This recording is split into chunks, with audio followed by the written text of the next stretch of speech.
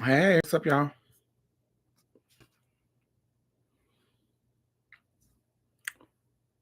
My name is Diamond Styles. I am the host of March's Play Podcast. I am also um, pretty hungry, so I'm going to be eating my watermelon. We're going to talk about a couple of things today. We're going to talk about how some of these chicks be ops, and they don't mean no good by you. They don't mean no good. They put themselves out there like they giving you advice, but they not. They don't mean you no good. They want you to sell out. We're gonna talk about hey Jay. We're going to talk about, let me see what else did I have on the roster.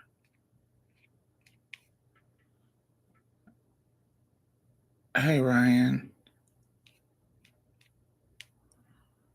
We have what else? Um hey Miss Polk. I wanted to, what was that, February?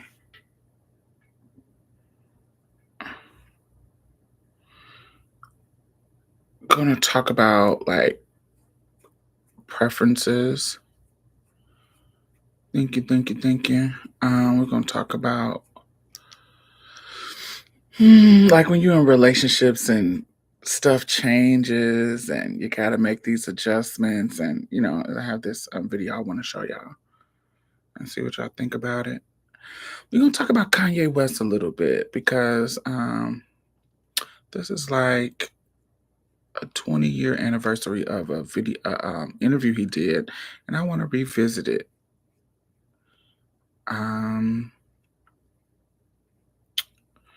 and then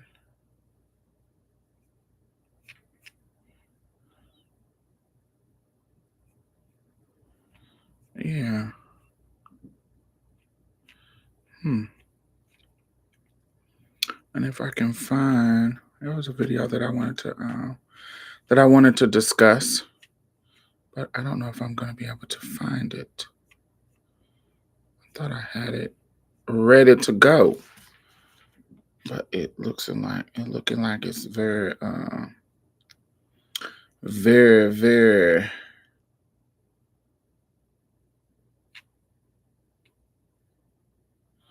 very, very deep within my phone's crevices, and I can't find it.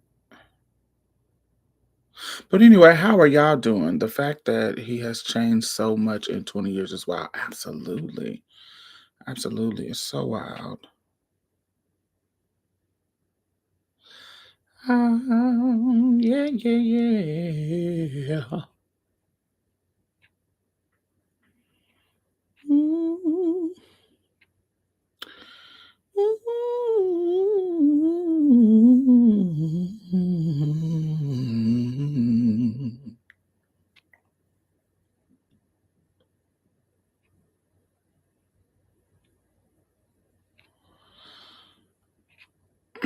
Mm, this one is kind of like.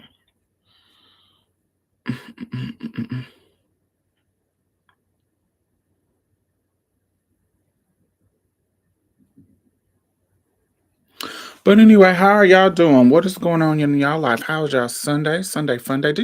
Does everybody have a Sunday fun day? Like in y'all city? Do y'all have that? We have it here in Houston. Do y'all have it in y'all city?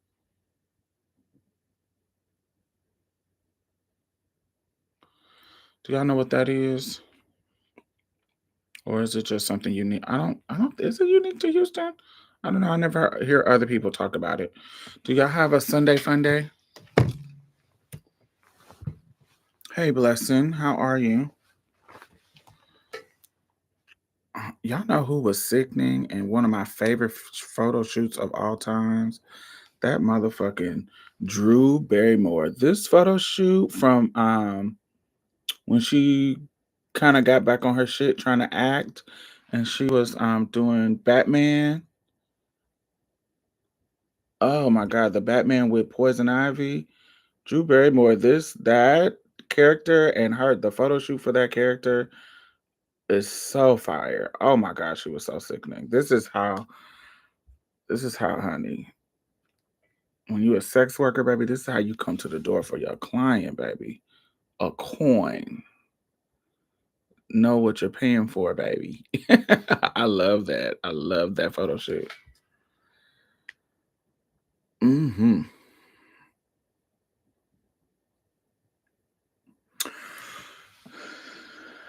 Hey, Crobe. Um, it's second line season in New Orleans. We have Super Sunday. Yeah. No, this is a little different. This ain't that. I know what that is.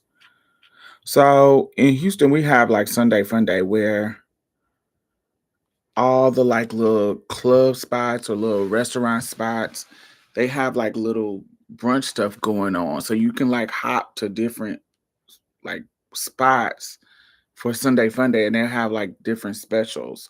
So you can go to different little social events. It's kind of like social situations. And it's like day partying for adults. It lasts at nighttime too, but it's mostly in the daytime, like different brunch spots on Sunday. And so you can get to go to different ones, and it's kind of fire. They have queer ones, they got straight ones. It's everywhere. So Sunday Fun Day, I love it. Hello,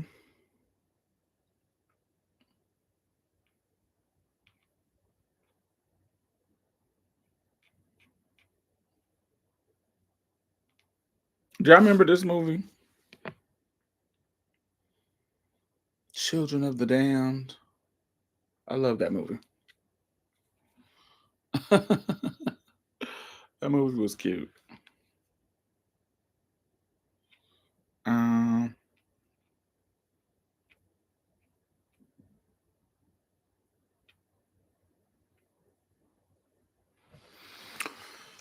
okay, okay.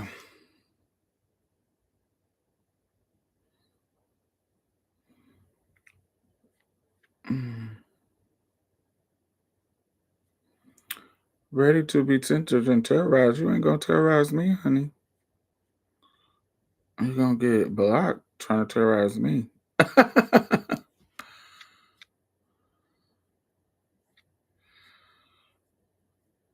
Not that you care, but oh, I went to Neiman's the other day, and this Etro bag is fire. I really love this bag. I really love that bag. The hardware is fire. Oh, so good.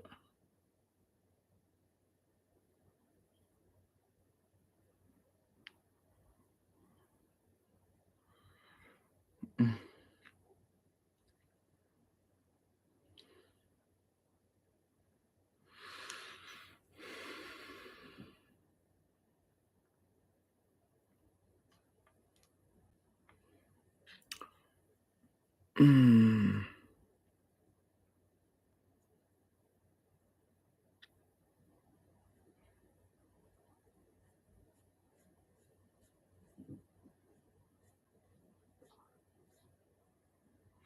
All right, so we're gonna start with this.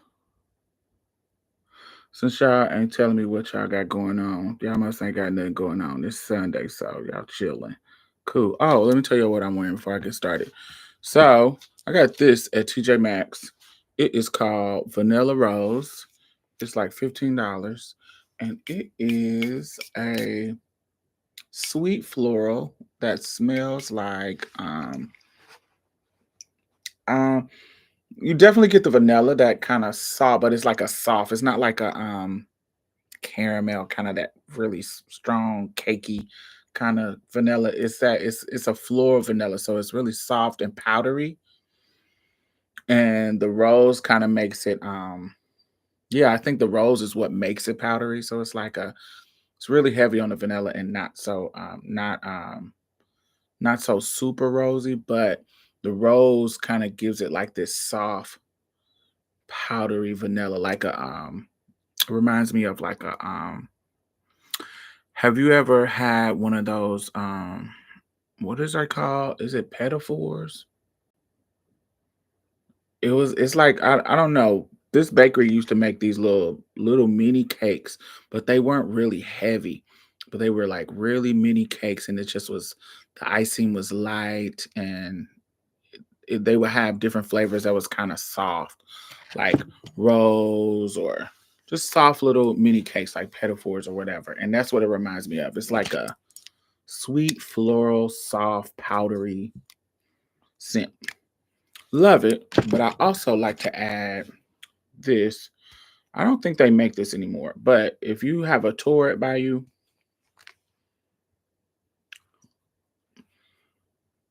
this is a roller ball that I got from Torrid. They sometimes they got some kind of deal with Disney, and so they do different like Disney characters or whatever. And so they did a collection of fragrances with Disney villains. And so this was the Queen of Hearts. It's called Heartless. I don't know if y'all can see. Y'all remember the Disney Alice in Wonderland, the Queen of Hearts? This is called Heartless, and it's a roller ball. And I like to mix it with this because these two fragrances kind of just go together. So it's like because this have like a floral tangerine kind of smell. Hey, this is like a floral tangerine, and this is like a floral vanilla. So it's like peachy tangerine meets vanilla rose, and it just makes this beautiful, sweet bouquet of fruity florals. And it's just I love putting them together. So this is at a rollerball at Torrid called Heartless. And like I said, this is at TJ Maxx called Vanilla Rose. I love it. It smells so good. All right, so let's get it popping. So I'm gonna ask you, could you? All right.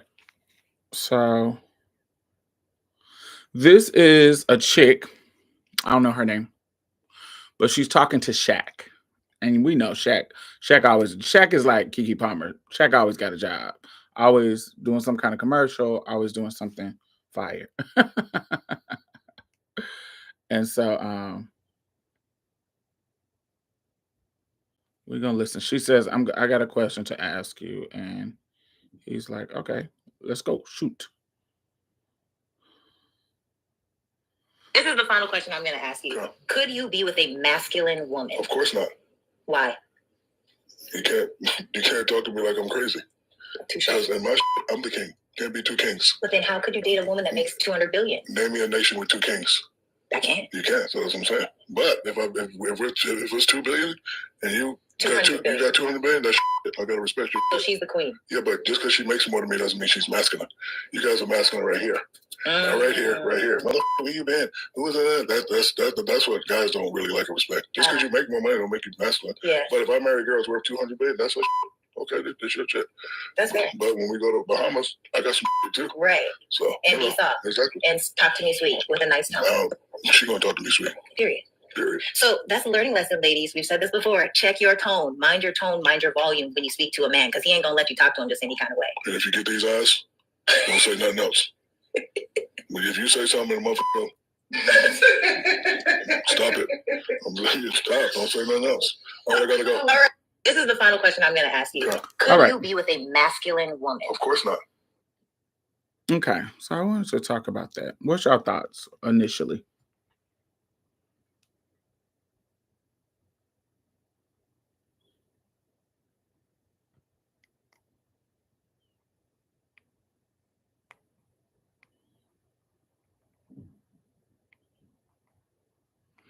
I feel like they ask these questions on purpose to be messy. I do think it's on purpose, but I think that these are questions that people ask. This is conversations that I hear dudes having when they're not on the internet. I hear women having about masculinity. It's something even not on the internet when they're making content. I think that questions like this are asked because it's something that people talk about outside of the internet as well. I hear conversations across ages and spectrums with these same kind of themes. Hello. Oh wow, a masculine woman and an alpha are two different things. Um, in my head, a masculine woman is a stud to me. She's definitely giving me pick me energy for sure. Men don't like a challenging type of woman, but why is that considered masculine? All right, so I want to talk about. Let's start with the first part. This is the final question I'm going to ask you. Yeah. Could you be with a masculine woman? Of course not. Why? You can't talk to me like I'm crazy. Touche. Because in my I'm the king. Can't be two kings. But then how could you date a woman that makes 200 billion? Name me a nation with two kings. All right, so we're gonna stop right there. So, what is a masculine woman?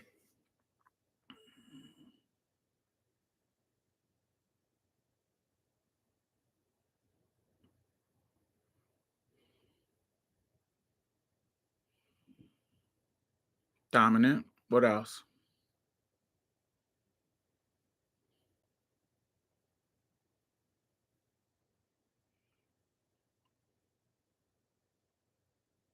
Assertive. Interesting. You know what assertive means? In control.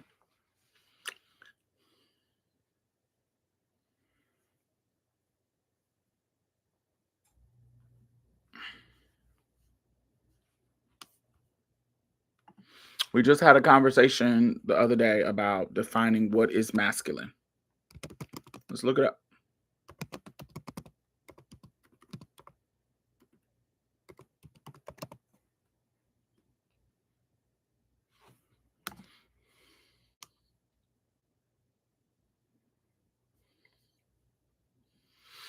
All right, so Webster is given, Oxford is given.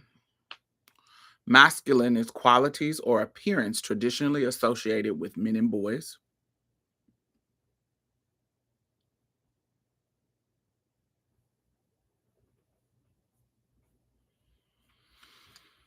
Okay.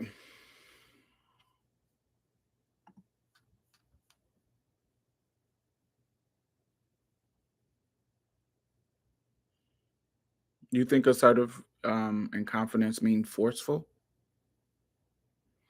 I feel like masculinity in this conversation is about how much money you earn. And I consider a masculine woman as a dominant figure. I know what she wants, that knows what she wants, like Charlotte Pickle from Rugrats. So the first thing, could you date a masculine woman? So the problem with these type of questions, when you talk about masculine and feminine, those ideas are so subjective. They're so subjective. What I think is feminine may not be what you think is feminine. What I think is masculine may not be what you think is masculine. So, for example, if somebody walks up on me, I'm a woman and a woman walks up on me and she's talking crazy to me. Like for whatever reason, she feel like she can confront me and talk crazy to me. Okay?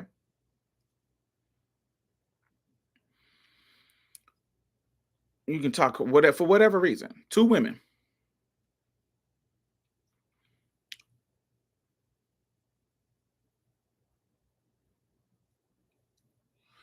I can buck back up against her. And somebody watching can look at us and say, "Oh, that's masculine." because just the fact that we are arguing and fighting, just because we are arguing and fighting or whatever, we don't even have to go to blows, but just because we are arguing and fighting means that this is masculine energy, because to them a woman should always be demure and graceful and blah blah blah blah blah blah blah. But the problem with that is that forces women in a position to, no matter that, they cannot defend themselves from wrongdoing in the moment. Like if I have to be controlled so much that if somebody is talking crazy to me, I can't say anything back, or I'm deemed masculine. I can't do anything, or I I can't defend myself. I can't advocate for myself. I can't, or my tone, because they talked about tone, my tone has to be one that is so demure that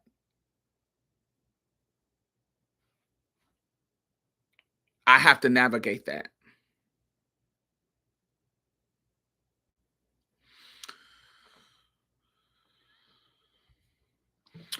Another element, physically masculine. Somebody just brought up Hoops. Hoops, by the look of her, she has a non-typical feminine look. She has she has a masculinity about her. Because she played basketball, her arms are cocked, and she kind of got that strong kind of jawline, and but some people would look at that and say that that is fit and attractive. Um, if you do something wrong to me and I'm in a relationship with you and you say something disrespectful to me, masculine is, I don't find Layla Ali masculine. I found Remy Ma masculine. But you see how there's a difference? You find her masculine, but I don't. But I find Remy Ma masculine. You see, everybody's masculine and feminine is going to be different because of that fluidity. It's going to look different. It's going to feel different.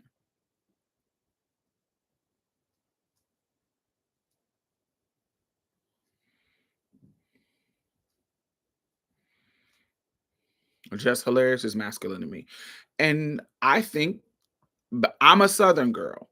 So I have a tendency to feel that many women on the East Coast have masculine energy to me, because I was raised by Southern women. So there is a demure softness about Southern women that's just, kind of culturally the norm. But when I go to the Bronx, when I go to New York, when I go to Brooklyn, when I go to Baltimore, when I go to DC, the women's personality to me, based on my upbringing, is a little boyish. It's a little masculine. It's a little hard. It's a little rough to me.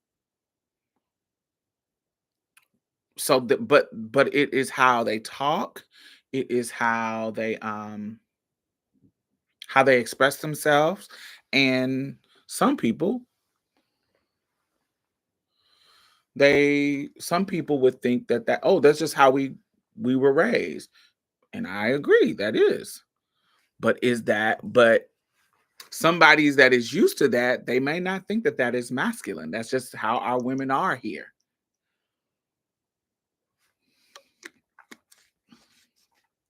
There is a toughness, and I actually like it. Not like it in like sexually attracted to it, but it's dope to me. um but I think that women who are used to having to defend themselves against the harsh realities of the world, they have to practice self-advocacy. They have to practice warning with a WARN, or warding, WARD, people off as a sense of protection. So if I come at you like, yo, dude, get the fuck out of my face, that might stop you from doing something.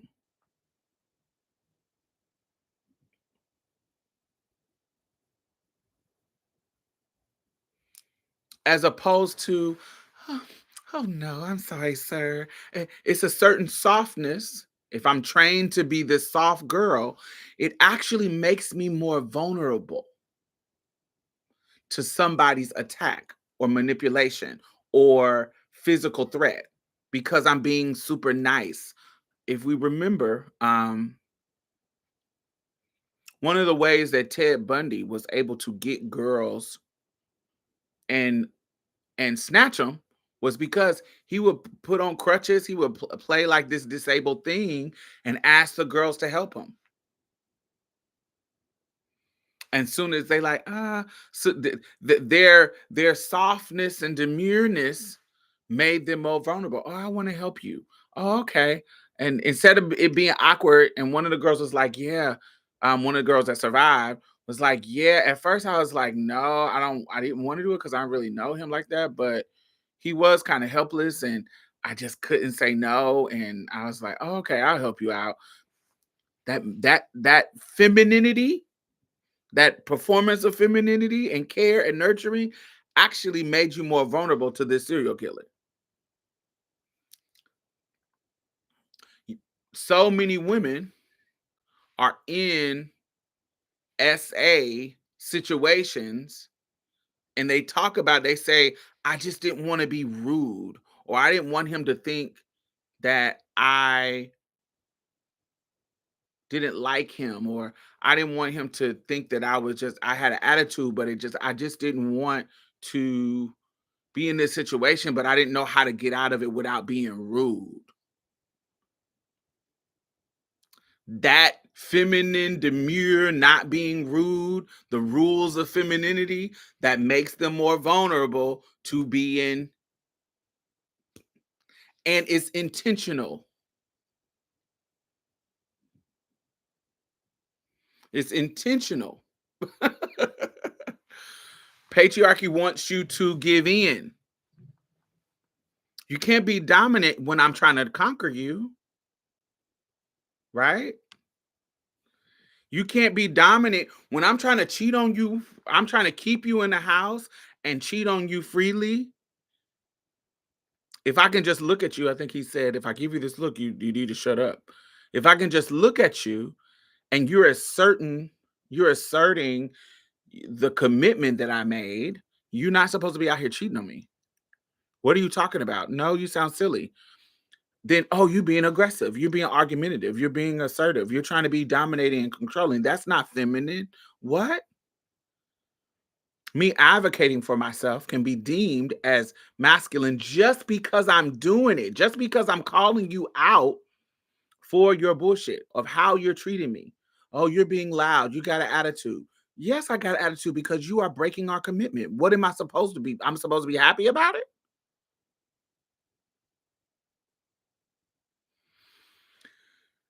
Then she said, but if you don't like masculine women, why would you date somebody making that's worth 20 billion? So now she has attached the success of a woman to masculinity. And you hear that a lot. You hear, oh, if she makes more money, she don't need me. The reason why men want you to, why they want you to need them, it's two things happening. That's why you can't, if you make too much money, then you're masculine. If you ain't got no needs for them, you're masculine. But if you make too little money, you're a bum, broke chick who can't do nothing for herself. Blah, blah, blah, blah, blah. Gold digger. If you ask them for money, then it's a problem. If you got your own money, then that's a problem. It's why you can't make stuff work is because it's two things going on. Rich niggas want to be able to control you with their resources, and broke niggas want to have access to you without resources.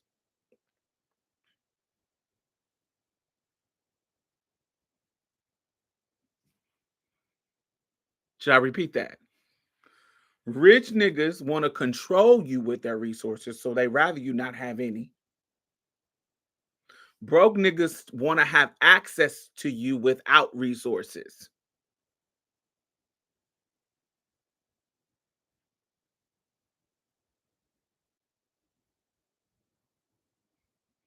So if you make too much money, they can't control you. You can have some say in the conversation. If he's the millionaire and you the poor girl with no access to no resources and you got access to him, you're going to be making decisions that please him if you are trying to say getting access to this luxury lifestyle. Think Cassie and Diddy.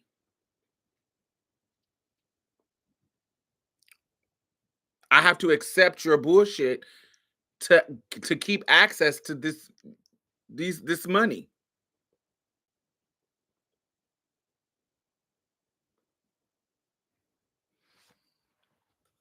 But if I have money, then that gives me more leverage to do what I want to do. And it forces you, if you want to have access to me, this beautiful young woman, if you want to have access to me, then you have to adjust your behavior instead of me adjusting mine just to have access to your money.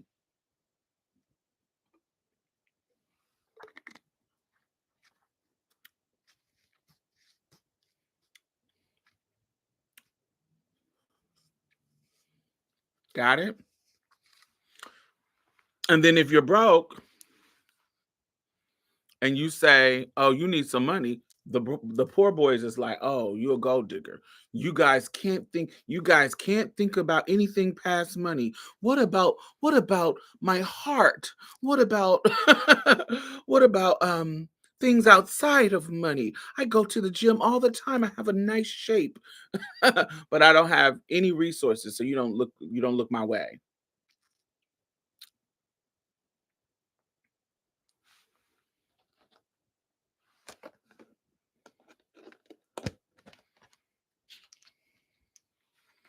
But she says, as they go on in the conversation,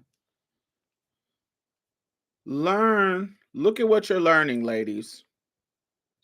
I can't. You can't. So that's what I'm saying. But if it's $2 billion and you got 200 million, that's I gotta respect you. Well, she's the queen. Yeah, but just because she makes more than me doesn't mean she's masculine. You guys are masculine right here. Right here. Mother, who you been? Who is that? That's what guys don't really like or respect. Just because you make more money don't make you masculine. Yeah. But if I marry a girl that's worth 200 million, that's what. Okay, this your check. That's it. But when we go to Bahamas, I got some too. Right. So and be soft. Exactly. And talk to me sweet with a nice tone. No, she gonna talk. They want you to be taught. They want you to talk to them sweet because they don't want to be held accountable.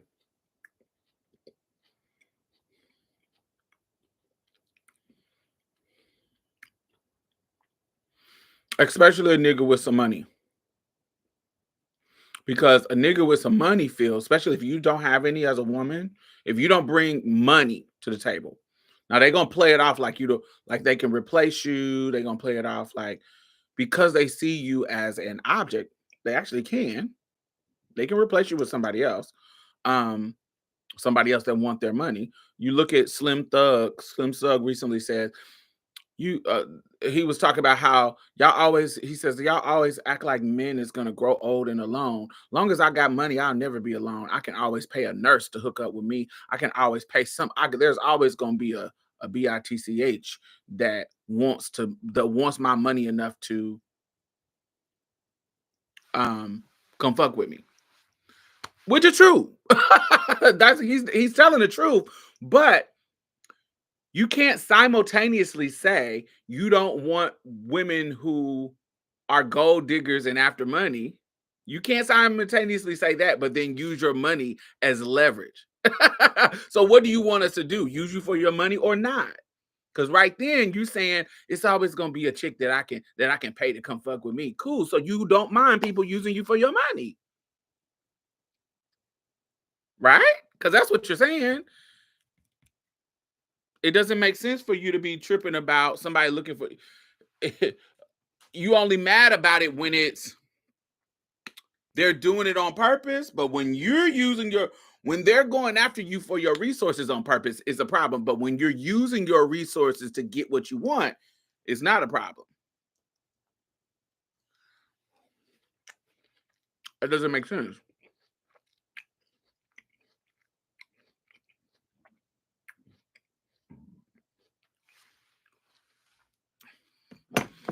And then she says, that's a learning lesson, ladies. We've said this before. Check your tone, mind your volume when you speak to a man, because he ain't gonna let you talk to him just any kind of way. so first of all, a man that wants you is gonna let you do whatever the fuck you want to do if he wants you. But what she's teaching you is how to conform. If you a little sugar babe and you want a man to take care of you and you want to be in that situation where you are controlled, what she's teaching you, because she's an op for them, she's teaching you how to conform to making them happy. Now, this is the problem with her mindset, with women mindset that says, oh, you need to talk sweet. That kind of pick me mindset is that it puts you, while yes, it can work to get you in a better position, but understand that you're going to be in a golden cage.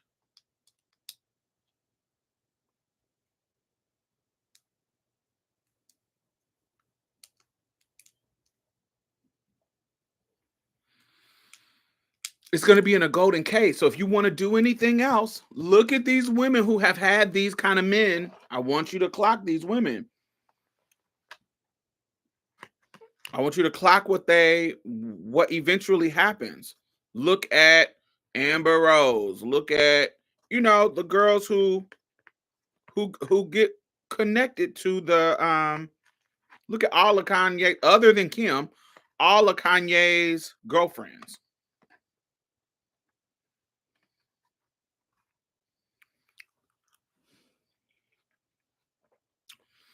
Look at the ones that he has that are just like Amber Rose and this Bianca girl.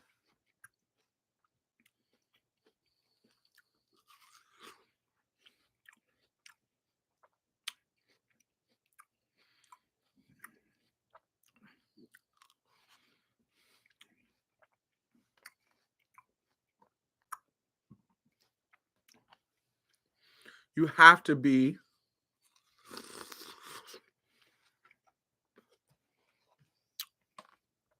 almost like a luxury car.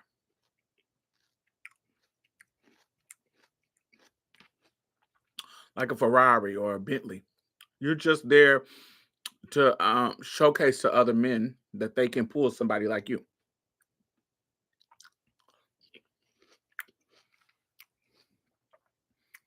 And you see how he went from dating black girls to the biracials to the white. Because on the hierarchy, in the rich man's world, on the hierarchy, that's the flow.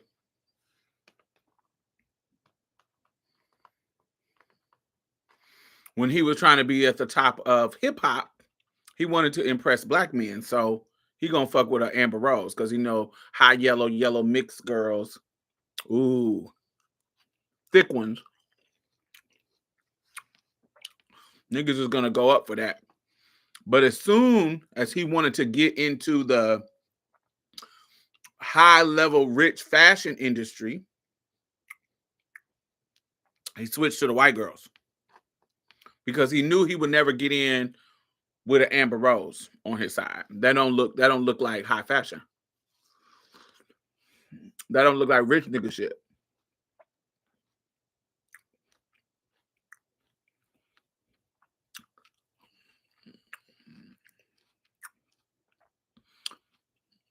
But the problem with that is when you are the new bag or the new car, there's going to be another bag that's going to come out. There's going to be another car that's going to come out. And so when you are seen as the trophy bag, like any trophy, it's going to go in the case as I accomplished this.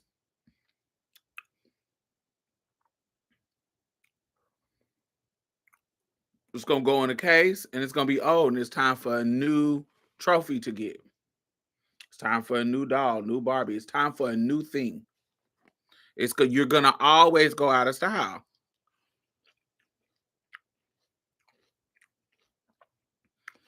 Unless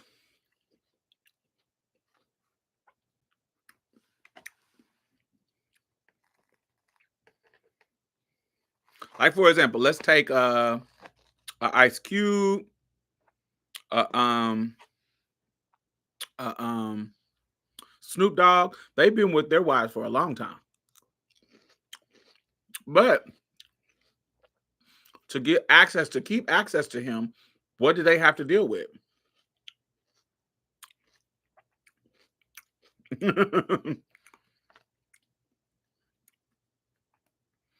What do they have to give up? What kind of dignity did they have to give up?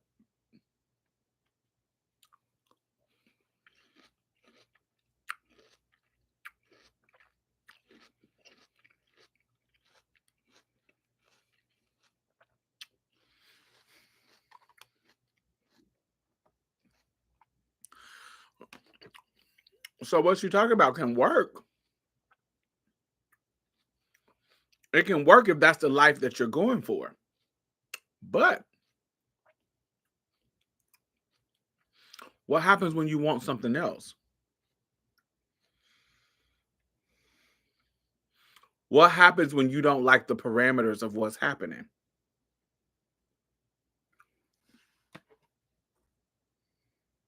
Then you're going to be like Shawnee, Shaq's ex, who he has admitted to dogging out.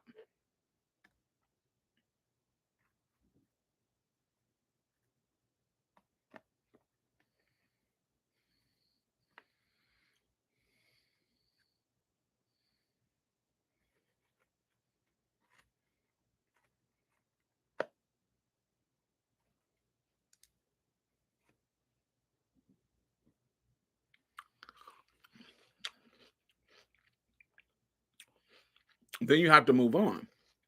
And luckily, if you got kids by the motherfucker, you can kind of hold on to the lifestyle.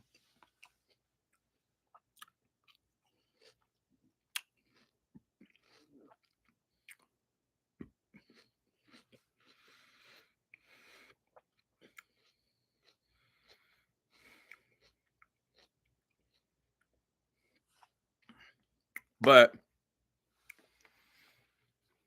I think pick-me's are just ops. They're trying to, it's not, certain things that they say can be right if you're trying to go that route of being that kind of perfect little wife lady.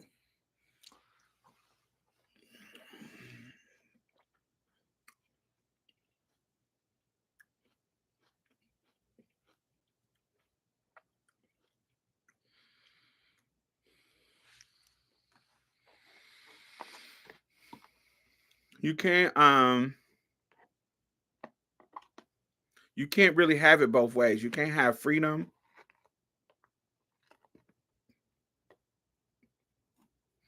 but this is the thing about it too.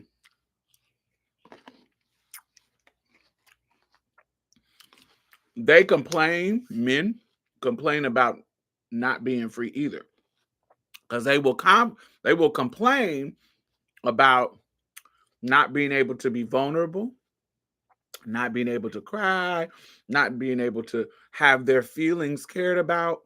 When, sweetie, all that shit is feminine. But they want to be able to do that. But they don't want women to be able to be in their masculine energy, but they want to be able to be freely in their feminine energy when they need it. When performing masculinity is so heavy, when it's like, damn, I need a break. I need you to be my peace. Their peace is usually them wanting to be in their feminine. They want you to be their mother now. Now they want you to be rubbing their body and taking care of them and treating them like a baby and washing their clothes. They want to be in their baby soft mode, which is, to me, their feminine.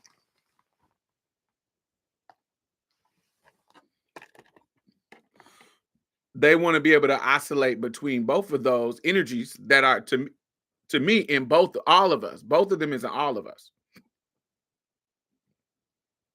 Because that bullshit isn't real. We all can have moments of masculinity. We all can have moments of femininity.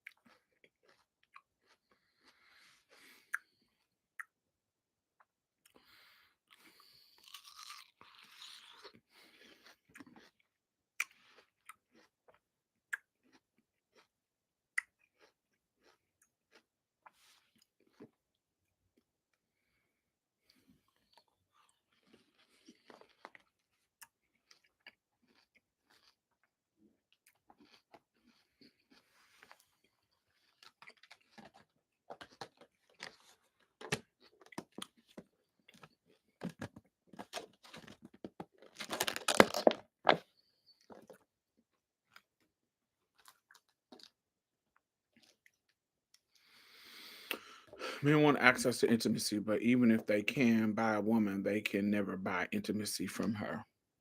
They can fake it real good. As an ex-sex worker, you can fake intimacy real good, where it can satiate a little bit. I think you can buy a good fake version of it. That girlfriend experience is something for sure. And I think that that's why, another reason why I tell people all the time that sometimes and side chicks and you know sex worker situations last so long because we all doing our job at the end of the day.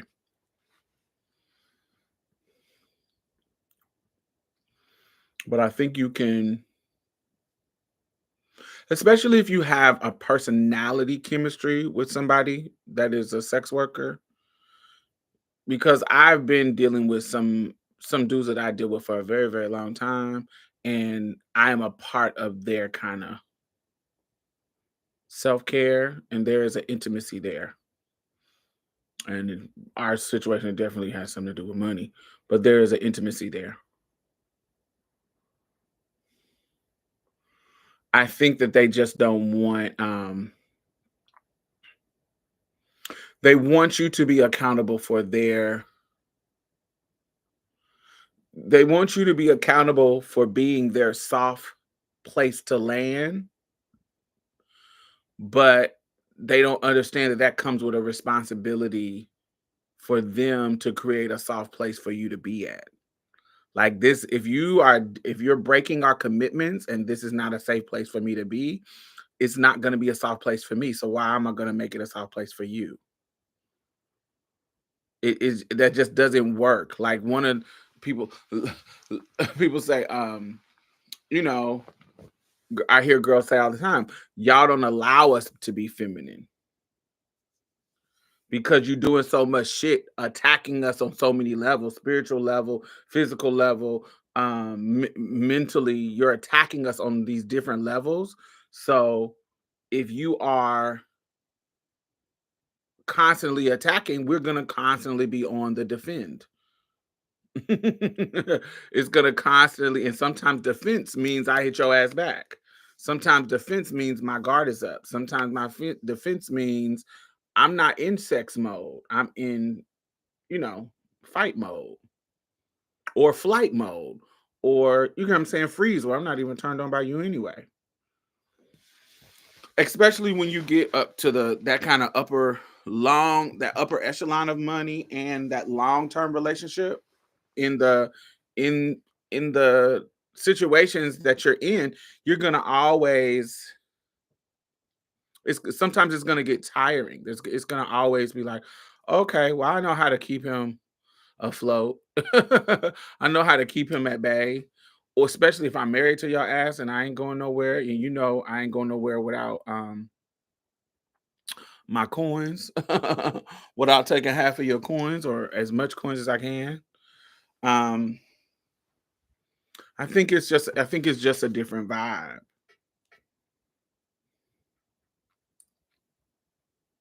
His ass, don't say nothing else.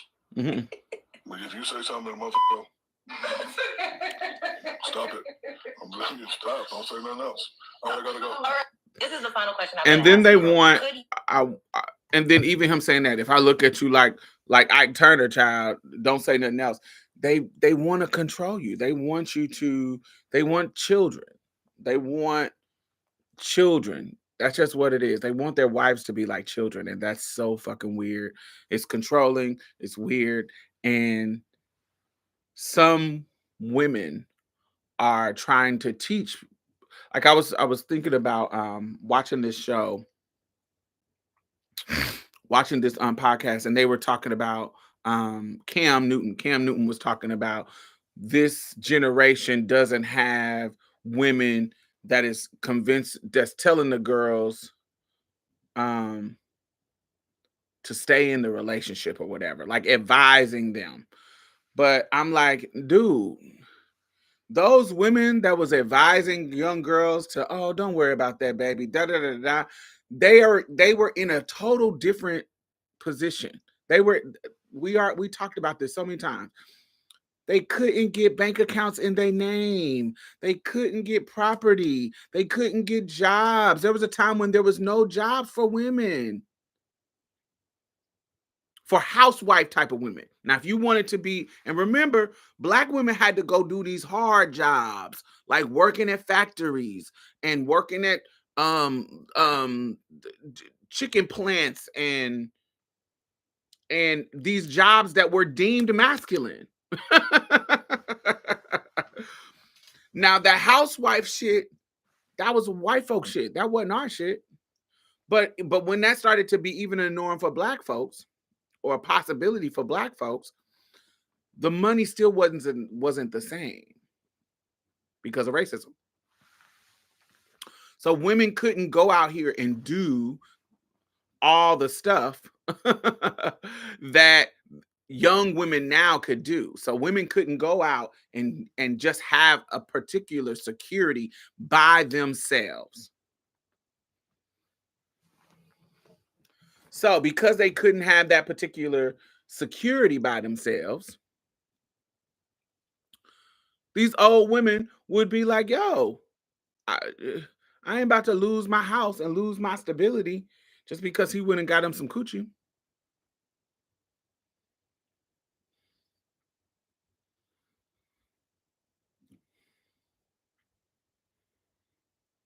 And then you have the harshness of the world that allowed Black women to have that kind of self-advocacy, that was a part of their norm. That's why you get the Ella Bakers and the Fannie Lou Hamers and they were teaching, yo, like, we have to be tough in this regard because we don't have the luxury of white women. We just don't. We don't have that luxury. We are not the Betty Friedan's of the world. Yes, they are trying to have the luxury of being out here and have options. Just like us, but they at least get they want to have their husbands still be able to take care of them.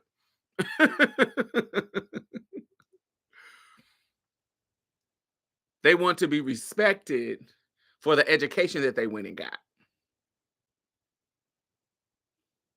Yeah. And still be seen as the top feminine thing.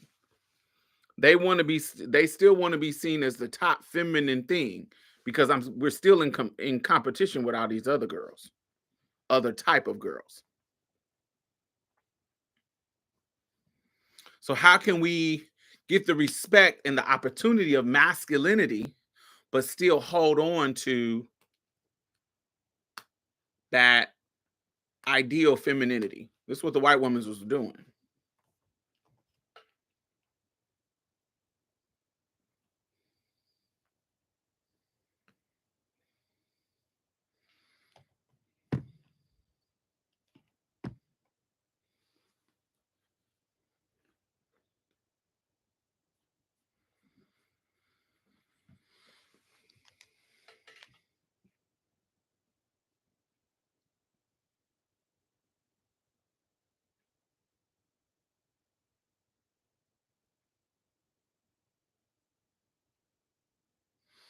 So, where we at? All right.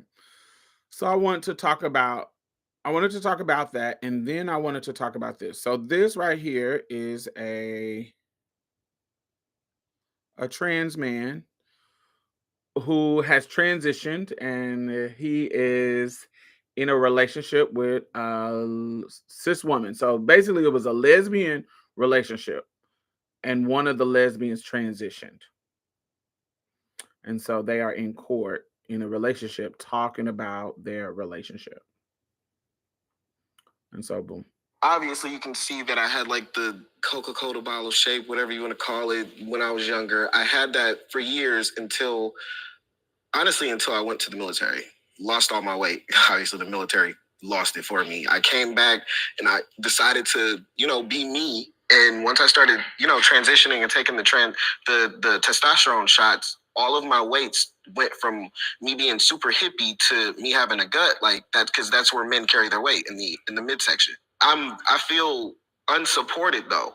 If the support's not there, I can't. I'm gonna be unhappy, and I lived comfortable multiple years being unhappy in a body I couldn't stand, looking in a mirror in a girl body but seeing a boy in the mirror. So I can't be in a relationship where I'm not supported. And Ms. Green, what do you want out of this relationship? You came here because you want to find out if you're compatible. I love Rico to death. I really do. But it ain't how it was no more. Honestly, you can't get past the physical. I can't. Okay. I can't be with a man. I did. You used to look like Aaliyah, and then now we got Lil Wayne.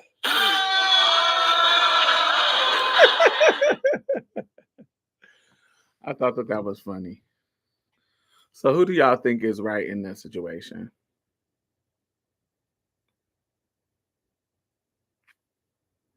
So apparently one transitioned. And so the other one is like, yo, I'm a lesbian child. I'm a lesbian child, and he done turned to a man, so I can't fuck with it. I can't get past the physical. And then the trans man said, bitch, you done changed too. You used to be femme. You used to be femme, and now you giving Lil Wayne. So you got to, you saying that you get to change and be fluid about your gender expression, but I can't.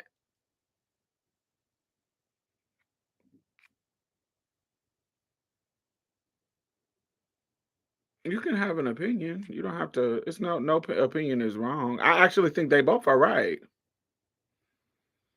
This is one of those kind of nuanced situations.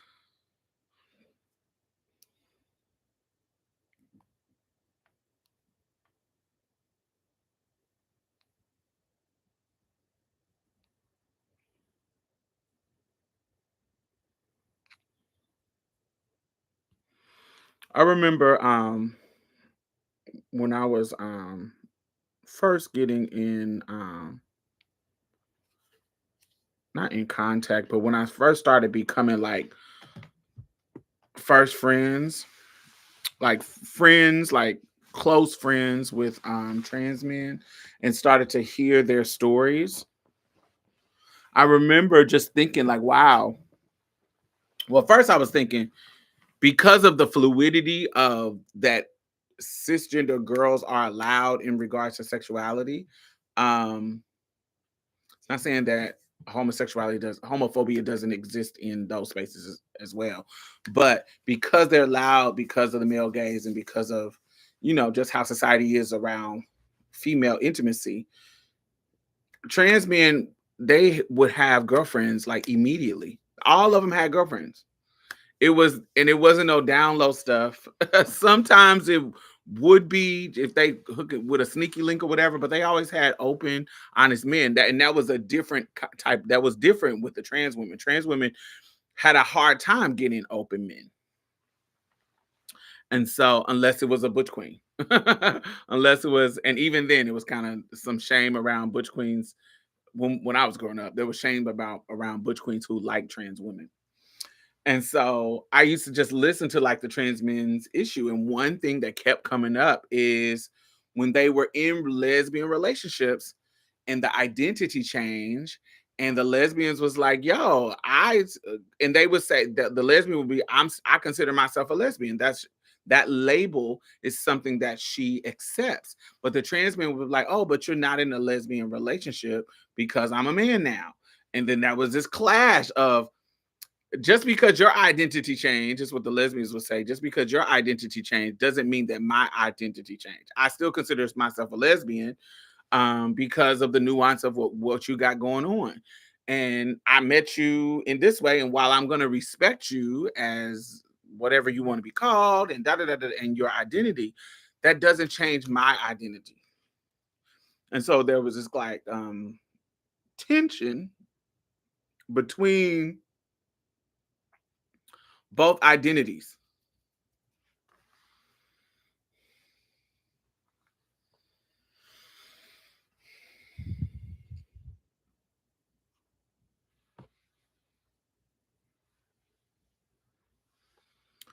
Let it go. She's not attracted to men, and she's honest about it.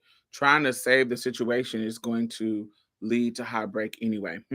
I feel like because he's a man and she's a lesbian, it's understandable for them not to be compatible. hmm When I first met my partner, when I first met my partner, he was very, very femme in the bedroom. I had a serious conversation with him about whether he was a woman and wanted to transition. I told him I would support him. The relationship can die quickly and painfully, or slowly and painfully, but is going to die and it's going to hurt. I'm a cis woman. In the end, he said that no, he was a man, just a really kinky cross dressing man. And almost 6 years later, here we are. I had such a variety of relationships. I have a cousin who used to date girls before she married a cisgender man. She would be like, I'm still a lesbian, and I knew it wouldn't work. I didn't know how to defend my sexuality. Pan. I'm getting assertive is masculine. I'm still on that. I don't know what you're talking about. Assertive is not masculine. Assertive is just assertive. Anybody can be assertive. Aggressive, I think aggressive is masculine. Assertive is just assertive, just by definition. It's actually not aggression. They're not together now. Too lesbian and masculine is too taboo in my mind. Is two feminine men too taboo in your mind? Or is that just misogyny coming out in you? They're not together now. Apparently, no.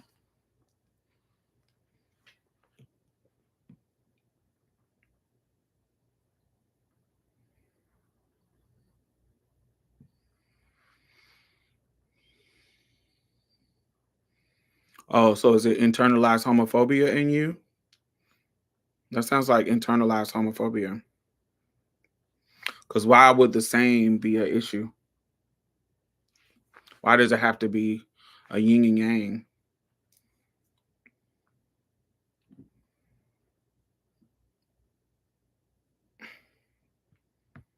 Oh no, I mean my cousin that's still a lesbian and her husband are not together.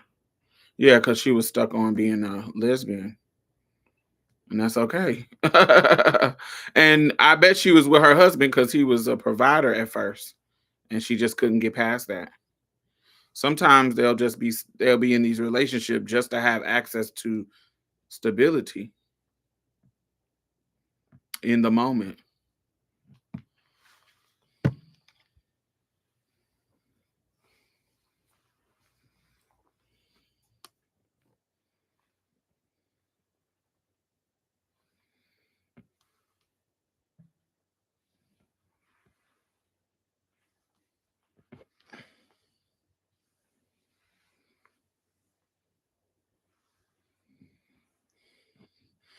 And fight the evil robots.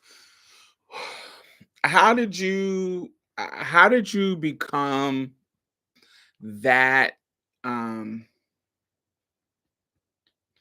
because that's not the world's default. How did you become, as a cis woman, that open to that circumstance?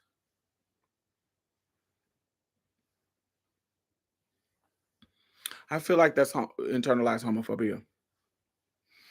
That need for that balance is the same thing that cis heterosexual people say, "Oh, you need a man and a woman." The same thing is unnatural.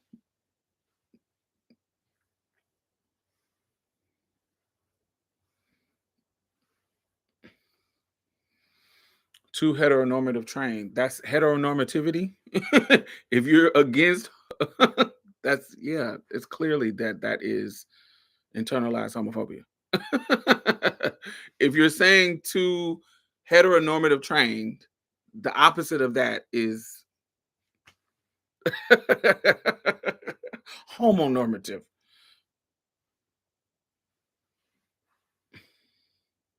One has to be female, one has to be male. That is fucking homophobia.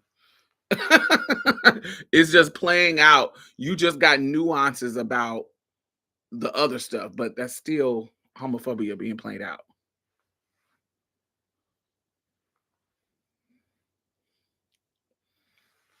But yes, fight the evil robots. What got you to the point where you could be that open and that kind of I guess accepting? How did you become that person?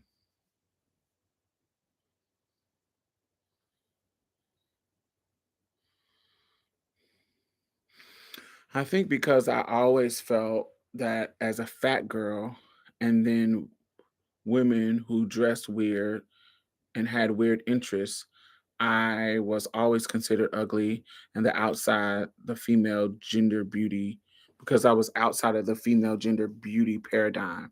And so that allowed you to be free.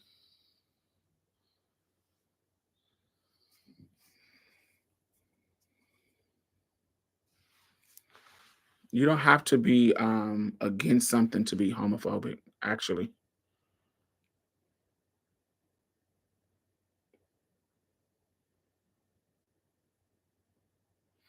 Your exact words was two masculine lesbians were together. That's too gay. Baby, that's homophobia, sweetie. Like, listen to what you're saying. I think you're in denial. That was your exact words. That's too gay. Anytime somebody is saying, "Oh, that's too gay," or "Oh, I ain't gay. I ain't that kind of gay," you homophobic. That's what it is. If you calling two masculine women taboo, that's homophobic. Homophobia. It's no way around it. And the quicker you accept it, the quicker you can work through it. But you continue to act like you don't have it, and everything that come out of your mouth is homophobic. Child, grow up. Like, get it in your head. That's what it is. You're not saying something different. When I say it's too gay, I mean it's not normal. Duh. That's get it in your head. It's not this hard. Get it in your head. That is homophobic. That's homophobia. That's not normal. That's homophobia. There's no way around it. The quicker you accept it, the quicker you can work through it. Or you just choose not to work through it because you want to be homophobic. Combine that with being really horny and growing up extremely sheltered. I was desperate to experience everything. And so you wanted to peg your husband. You wanted to peg your trade. That's very straight men of you to say two feminine women and two masculine is sexy. It seems like to align yourself to the thoughts and feeling of straight men. That's what it is, child. Hey, Andrew, how are you?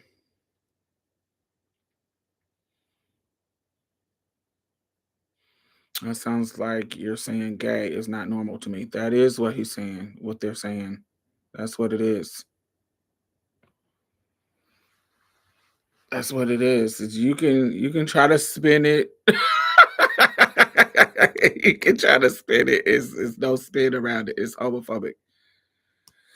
How did you get to the point? I don't know. Can you?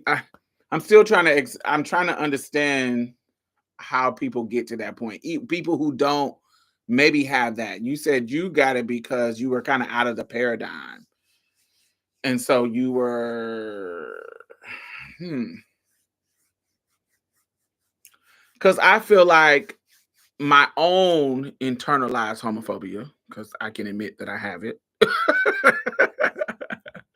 When dudes come to me on some weirdo ass shit that I think is weird, problematically weird, um,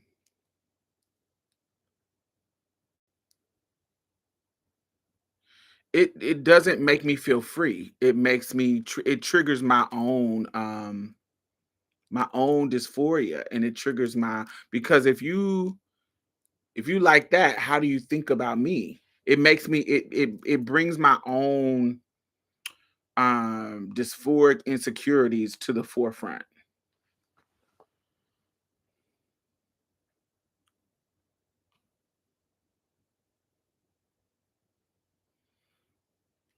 Hey, Naira. I wanted experiences, all the sex, all the drug, all the culture. I did field research with gang members at age 20. What is field research with gang members? I have slept with lesbians, trans women, men of every variety, non-binary people. Oh, you just talking about just being in the gang culture at 20? And so you just wanted the experience. Gotcha.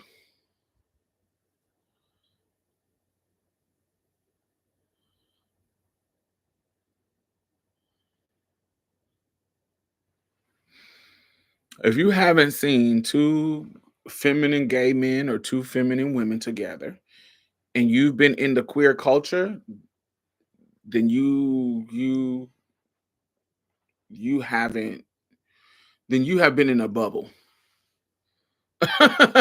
Like you have been in a bubble in a weird bubble that I don't say weird. That was a wrong language, but you are in a very conservative bubble of queer people. Then you have to acknowledge that. You have to acknowledge that instead of saying something that's too gay because you haven't seen it, that doesn't mean that you're open. That's actually the opposite of open. You literally said that's too gay. That is not open. That is closed. Your language is closed. I don't know what you think open means, but that's not how it works. That is not how being open works. When you say, "Oh, two masculine lesbians," that's too gay. That's not open. That's closed.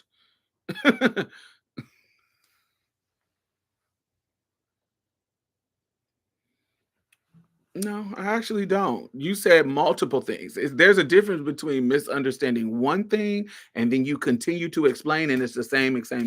That is not the same thing. I don't need to hear you talk to understand words. Words on book. I read books. Books convey messages. There's a difference between you saying one thing and I misinterpreted that one thing, as opposed to you saying multiple things that mean the same exact thing. I'm like, you said you made multiple statements that was homophobic.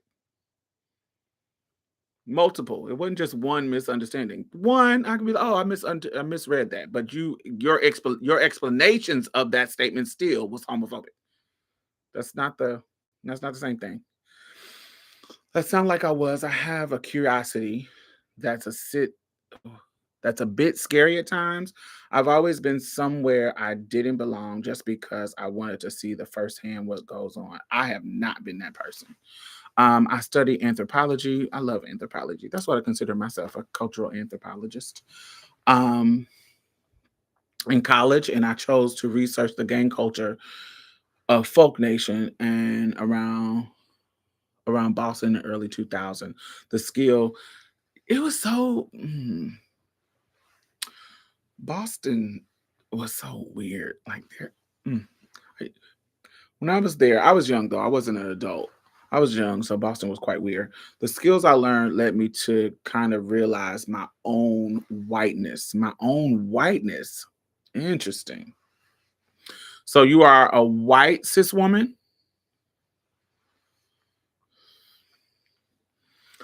It led me to be a bodyguard for Black women and trans women, which is why I met Jahira, which is how I found you.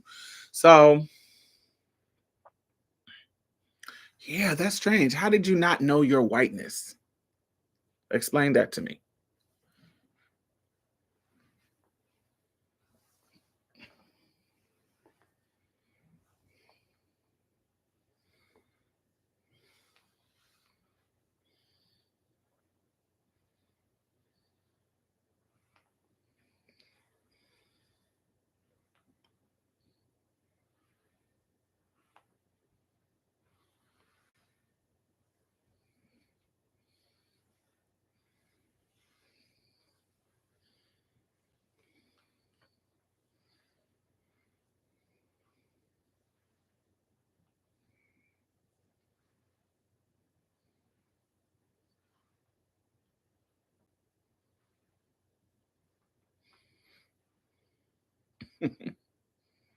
It's like a white person saying, I said nigger, but my intention is not to be racist. I'm not a racist. I think everybody should love everyone. So when I said that I just don't want my daughter to be with a nigger, I just, I like niggers. I'm friends with niggers. But it's just I just don't, it's I accept love, how love is. But when people hear me say nigger, they just don't understand that I actually like niggers. That's the same vibe. I accept it. I accept it. I think all relationships can be beautiful. If anybody can find love with anybody, a white woman with a black man, but I don't want my daughter with a nigger. That's so abnormal. That's so taboo to me. My daughter being with a nigger, it's so taboo to me, but I accept it all. People may not understand me when I say what I say, but I accept it all. What? What are you talking about? You are insane. That's what you're doing.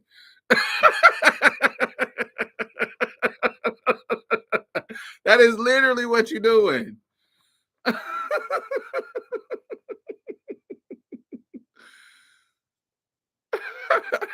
That is literally what you are doing. It's just so abnormal. I'm not used to that here in South Carolina. But if a Negro wants to be with a white girl, I'll accept it. It don't make me no never mind. Do you get what I'm saying? Like, is that making sense? Like, this literally is what you're doing. I know nowadays everybody is so woke and my words seem so controversial. But I just want you to understand that it just means, it's different, it's abnormal, it's taboo. But I'm not a racist.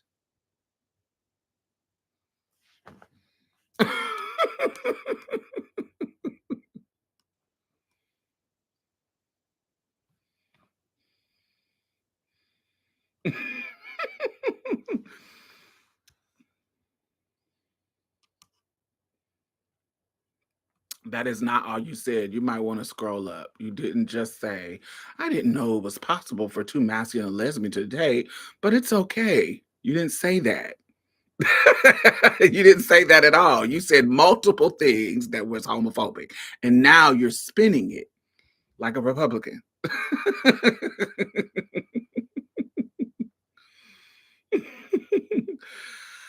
Treated my parents based on how they looked. My mom was abusive towards me and wanted me to be a proper young lady, read white lady, and I just did not turn out that way. So that's what I'm saying. Like, if you knew she wanted to make you a proper young lady, that's respectability politics. How did you not recognize your whiteness? That's what I'm trying to understand. I can understand, unless you're saying that you started to recognize your whiteness through the lens of racism. I can see that. But I'm trying to white suburban normalcy. Yeah, I always wonder how people, what does that mean when they say that I learned to recognize my whiteness, or I learned to recognize that, because I don't I can't see how they don't see it.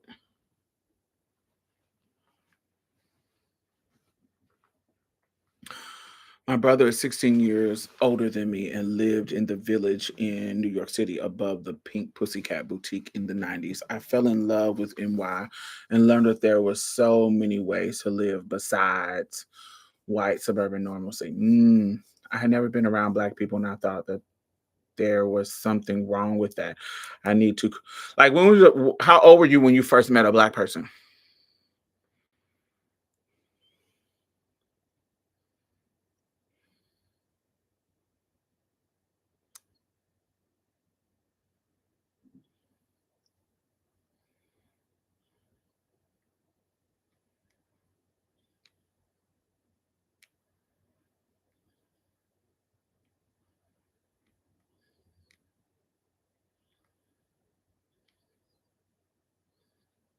Until you was 11. And how was that? Do you remember how was that conversation, or how was that kind of introduced? Give me the circumstances, because I don't understand this life. It's not that I'm not understand it. It's just that I don't.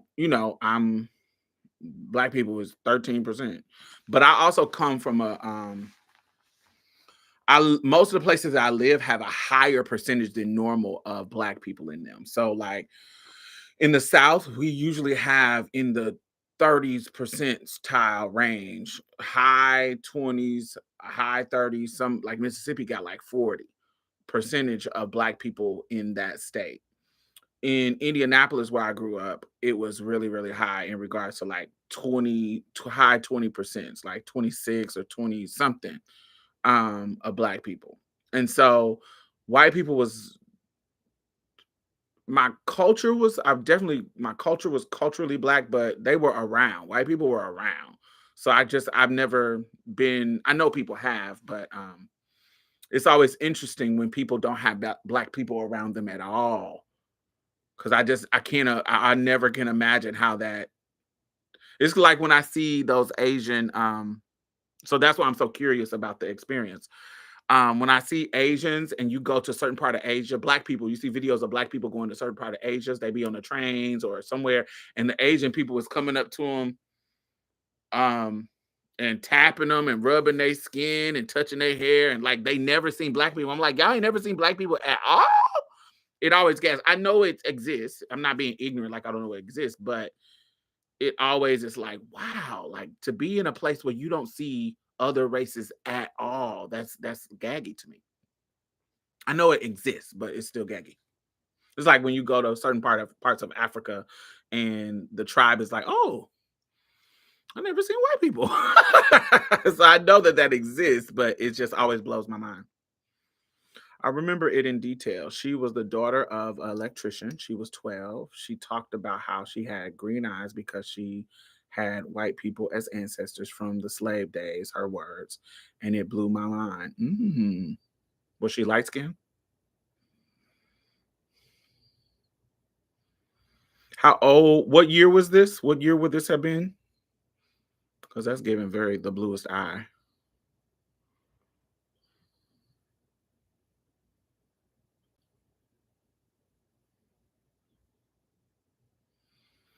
What is Andrew talking about? Hold on, am I missing something? Andrew says, Andrew, you giving like you don't speak English. Andrew says, hi, Diamond. I am single. Okay. And then you said, I want a friendship. And then you said,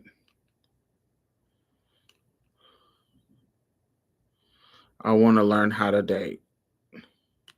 What does that mean, Andrew? You want to learn how to date? I had some students from a very rural community in Peninsula, Michigan, and they were just seeing black people in real life when they were 17. That is wild in Michigan. What about on TV? Like they never, I can see you not, maybe not in person if you live in a certain place, but what about you didn't even see black people on TV?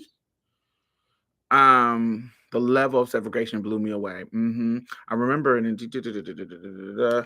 this would be around 1995. It was so much black culture in the mid 90s that was on television. She was actually not light skinned. Yeah, I know some dark skinned people with green eyes. Then in 2013, my brother married a black woman from, how do you pronounce that? Burundi? Burundi? I never heard of that. Where's Burundi? Burundi. How did your brother find her? And I spent the next decade dealing with my mom's racism. Oh, so your mom didn't like that.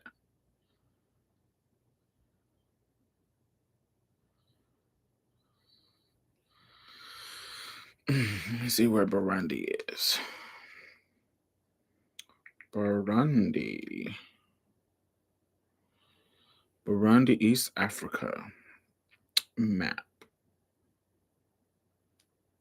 Open up in maps. Burundi. So he had him. Let me see where this is. Burundi. Ooh.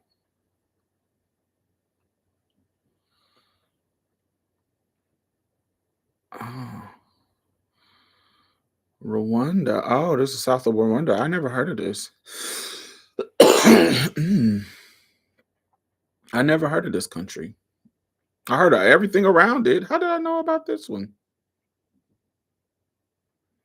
Tanzania, Uganda, Rwanda. I know all the rest of them. Congo. But this is a small little country. I never heard of this.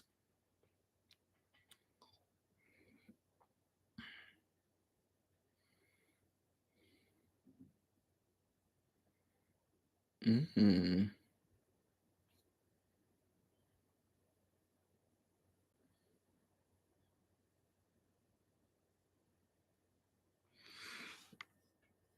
It's south of Rwanda.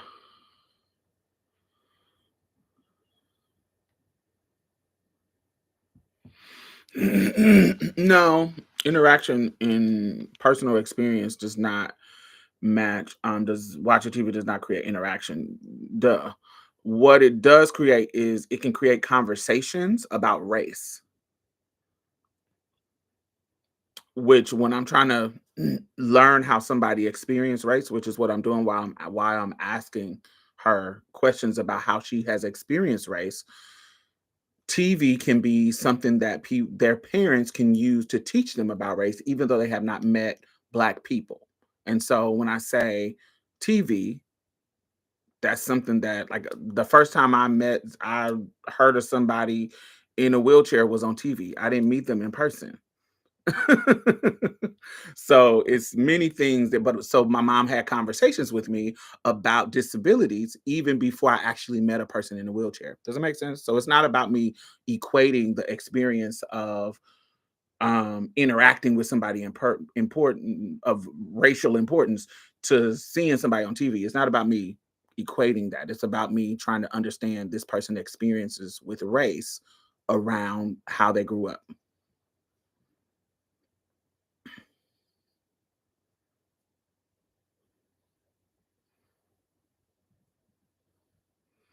Well, yeah, they saw us on TV, but they were in shock because we were all in their face questioning them on how was we the first Black people they were actually around. I remember my dad insisting he was a white man, but had to leave Princeton because they spray painted the N word on his dorm room and chained his car. Did he wait? Did he look like he wasn't white? Was he giving like Bob Ross or Jufro? Like, what was he giving? My students were from racist enclaves in secluded areas and discussed how race was never progressive or welcoming for them in home. Mm-mm.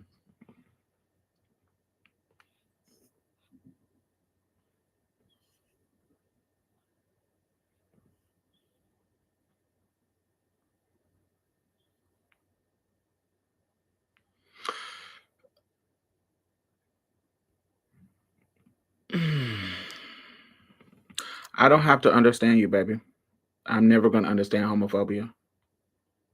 I'm never going to understand homophobia to that level where you can't see it. And I'm going to always criticize it. So if you don't like it, get the fuck off my page. Now you're pissing me off. If you feel criticized because I'm calling you out on your bullshit, get the fuck off my page. Because I'm not going to kiss your ass. We done moved on from the conversation and you still on it. If you feel criticized, get the fuck on. But you're not about to come on my page and say some homophobic shit and think I'm not gonna say nothing about it. I'm gonna say something about it. That's what the fuck is gonna happen. And if you don't like it, you can move the fuck on. Period. That's what it's gonna be. That's how it's gonna be. That's what it's gonna be. Anytime you get in my shit, I don't give a fuck about you being misunderstood. Anytime you in my shit, because you don't gotta be here. This is voluntary. And I don't kiss people's ass to be here.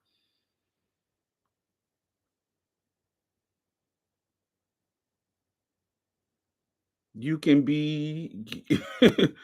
Nobody misunderstood you. We all understood your homophobia. Everybody did.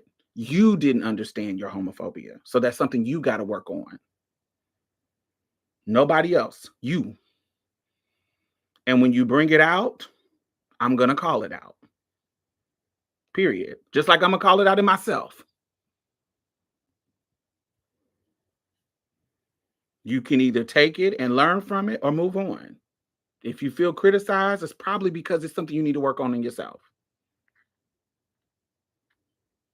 But we in a whole other conversation. We move past that.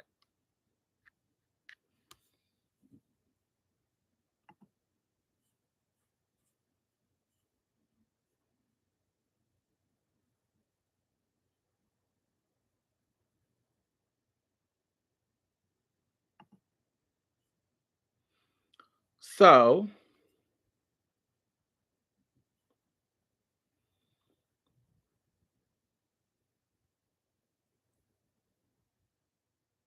you don't understand what homophobia is if you think it's just disliking gay people. If that's what you think homophobia is, just disliking gay people, especially when we're talking about internalized homophobia, then you're out of your depth. And you should have, instead of being sensitive about being criticized, then you should be asking more questions on what those things mean.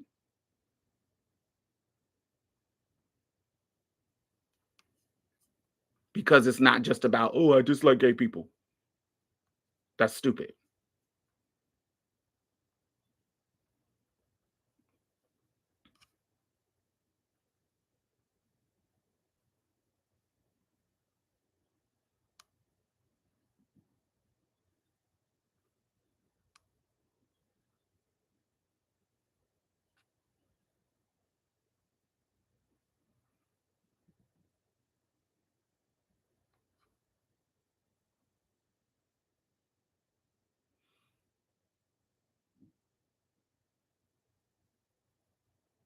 Like, just acknowledge you have some homophobia. And you don't have to acknowledge it, but don't be talk about I'm criticizing you, because I'm going to.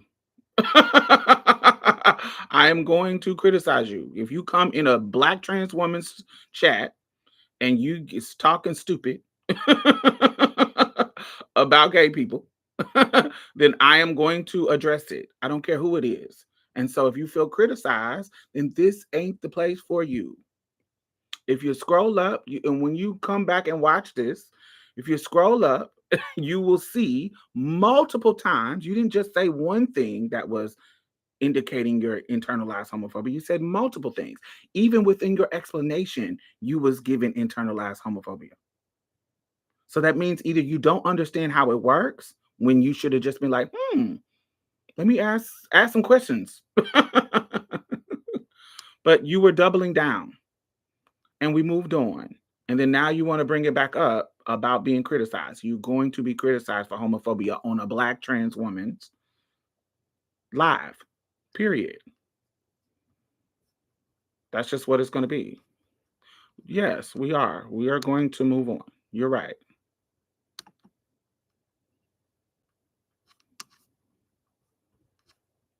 Anyway, now we can be done.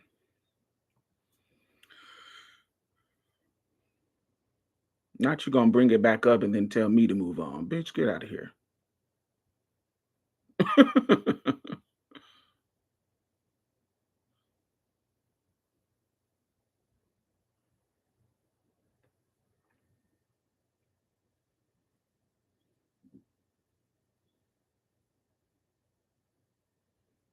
It seemed unbalanced. I guess I'm too heteronormative trained. Idiotic. Just idiot.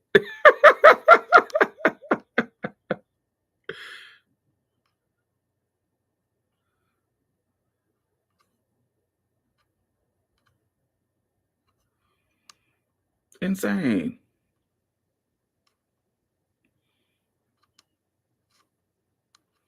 So yes, back to y'all and these white people that never met black people. How did y'all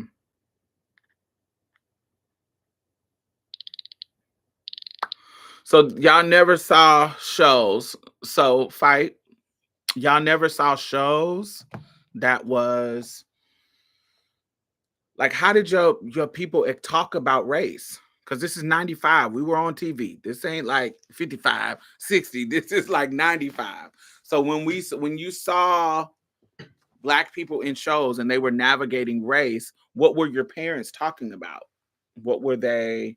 What are some of the things that they were like bringing up in discussion in regards to race?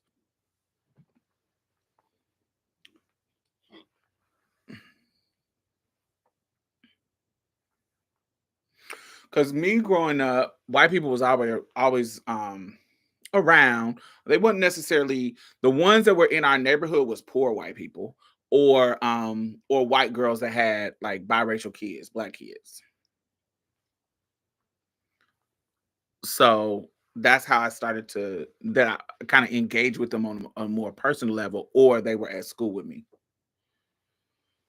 So how did your parents navigate racial conversations? Because I just can't. I don't know any black kids that didn't have parents who were talking about race on some level, even if they were fetishizing white culture and being white and respectability politics. They still were talking about it. So.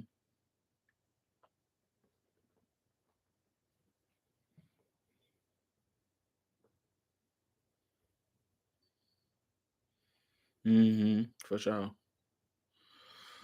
I would watch WB with my dad. My mom was WB in 95. What was that? That was like Seventh Heaven. Did y'all watch that? Did y'all watch this? It's a new show on HBO about Hollywood demons. And the first episode is about that Seventh Heaven guy who was molesting kids.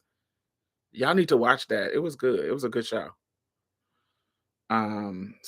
What Stephen Collins, is that his name?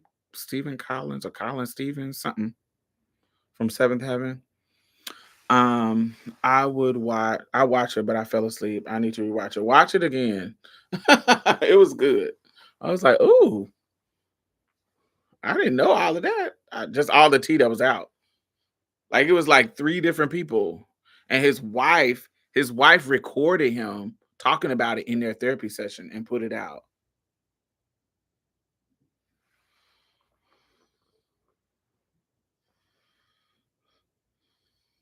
That show is still available too. Yeah, because they go into the how it still kind of is a hallmark because they almost was like just watch it. We might talk about it later, but I kind of understood what they were saying though, because it makes sense. It made sense the way they were talking about it. First of all, all this happened before the Me Too kind of movement, and people were like, no, no, no, no. It kind of happened before that. So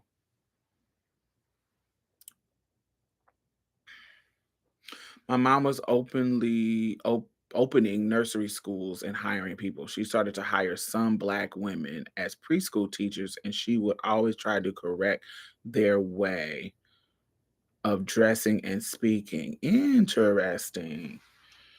So if there was no black people around, where were these people that they were hiring?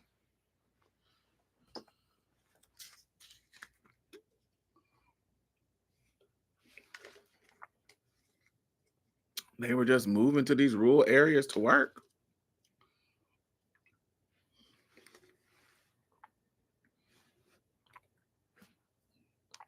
Oh, that's pretty. That's pretty. Cardi B got some green hair that's really pretty. She grew up in Newark around the riots and said she was bullied by black girls who stole her engagement ring, and she quote didn't understand why the black people were so angry. Oh, that makes sense.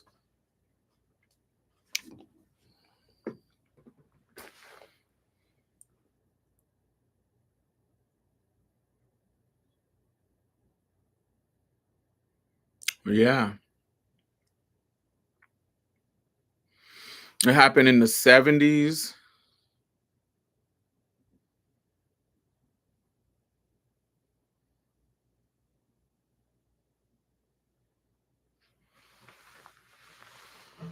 And then the 80s, and then the 94. It was 73, and then 80 something, like 81 or 82, and then 94. It was like 3 incidents that he admitted to. We don't know. But he was so detailed about them that I kind of believe him.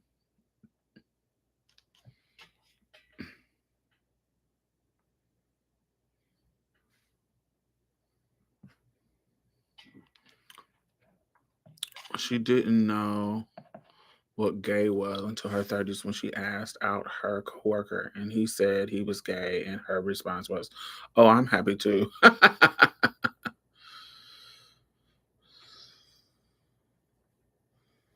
mm.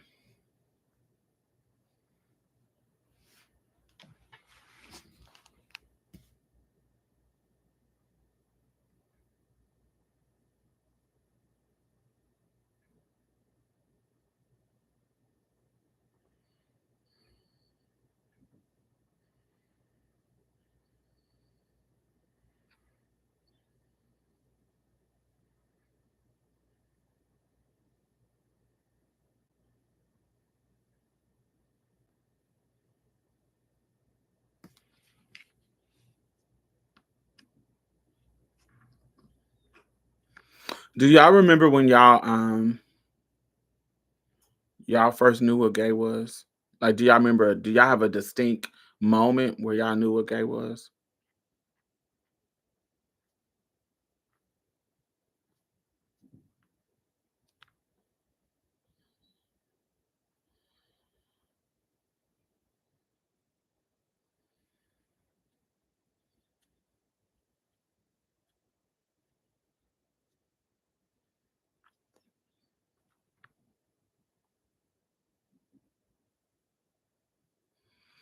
Hey, Brandon, how are you?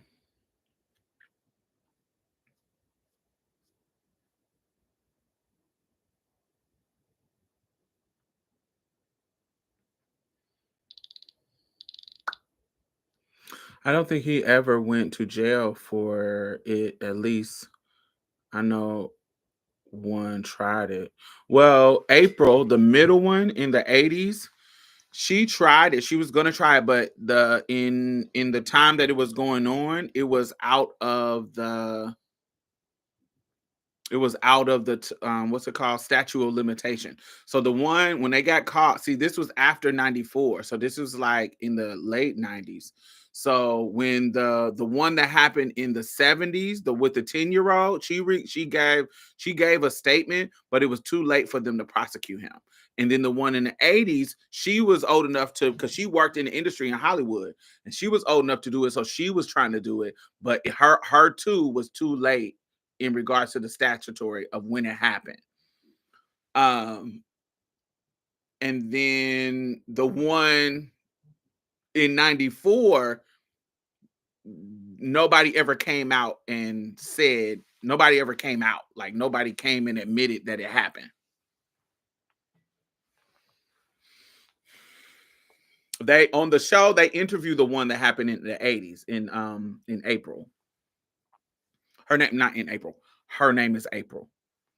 Um Statutory limits is some bullshit. I agree. Um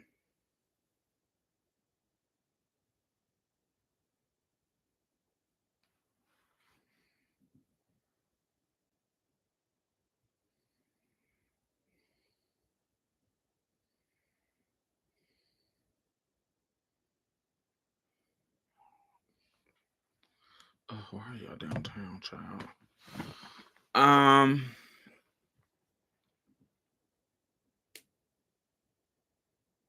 Thank you so much for listening tonight, Diamond. No problem.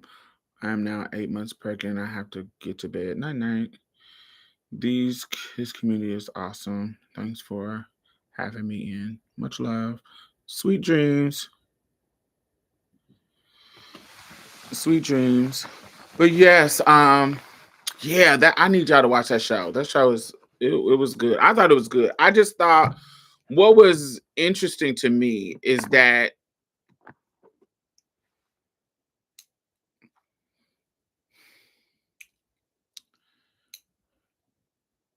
is just what was going on behind the scenes and his persona. Like, he was playing on Seventh Heaven for 11 seasons. He was playing like this moral compass, this great father, this great dad, this kind of minister dad. And this is one of the shows that was considered like wholesome, Hallmark. um it was one of them wholesome kind of shows, like that you can watch with your family and blah blah blah blah blah. And they hadn't done that in a while, so this was like a resurgence of one of those kind of wholesome shows. And so to have him be playing this kind of wholesome dad like Cosby, um, to have him playing this kind of wholesome dad, and he be this kind of weirdo behind the scenes, this kind of pedophile. And it isn't, and he said even in one of his interviews that I'm not a pedophile, but because technically it wasn't that. Technically, there's another word for when you like teenagers instead of kids. Um,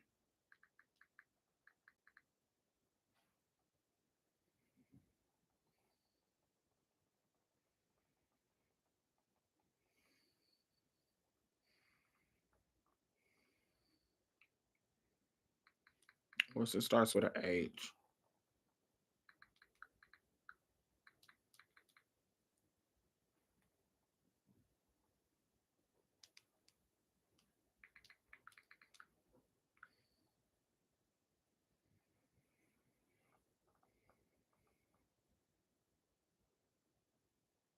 Hebephilia.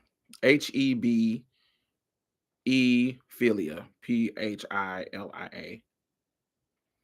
It's when your sexual preference to children between the ages of 11 and 14.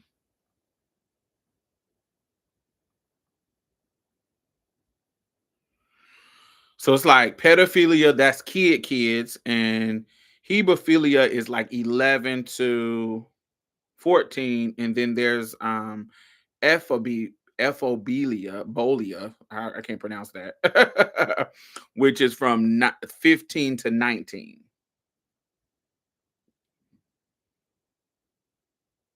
But we kind of homogenize it and say it's all pedophilia.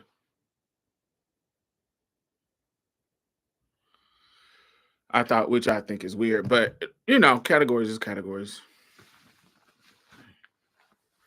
I figured out what gay was from family and friends, and it was always negative slurs, and I would get into arguments for checking them.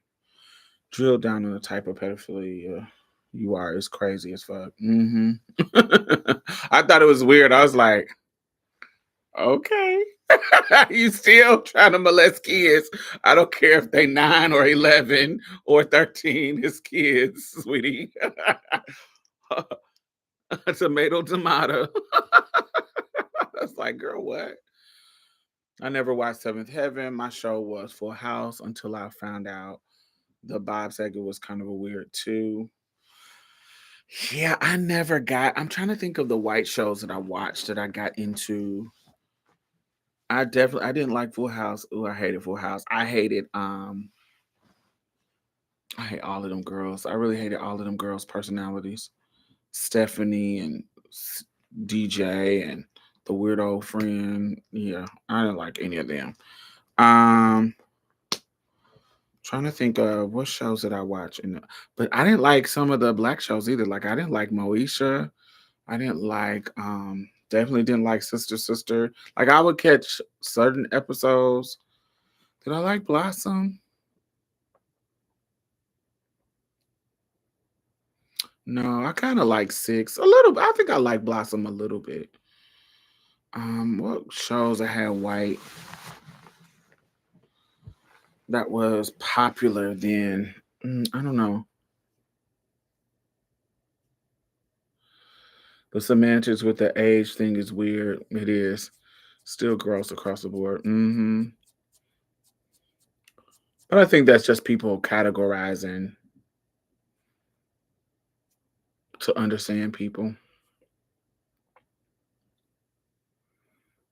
No, it wasn't Blossom. I really can't think of.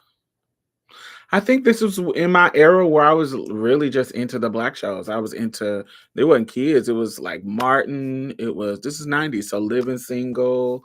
Um, the classic 90s black TV shows. 90210. Was I into 90210? I think a little bit, yeah.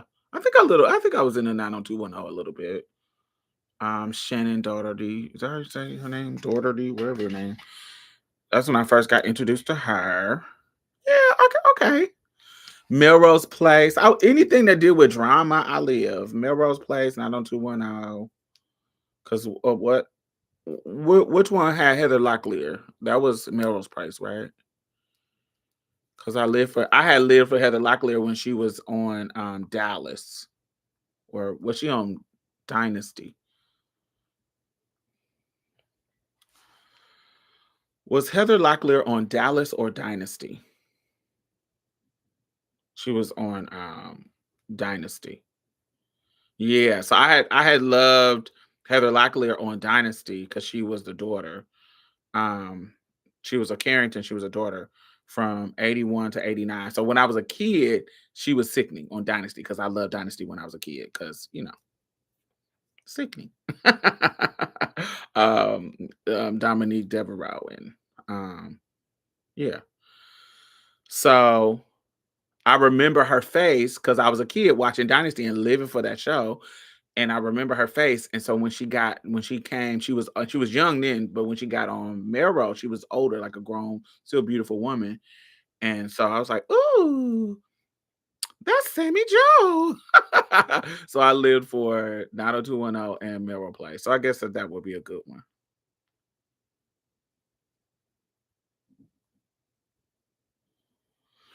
I liked Baywatch. I did like Baywatch because Knight Rider, because I watched Knight Rider, and so here comes the Knight Rider in this totally different show, and I was like, oh, I love David Hasselhoff because I like it just transferred over to that because Knight Rider was my shit when I was younger. Him and Magnum PI, I loved Magnum PI. Tom Selleck, baby. Um, so him transferring to Baywatch. I did watch Baywatch. What was that girl? I actually liked the other girl that wasn't Pamela Anderson. The girl with the brown bob.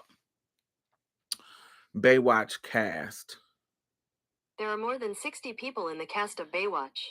Here are the first three: David Hasselhoff, Jason Momoa, and Pamela Anderson. Shut up. Who was the girl? What was? Oh, I don't even know what she looks like now. They showing all their old faces. I don't know what they look like now. She had a brown bob.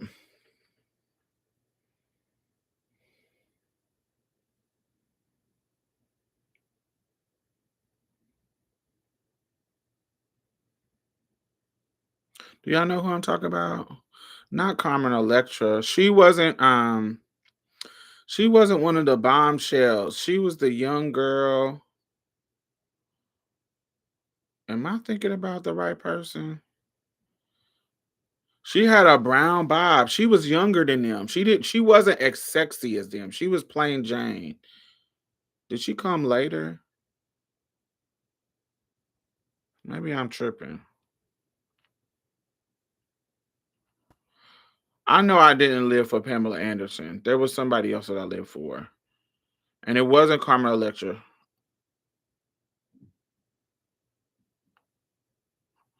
She looked regular. She looked plain Jane. She wasn't blonde. She was brown hair.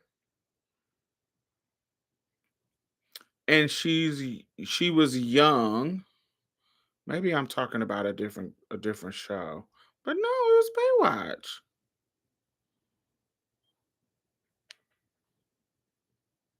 Her.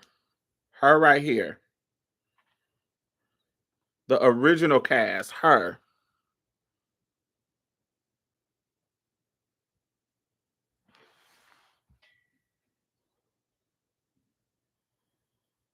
Because this was the original cast.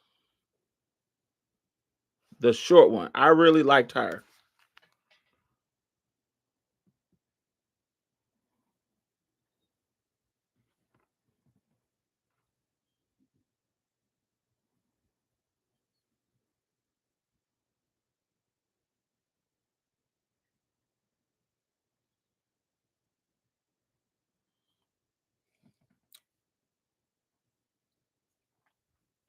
Let me see where everybody else at. Is that her name, CJ? I don't know her name. I'm about to search for it to make sure I can find it.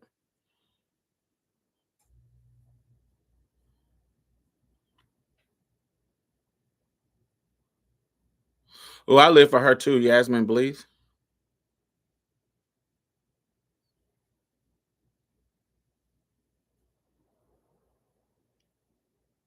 Her name on the show was Summer Quinn.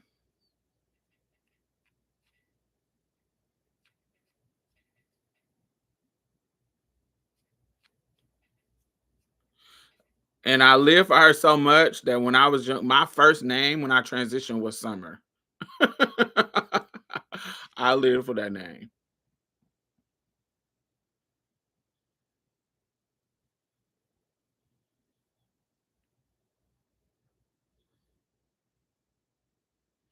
And the reason why now I know why I liked her. So she used to play on Charles in Charge.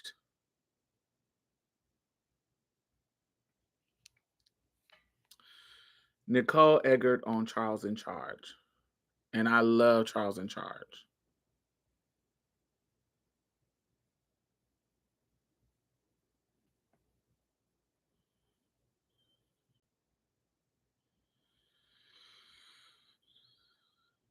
She was the sister on Charles in Charge. She was the older sister. Yeah, Yasmin Bleeth was sickening. I live for her. Yeah, but she was the older sister, and then she went to Baywatch. So just like David Hasselhoff went from Knight Rider to Baywatch, she went from Charles in Charge to Baywatch, which I loved. She was the hot sister. She was the hot sister, baby, right there.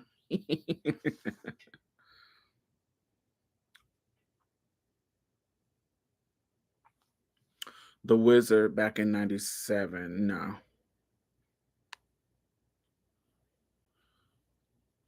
Showing your age. Yeah, I'm an 80. I was born in 81. I'm an 80s baby.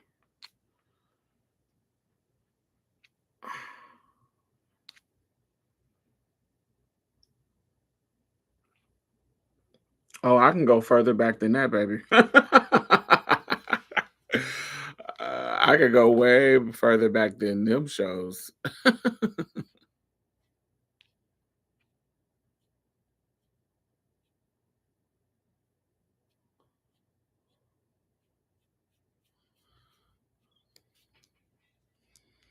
That was 90s, child. I can go back to the 80s.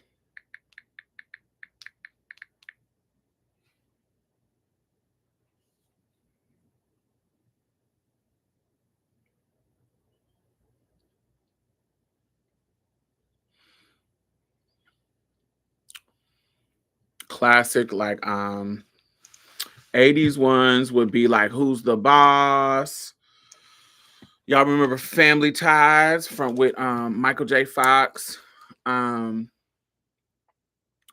Family was my shit. Perfect Strangers, Bosom Buddies. Of course, Golden Girls. Those are classic. But Cheers, Night Court. What else? Of course, 227. Did I say Punky Brewster? Yeah, Punky Brewster. Alf. Y'all remember Moonlighting with Sybil Shepherd and Bruce Willis?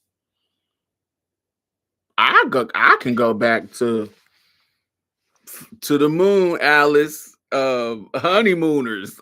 Honeymooners was in syndication and still playing when I was a kid. Still black and white with Lucy. So I could really go back. I wasn't it wasn't new, but it was in reruns. Honeymooners was Lucy and Honeymooners was in reruns. So they would still be playing it. Did you watch Out of This World? Not that I remember. I can go back to Benny Hill, baby.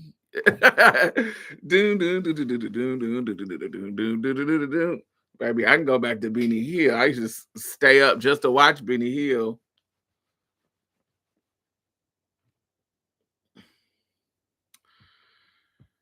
I didn't like Different Strokes. I didn't like Different Strokes. I didn't like that one. What's Happening? I did watch What's Happening a lot. I didn't like Facts of Life or Different Strokes. Give Me a Break with Nell Carter. I knew it was past my bedtime was MASH, baby. As soon as MASH cut on, sleep time. I never watched that show. As soon as you hear the MASH theme music, baby, it's time to go to bed. I can't tell you what. I know it has something to do with the military, but I can't tell you shit about nothing that happened in MASH. Because as soon as MASH came on, too bad, honey.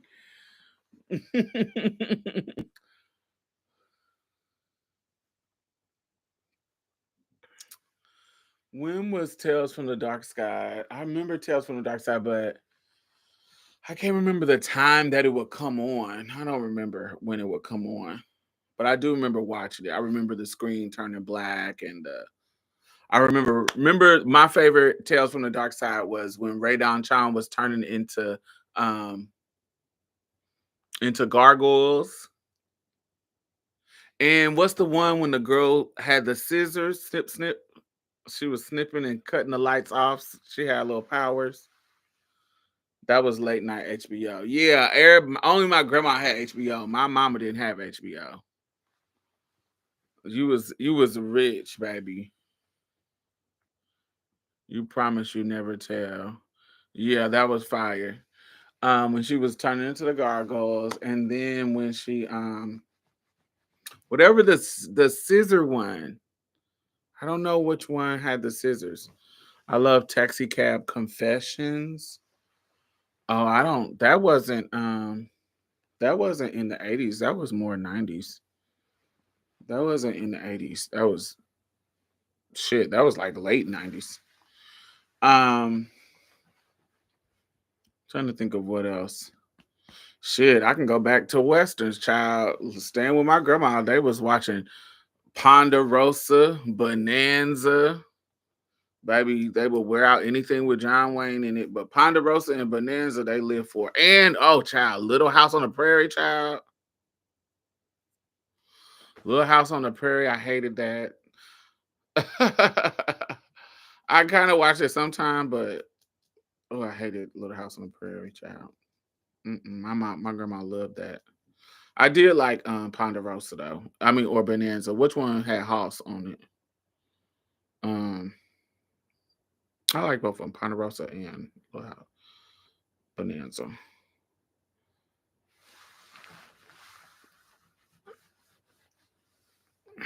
In the heat of the night. Yeah. Heat was heat of the night. Was that 80s or 90s? It was kind of overlap. But yeah, I did like 80s. I didn't like Archie Bunker. Did I like Archie Bunker? No, I didn't. Sometimes I would watch it though, because their theme song was real catchy. Those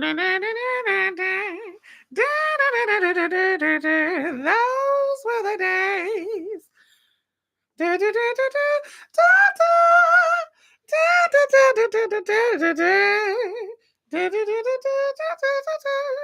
I love that. Green Acres. I love Green Acres. Honeymooners. That's what I was saying. That was To the Moon, Alice. I was like, that was still black and white. The Love Boat. I did not like The Love Boat.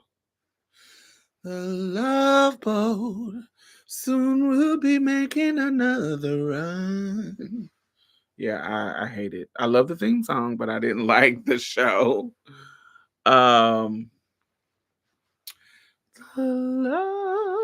Bewitched was my shit. Bewitched was. I love Endora. Calling him Dagwood and dumb. Oh, I love Endora. I Love Lucy is still funny. I Love Lucy, but yeah, I definitely liked Bewitched better than I Love Lucy.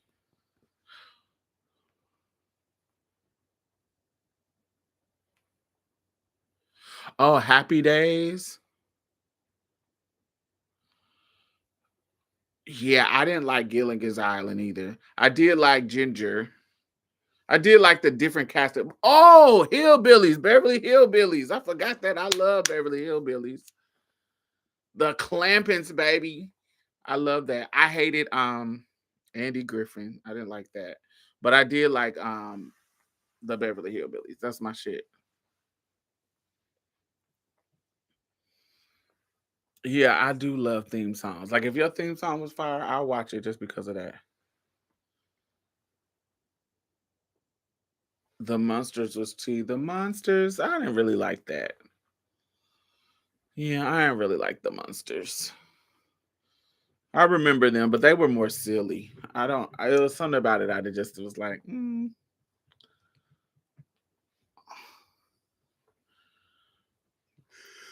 But I remember the Monsters. Good wholesome television before the uncut era. Oh, I hated the Partridge Family. I hated the Brady Bunch. I hated all that shit. Before the uncut, before we got to twerk into Tip Drill in the late 90s.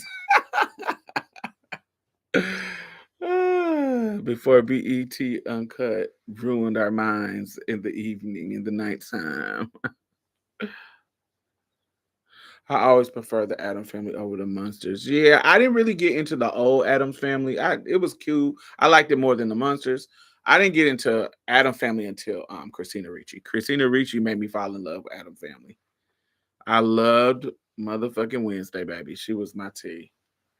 I watched Saved by the Bell because I thought Slater was fine, and I thought Lark Voorhees was fine, but that was about it. Zach was cute too, but yeah, I ain't got no panties on. Ain't got no panties on. Oh, baby, if as soon as Hawaii 5-0 came on, I'm cutting the channel. Turning the channel, baby. Turning the channel. I did not watch Hawaii 5-0. As soon as that music came on. Did Zach die? I don't know. Did Zach die?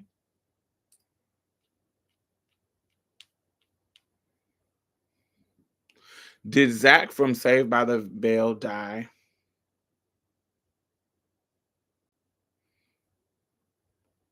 No, he's still. Wait, no. Screech died.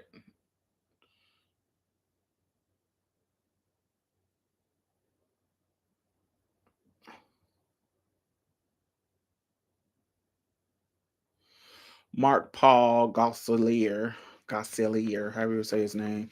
He's still alive. Zach is still alive. It's Screech that died. Instantly turning the channel when Miami Vice came on. I don't know. It depends on what Michael Phillip Thomas got on, baby. Michael Phillip Thomas was so fine. Oh, Michael Phillip Thomas. Have y'all seen Michael Phillip Thomas's son? Oh, his son took his looks, baby.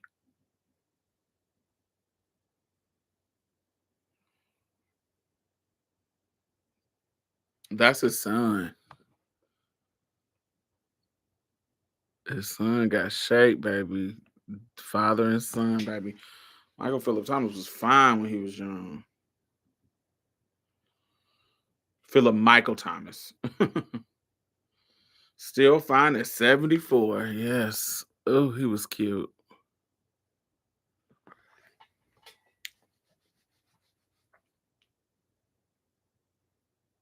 Yeah, yeah.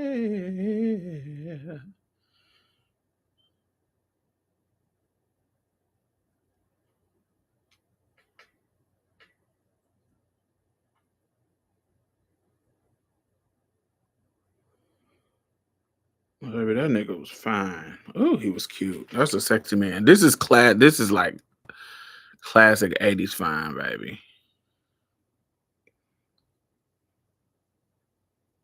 Oh, right there. He looks so good right there. Ooh, gorgeous. My grandma was so into him. I was too. They want to do a remake of A Different World. I'm actually tired of remakes, child. I want them to give us some new things. There's some new writers out here that is out here creating, baby. Let them give them a chance, baby. I'm tired of remakes.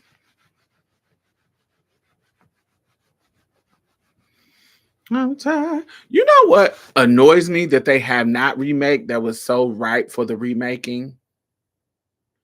I wanted them to remake Thundercats. I don't understand why they would. Why wouldn't you remake Thundercats? Thundercats got girl characters. It got like, why would you remake Thundercats? Like, that's so good.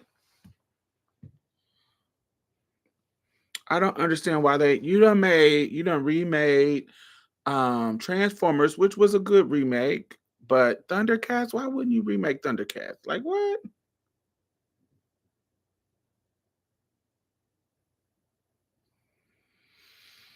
Oh, definitely not John Amos.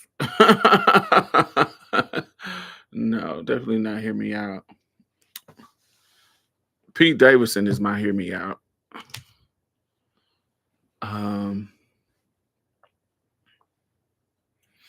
No, that was fake. That was like fake people doing it. Lionel and Shatira, yeah. I think Netflix did a remake. They didn't. They were that was all fake fan stuff that they were promoting.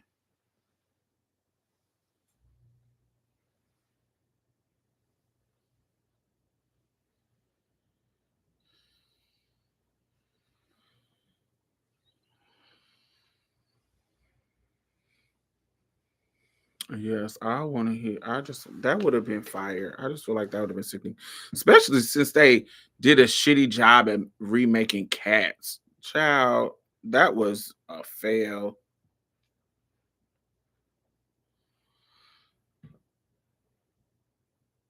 No, I didn't like Jetsons. Mm-mm. I never was a Jetson girly.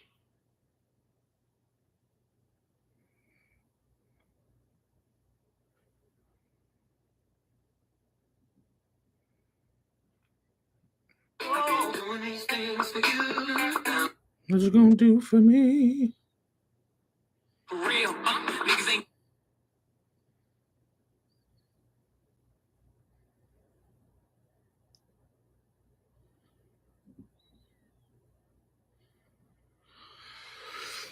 I love the Wacky Racers. The failure of Cats pushed it more into the can. I'm pretty sure. How about the Smurfs? I did like the Smurfs when I was little. I was more of a Muffet Babies girl. What other cartoons? Animani, totally insane. Animaniacs. Animaniacs, I love that. Cartoons. Of course, like classic like Tom and Jerry. I really enjoyed Captain Planet.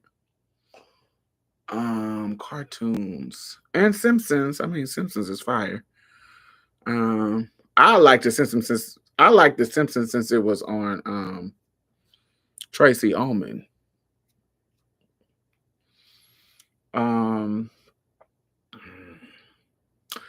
Did y'all know? I don't watch the show, but I watched a clip. Did y'all know that Jennifer Tilly married the creator of The Simpsons, and when she got divorced from him, she won a piece of The Simpsons estate, and that's how she's rich. I said, oh, she shitted for that little come up. Rich, baby. She shitted for that little come up, honey. All right. I said, oh, you ate. Cause she married him before he had the Simpsons. I'll live for her.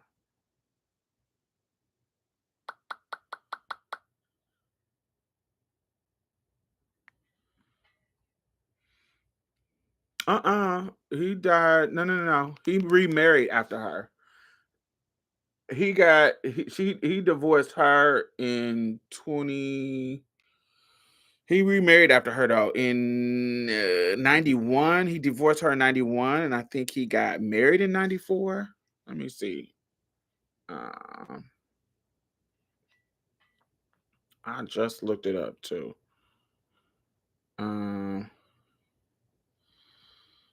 me see. No, he died in 91. No. Yeah. So he married her early on, and he divorced her in 91, Jennifer Tilly, and then he got remarried in 94, and he died in 2015. He recently just died. But he divorced her in 91. But he married her in 84. So like she was with him before. Why she got a piece of The Simpsons is because she was with him way before The Simpsons came involved. So when she leave him, honey, I need all that estate. And this is in the 80s when getting the estate was cute. It was the getting while the getting is good. This was the Ivanka Trump era. And no, he wasn't trying to give it to her. He was trying to give her a 350,000. He thought that was gonna like be cool to her.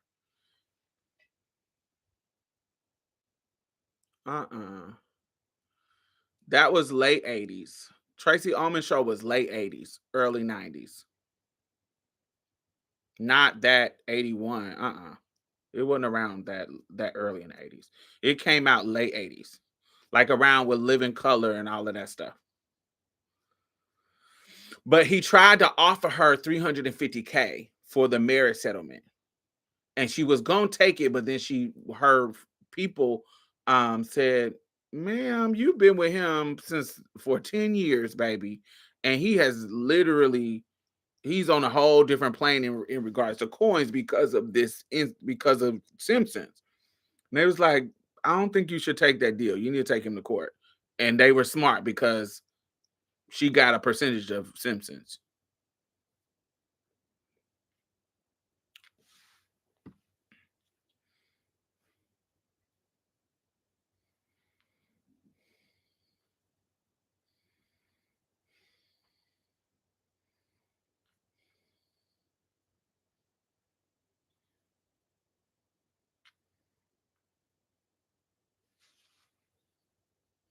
She's on the Housewives now, yeah.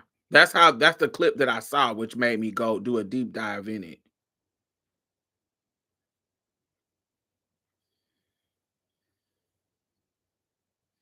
Yeah, Simpsons came out in 89.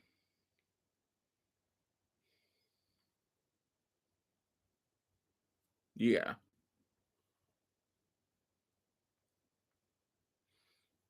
And it started the first episode of Simpsons came out in 89, but it started, of course, in a short on Tracy Ullman Show, which is 87.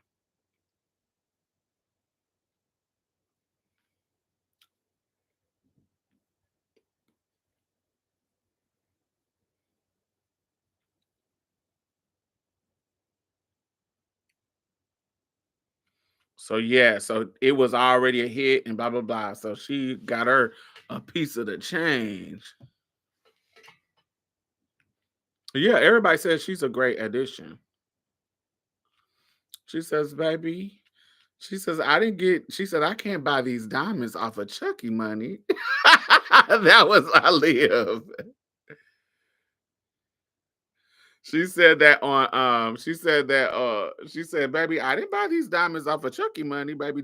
Chucky money gives me my snacks, but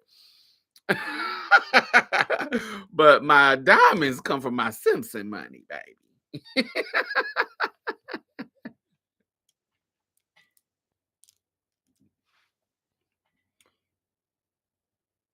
Mm.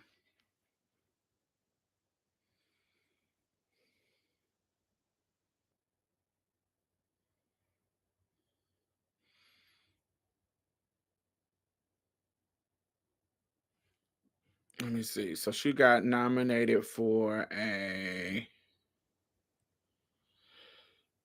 Academy Award for Best Actress in Bullets Over Broadway.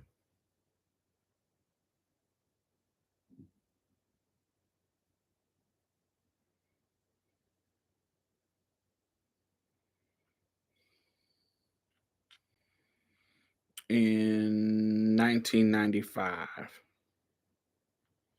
Best Supporting Actress she got nominated for American Comedy Award, Academy Award, and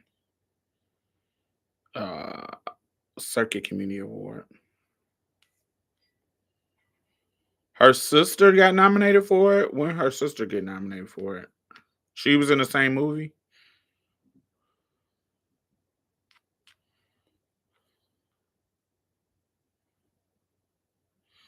Let me see. When did she get nominated? When did Meg get nominated?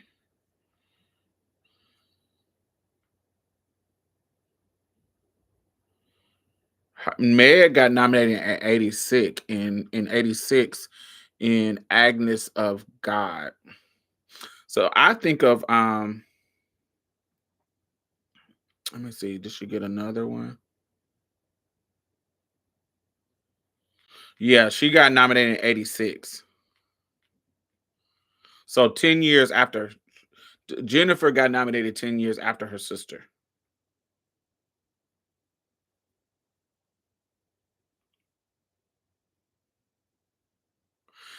Miss Thing, she won. Actually, she won a Golden Globe for hers. For Agnes of God, she won. Oh, that's Jane Fonda. That's a Jane Fonda movie. Oh, work.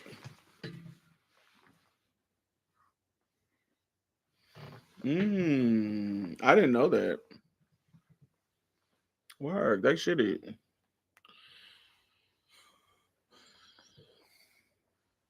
I can't believe she's 66. She plays real young roles. Love and Marriage. Love and Marriage. That's called Married with Children. It's an institute you can't disparage. Ask the local Gingy, and they will say it's elementary. Try to separate them. It's an illusion. Try, and it will only come to this conclusion. Love and marriage. That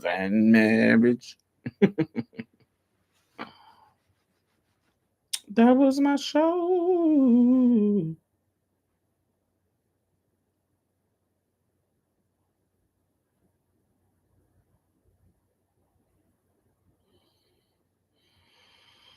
Oh, yeah.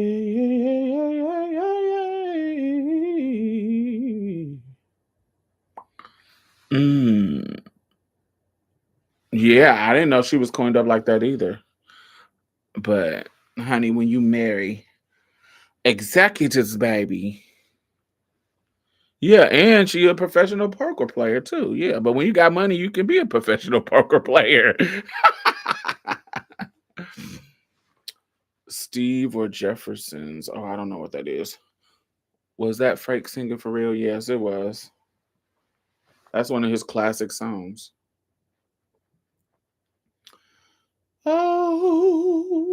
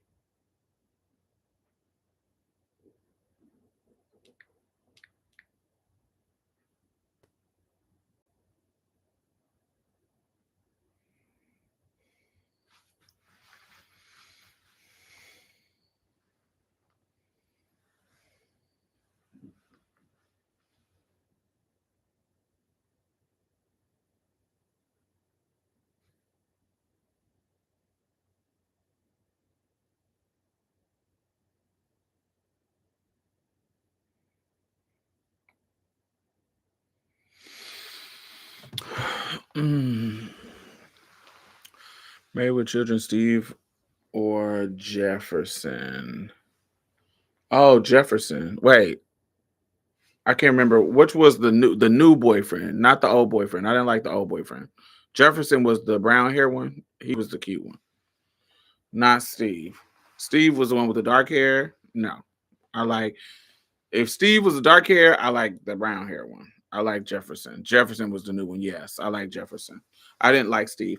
I want to know that T. Why did Steve leave? Why did Marcy's husband leave the show on Married with Children?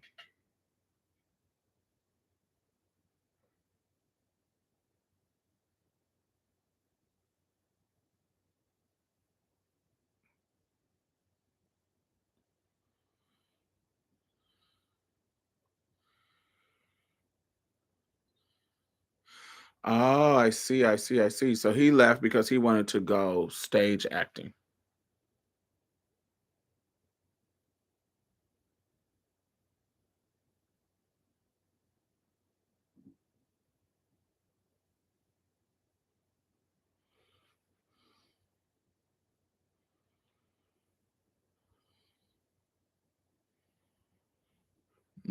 He went back to the stage, baby. He said he didn't want to be typecast anymore. He had been that kind of dude. And so he was like, I'm going back to the stage, baby. Silly you, because ain't nobody heard of you since then.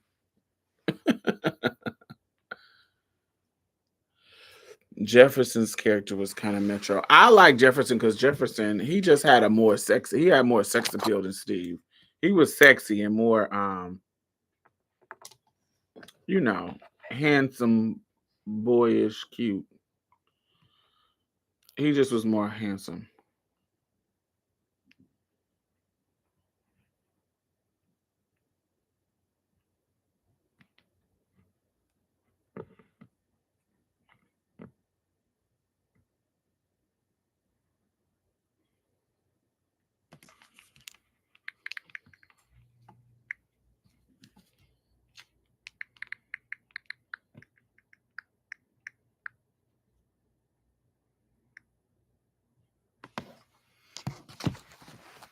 Metrosexual? Well, how do you define metrosexual?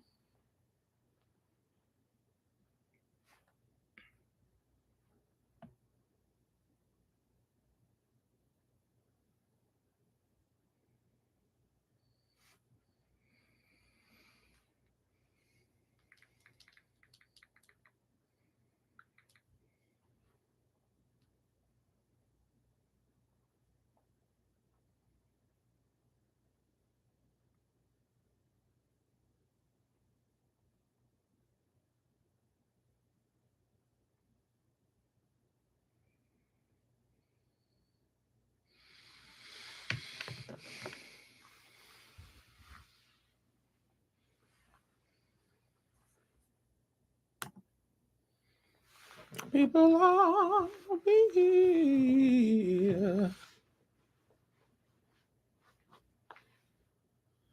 I feel like that kind of incorporated him being attracted to both men and women. Oh, I didn't get that. I didn't pick up that at all. I haven't watched it in a long time, but I don't remember any of that. Really? That's what I got from him. I got that he was more like Al than Steve. See, I got more of the I got more of the I got more of the machismo out of him than Steve. Yeah, I wasn't. He matched Al's energy, but he just loved Marcy. So it was a masculine energy where Steve didn't give off that. Steve gave off like he used to be a nerd, but Jefferson didn't give off that he was a nerd in school. Jefferson gave off that the hoes like me too, Al. Al, you over the hill. You remember your high school days fondly. But yeah, Steve seemed like he was a nerd, but Jefferson was like, I get the bitches too.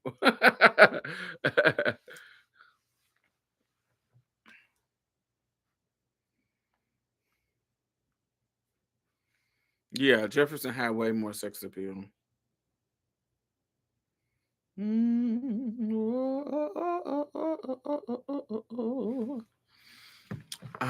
What do I want? I think I want some popcorn. I'll be right back. I'm getting me some popcorn. I'm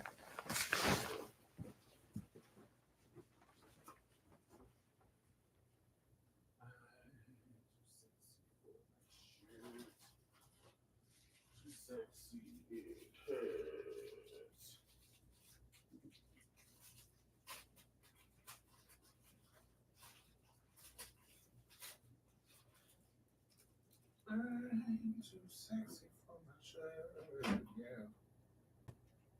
Too sexy.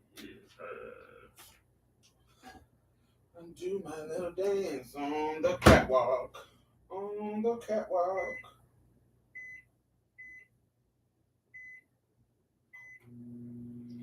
On the catwalk. Do my little dance on the catwalk.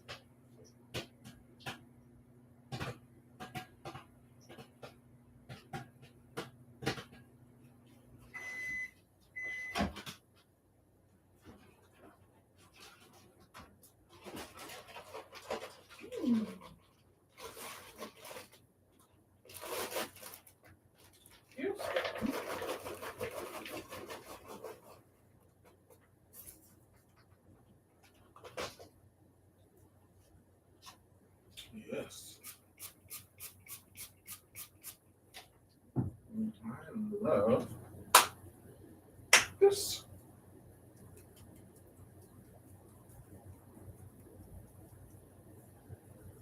which has 0 calories but flavor.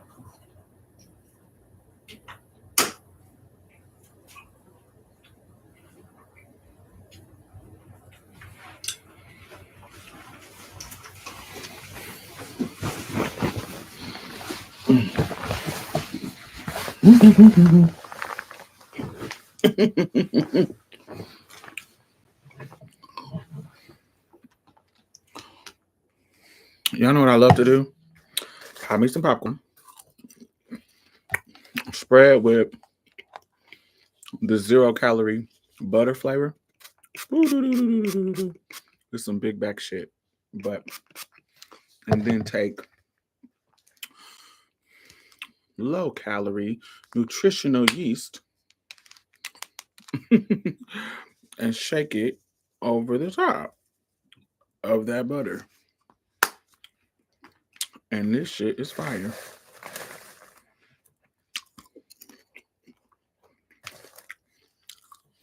Oh god. I was always curious about the animal hide behind you. Do you care to share the story behind it? I grew up on a farm and we would skin cows and use the hide for hanging on walls and area rugs.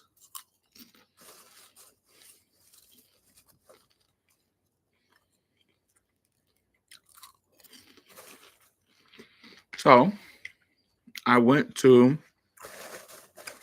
buy a bedroom set years ago. And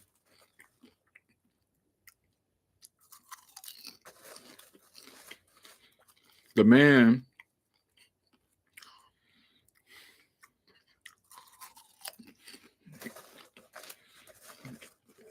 was trying to overcharge me for the bed. And I looked up the wholesaler that he bought it from in front of him. And I said, look, you bought this from them. I know you did. And you trying to upcharge me too much. So, if you want to make this sale, you need to give me a better price.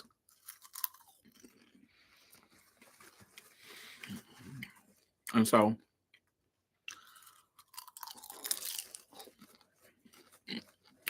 we're going back and forth, blah, blah, blah, blah, blah. And he went down on the price, but I felt like it still was too high. And I was like, only way I'll take that price if you throw in that rug and that TV. It was another TV because I had a TV in my living room, but I didn't have a TV in my bedroom. And so I was like, if you give me that TV and this rug and the bed set for that price, I'll take it all for that price. And he said, deal.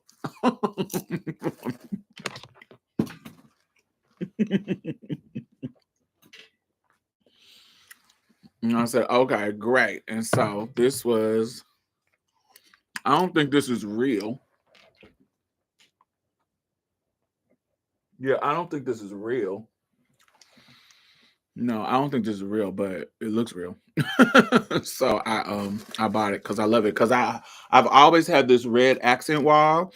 And if y'all remember when I was sitting over there, I have black and white pictures. And so all the pictures on the wall is like black and white. So I wanted to I didn't want it to be on the floor.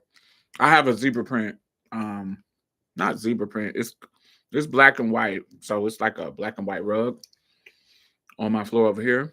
But I also have a red and black rug. Like it's like black and white and red, black. It's hard to explain. But yeah, and so that's where I got it.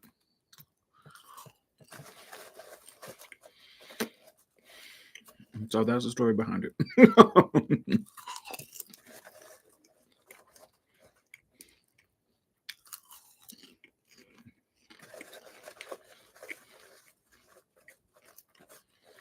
Do you hit the timer button for like 30 times, or do you enter an actual number? Yes, I enter. I've had my microwave for a long time, so I know the exact number. I enter 145. 145 is exactly where you need to be, where you pop all the popcorn in the bag, but you don't burn it. Because sometimes if you do 130, like the button do, you have too many kernels in the bag. But if you do 2 minutes, it'll be burned on the inside. But if you do 145, it's the perfect thing. You'll have very little kernels.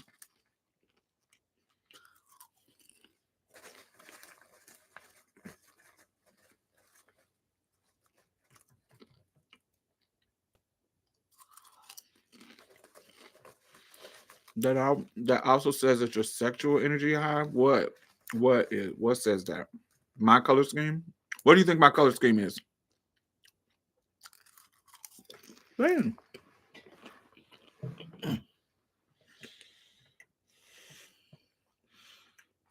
Hey, Kamali.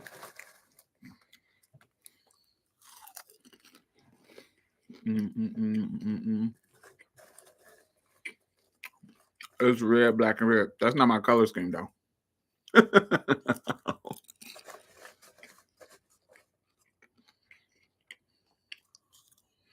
You can't see it, though. You can't see my whole house. My whole apartment in my house. So my color scheme is primary colors. What does that mean? What does primary color say about me? Yellow, blue, and red.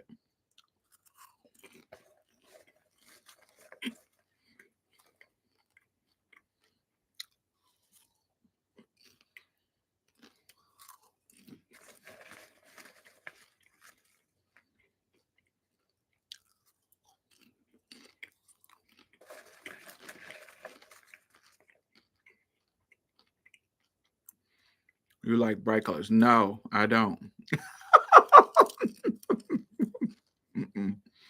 So my color scheme is the primary colors, yellow, blue, and red, but the dark version. So luxury, like dark velvets. So as you can see, my whole couch is blue. Well, you can't see it, but yeah, you can see it. My couch is blue. Both of my couches are blue. My wall is red. My curtains are gold. All my accessories, like all my accessories around the house are gold. Like, so it's either dark. So the gold is the yellow. So the dark yellow. The red is a dark burgundy. And all the blues are navy or like royal blue velvet, because both of my furniture is royal blue velvet. So not bright. I like it to be rich and dark. I painted so this side of my living room, the accent wall is red. The rest of it is white, except on the opposite wall. So this has the accent. So black and whites are neutral to me. So any kind of black and whites are neutral. So this has this accent just because I like animal and texture. Because it gives fur. Because it's soft like fur. It's fur. So on the opposite end is like the wall on this side, I painted it with black brush strokes. So it kind of looks like this, except it's over the whole wall. And it's like black brush strokes.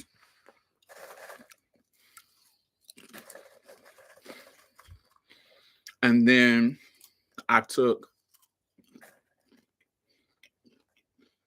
these mats that I got on Amazon for super cheap. You get like 12 in a pack. So I bought a bunch of packs. And I created a dragon. I was in my Game of Thrones bag. it looks like a dragon going through the wall. So the whole wall is the top of it is like those black strokes, but it's like white. You can see the white wall in between it, but it's like black strokes. But then I took a snake going through the wall, but all the bottom, and I took those they're actually placemats that you put on like a dining room table, except I nailed them on the wall in like a design that make it looks like snake scales. I'm gonna turn it around because my house is messy. But I'll show you I'll take a picture to show it to you.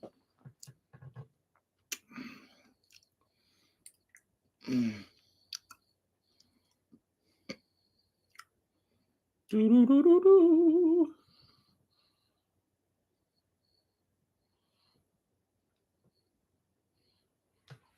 Oh, the light is messing it up.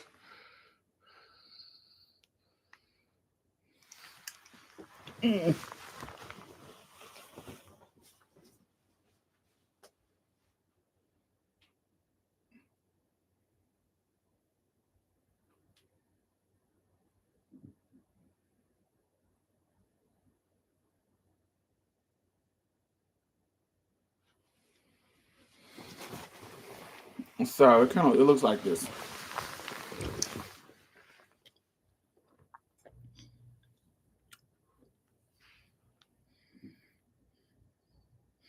So these are all the placemats. So it goes across the whole wall. Like this took like 4 days to finish. It's like like a snake going through this whole wall right here. Do you have mood lighting? Yes. If I tell Google to change my lighting to red, it'll change them out to red.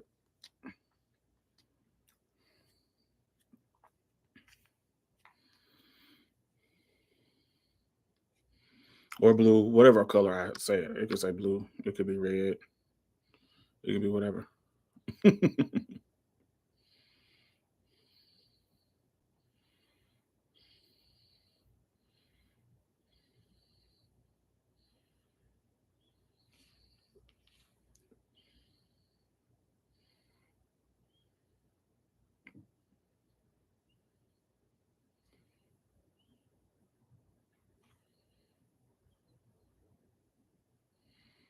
I could change them to red like this. All red.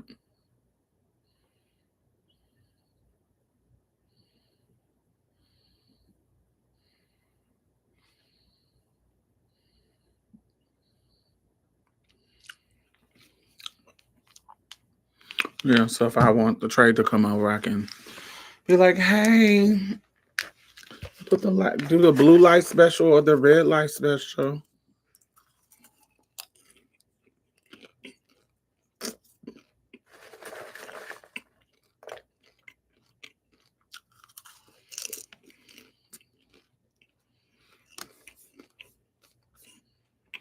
Oh, I know what I wanted to play, y'all. I forgot. Remember I said we was gonna talk about Kanye West.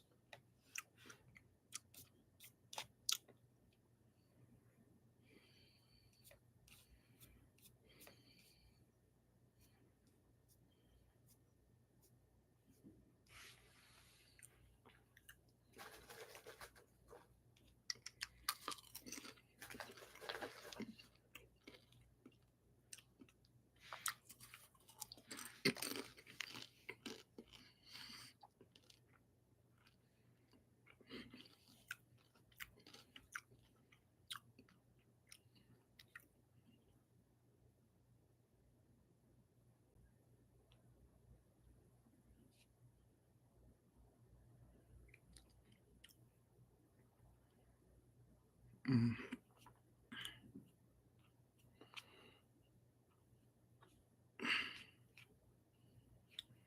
Mm.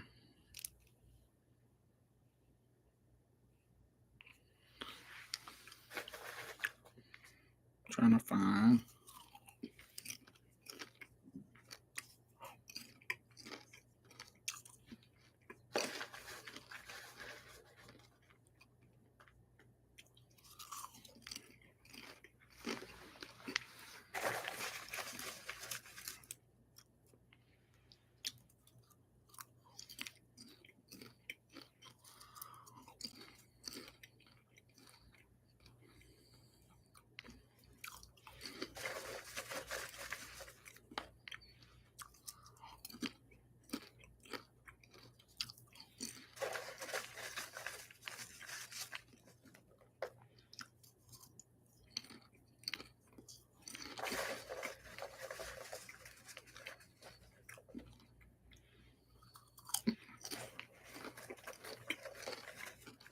Dang, where was it?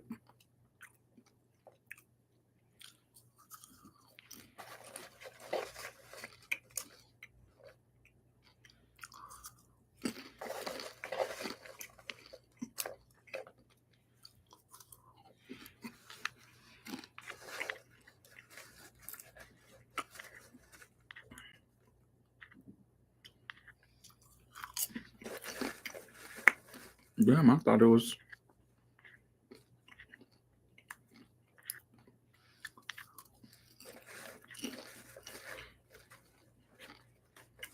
Thank you.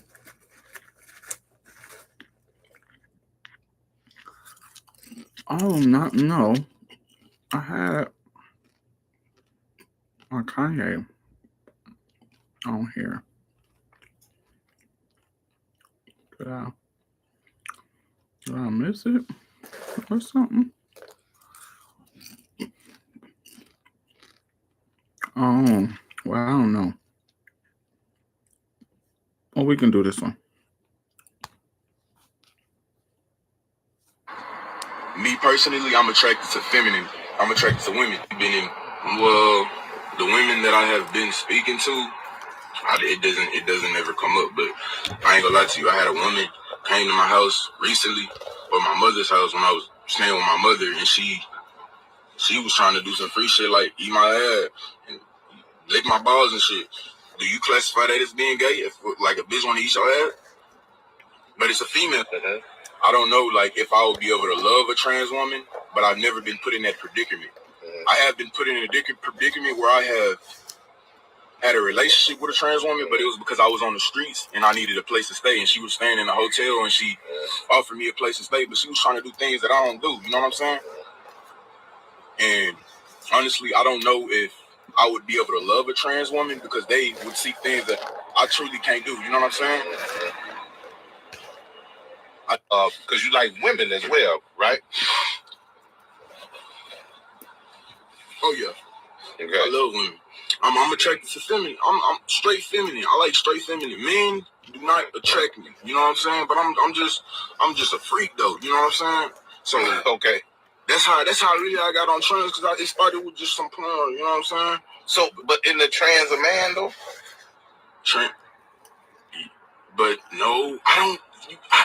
How am I supposed to know that? It's well, don't they have the penis, right? Yeah, but they got titties too. Okay. So when you get with a real woman that has a vagina, do you disclose that information to that real woman? Do you let that real woman know that you are also involved with transgenders? So basically, I ain't been because you like women as well, right? I have done, you know what I'm saying?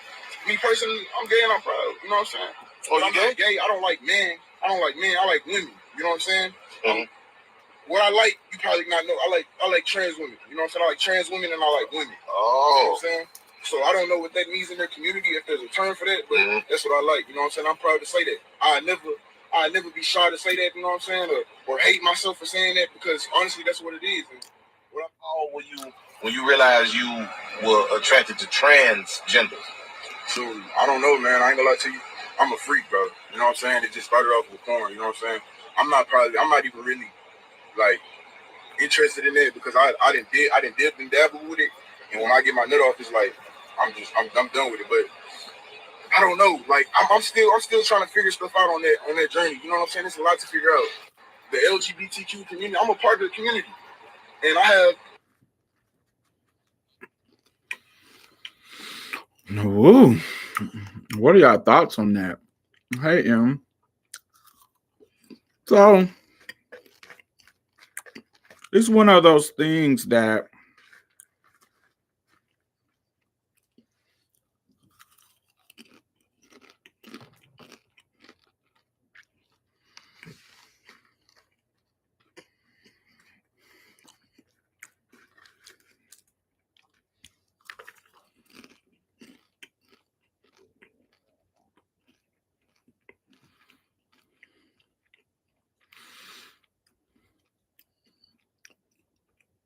we don't have these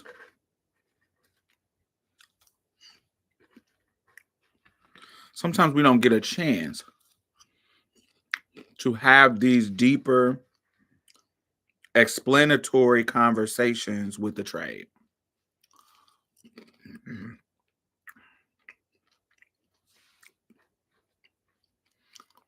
Because they're so busy trying to mess with us and get their freak on, or like he said, I'm trying to get a place to stay, child.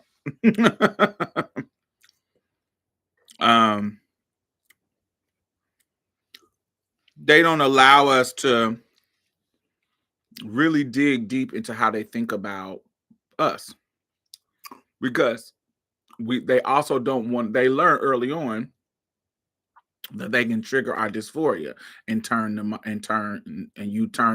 you get turned off by them. And so they're constantly navigating having the opportunity to be with you because they're objectifying you, or trying to use you in the circumstances they're in. So it's hard to have those deeper conversations. So that's not only them, but also trans women. Sometimes they don't even have the mental capacity to have those deeper conversations. And so you stuck with people out in the world like this who are trying to navigate explaining it. And to us who have the language, who might have the range, maybe, it sounds like it's all over the place. But to them, this is the best way for them to convey what they're talking about. So, for example, say, me personally, I'm attracted to feminine. I'm attracted to women.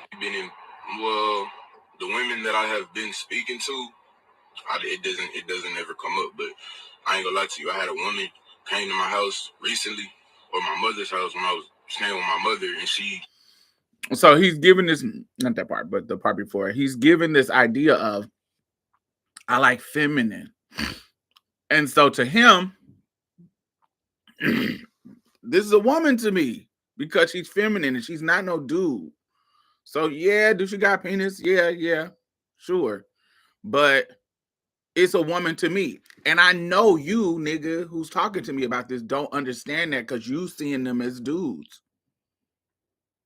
And so I'm trying to explain to you that I like the femininity of a woman, and this is what this person is giving me. So I'm accepting their identity for how they are. But I'm simultaneously trying to reconcile, yes, I know what you got going on.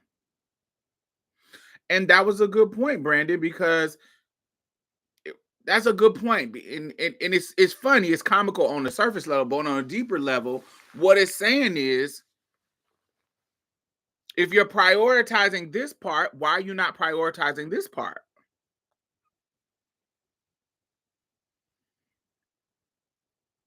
So if this is the litmus, if the parts are the litmus test, there's some parts that she got going on. What if she got a beautiful face, beautifully feminine face that looks like a woman? That's a part. What if she got beautiful breasts? What if she got a big old booty? She got 3 different parts. So if parts matter, if parts is the litmus test, then and parts matter so much, why do these 3 parts that she got not matter or trump this part? And he don't know how to explain it. I do because I got the range, but he doesn't know how to explain it to this guy who is asking this other straight guy who is answering the questions, asking the questions. And he's trying to answer it knowing what this other person is thinking. She was trying to do some free shit like eat my ass and lick my balls and shit. Do you classify that as being gay? If like a bitch want to eat your ass? And so now he's trying to explain it in the sense of these trans women I'm dealing with is doing the same thing that a female could do, like a regular female could do. And so is it the act? Like, is the act of getting my ass ate? Is it the act, or is it the person doing it? Because if you saying get my ass ate is gay, if that, or get my dick sucked is gay or whatever, and if I do it with a female, does that make it gay? If I do it with a cisgender female, does that make it gay? Like, do you consider that to be gay? So he's trying to make this negotiation and make his case. He just don't have the range to do it fully and explain it with the with responses and everything. But it's a female. I don't know, like, if I would be able to love a trans woman, but I've This never is been deep. put in that predicament. I have been put in a predicament where I have had a relationship with a trans woman, but it was because I was on the streets and I needed a place to stay, and she was staying in a hotel and she offered me a place to stay, but she was trying to do things that I don't do. You know what I'm saying? And honestly, I don't know if I would be able to love a trans woman because they would seek things that I truly can't do. You know what I'm saying? So of course, this is a resource. This is a resource situation. This is I don't think I could ever love a trans woman.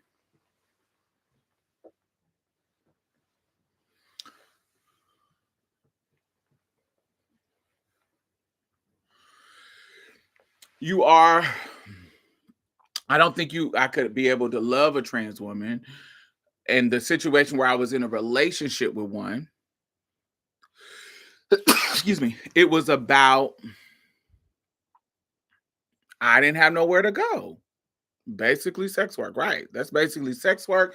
That's basically, you have a resource that I need right now, and I already have sexually explored the situation, because he said I started by being turned on by through porn and then kind of just playing around. So I'm pretty sure this isn't like his first time, but essentially it's sex work. I'm dealing with you, pretending to be in a relationship with you because I need a place to stay.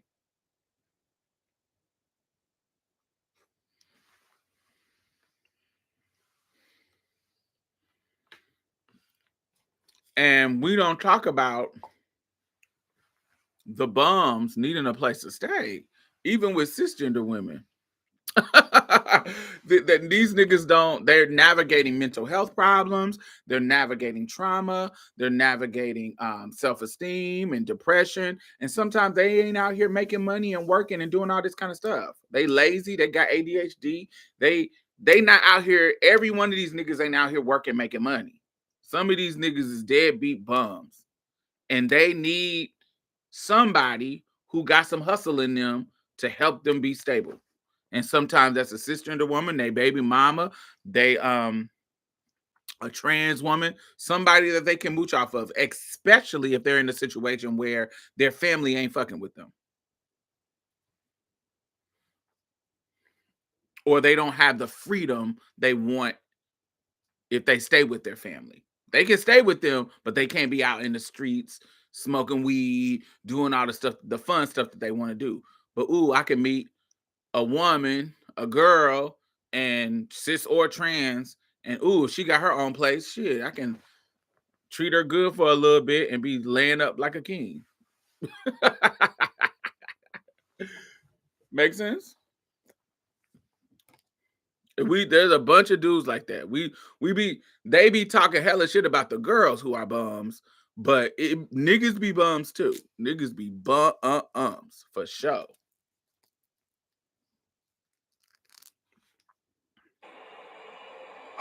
Because you like women as well, right? And this feels like a gotcha moment. Okay. I love women. I'm attracted to feminine. I'm straight feminine. I like straight feminine. Men do not attract me. You know what I'm saying? But and you got to understand, this is a cishet man asking him these questions. And so another element of it that he's trying to make sure the dude know, I'm not attracted to you, nigga. I don't want you to think that I'm coming on to you. I like the feminine. I'm not attracted to dudes, because he knows that straight homophobic dudes, they love to pull that card. I don't know. I need to know, because are you into me? I don't know why they think we all into them. Child, bitch, ain't nobody. Everybody queer ain't into your dusty, ugly ass. Cisgender women is barely into you, sweetie. If that, get out of here. Everybody ain't into you. But anyway. I'm just a freak though. You know what I'm saying? So okay. that's how really I got on trans, because it started with just some porn. You know what I'm saying? So, but in the trans a man though? But no, I don't. How am I supposed to know that? It's well, don't they have the penis, right? Yeah, but they got titties too. So that's that kind of that cognitive dissonance kind of thing happening. You got a penis, yeah, they got a penis, and so what they're now in front of a trans woman, they gonna go along with it. They're gonna go along with what she say. They're gonna be like, yeah, I understand, because they understand each other. A trans attracted man and a trans woman, they understand each other. There's no conflict. I'm seeing you as a woman, you seeing yourself as a woman, and we exploring our sexualities and we doing our thing. So there's nobody addressing or bucking up against these and questioning these things. We good. We both living in our quote unquote delusion, as the heterosexual people would say. We living in our delusion. But now this person is talking to you and you being honest and open about it. But you're now you have to confront the reality of the situation. For me, as a trans person, the way that I confront the reality of the situation, I do have a penis. I don't consider a dude who messed with me gay, but I don't consider him straight. I consider him queer. Queer meaning other, something else, something outside of the norm.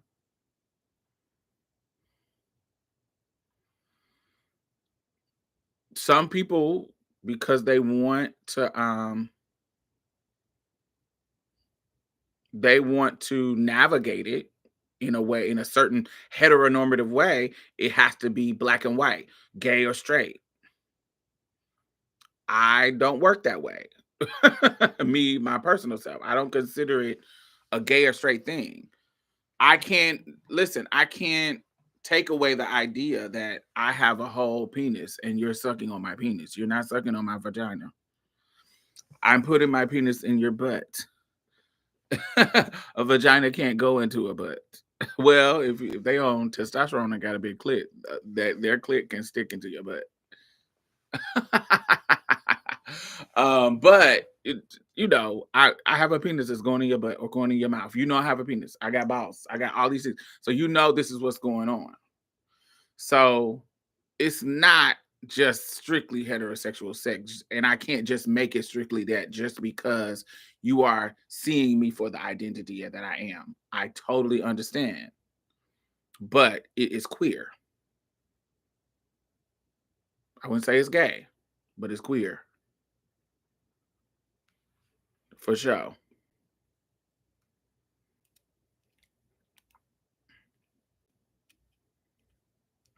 So, and I think that in this conversation, he's trying to navigate this with this person.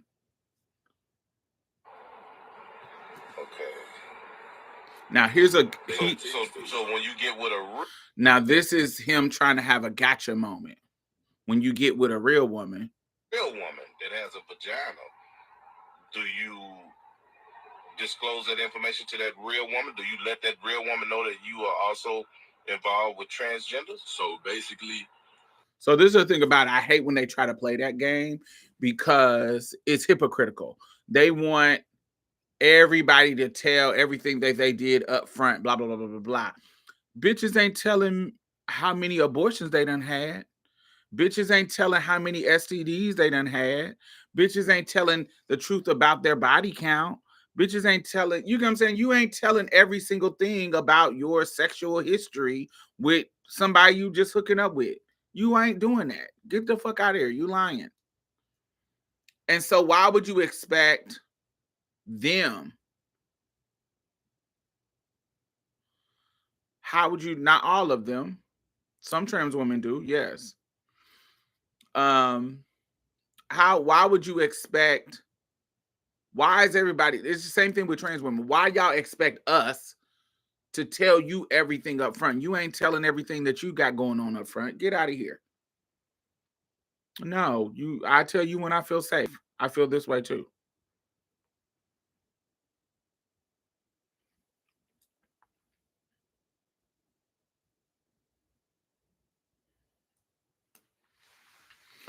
They don't be telling they got a whole wife and kids at home. And you don't ask your homeboys that. Like, just like he trying to ask him, do you tell a real woman that you dealing with the transgenders? Do you tell your homeboys to tell their side chick that they got a whole wife and kid at home? Do you be confronting your homeboys like that? No, you don't. You don't be like, my nigga, why don't you tell her you got a wife and kid? You don't ever be that. You don't ever do that shit. You don't ever say that, but you want to pressure him into talking about his business. Now, I think you should be safe. I think you shouldn't be raw dogging and that everybody's sexual health is their responsibility. But I think that you have a responsibility to make sure you keep everybody safe in the situation, including yourself. Most importantly, yourself. So you need to protect yourself.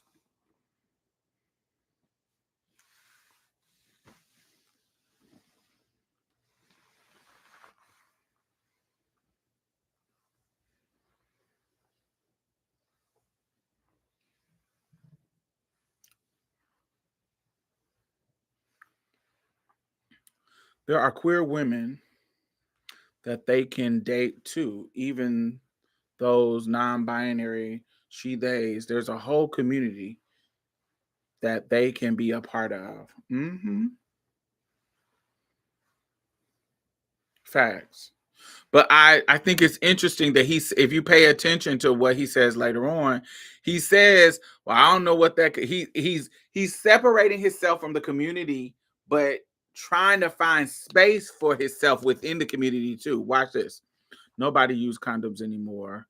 Get on PrEP and get you some, well, I don't know how to say that word, doxycycline people. Baby, I use condoms, child.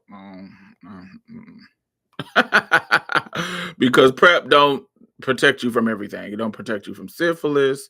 It don't protect you from herpes. It don't protect you from, that's it.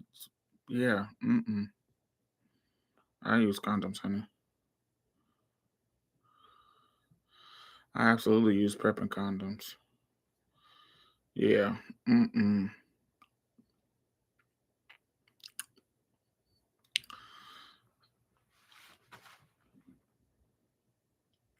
Yeah. I just don't. I'm gonna use condoms, baby. That's why y'all booty hoes be looking warded up, child. I don't want my booty hole to be warded up and no, I can't do it. I can't do it, baby.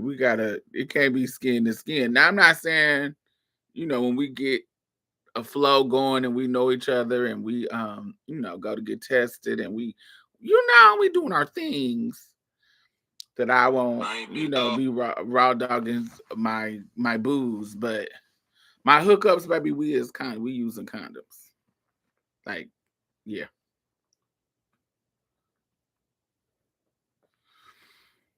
There are options that these men refuse to take part of. No excuse for them. Because you like women as well, right? I have done, you know what I'm saying? Me personally, I'm gay and I'm proud. You know what I'm saying? Oh, you gay? I don't like men. I don't like men. I like women. You know what navigating I'm saying? It. What I like, you probably not know. I like trans women. You know what I'm saying? I like trans women and I like women. Oh. You know what I'm saying? So I don't know what that means in their community, if there's a term for that, but that's what I like. You know what I'm saying? I'm proud to. So you hear how he said it? At first he was like, I'm gay and I'm proud. And he was like, oh, you gay? The dude, because this is out of order. This is the beginning.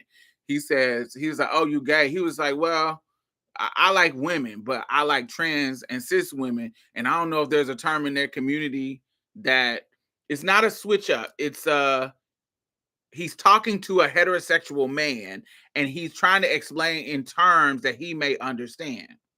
And so he was like, I don't know if it's a word for them in that community, but boom. So you can see how he's separating himself from the community. And I don't think that this is an intentional thing. I think that this is just how he is trying to navigate it in his mind. Because he's saying, oh, you gay? I don't like men. I like women. You know what I'm saying? Mhm. What I like, you probably not know. I like trans women. You know what I'm saying? I like trans women and I like women. You know what I'm saying? So I don't know what that means in their community, if there's a term for that, but that's what I like. You know what I'm saying? I'm proud to say that. He was like, I don't know what that means in their community. So he's putting himself outside of it. I don't know what it means in their community, but that's what I like. I don't know if there's a term for it. Sound like Little Murder season 1. Yes, this is exactly what it is. I never be shy to say that, you know what I'm saying, or hate myself for saying that, because honestly, that's what it is. And How when you realize you were attracted to transgenders? Shoot, I don't know, man. I ain't gonna lie to you. I'm a freak, bro. You know what I'm saying? It just started off with porn. You know what I'm saying? I'm not even really like interested in that, because I didn't dip and dabble with it, and when I get my nut off, it's like I'm done with it. But I don't know. Like I'm still trying to figure stuff out on that. I think that that's powerful too. So he says, I don't know, I'm a freak. So he keeps saying I'm a freak, because being a freak as a man, I want y'all to clock this. This is the subtext of what people be talking about. He can say I'm a freak because being a freak as a man is a badge of honor. Getting all the pussy, being a freak, that's seen as a good thing, as a positive thing. So he can boldly say that. But he was like, man, once I get my nut off, I don't even be fucking with it. So he's compartmentalizing it. He's saying that, yeah, when I'm in freak mode, I can be all into it, but man, I done dibbled and dabbled, and I may even have to do that. Are you clocking that?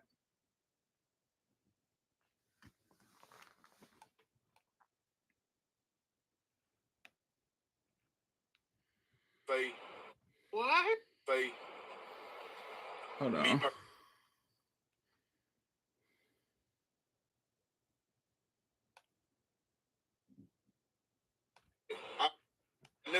I never be shy to say that, you know what I'm saying, or hate myself for saying that, because The performance honestly, too, that's what yeah. it is. And How when you realize you were attracted to transgenders?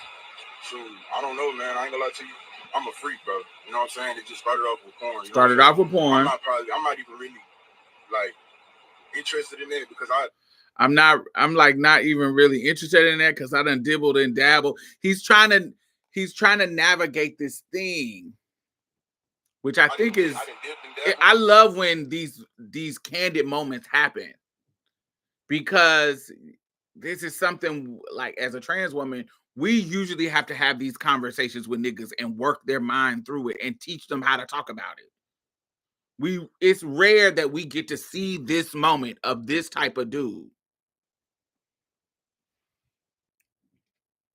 But he is so contradicting. Yes, but we are a contradicting entity. We have tits and dick. So we can't expect to be this contradicting entity, and they know how to navigate it. Do you see what I'm saying? We are a contradicting thing. When we're talking about pre-op trans women, we are a contradicting thing. We got a pretty face, girl body, and a dick. That is contradicting things. And so somebody who is navigating their attraction to those contradicting things in a world that says black and white, gay or straight, da da da da da da da da. He, in his mind, he's like, I know I'm not attracted to dudes, like some hard ankle ass dudes, but this is a pretty girl. My life has told me I'm supposed to be attracted to pretty girls. But then I see these porn, and they got feeling. They got penises, and I'm like, oh, now penis is not foreign.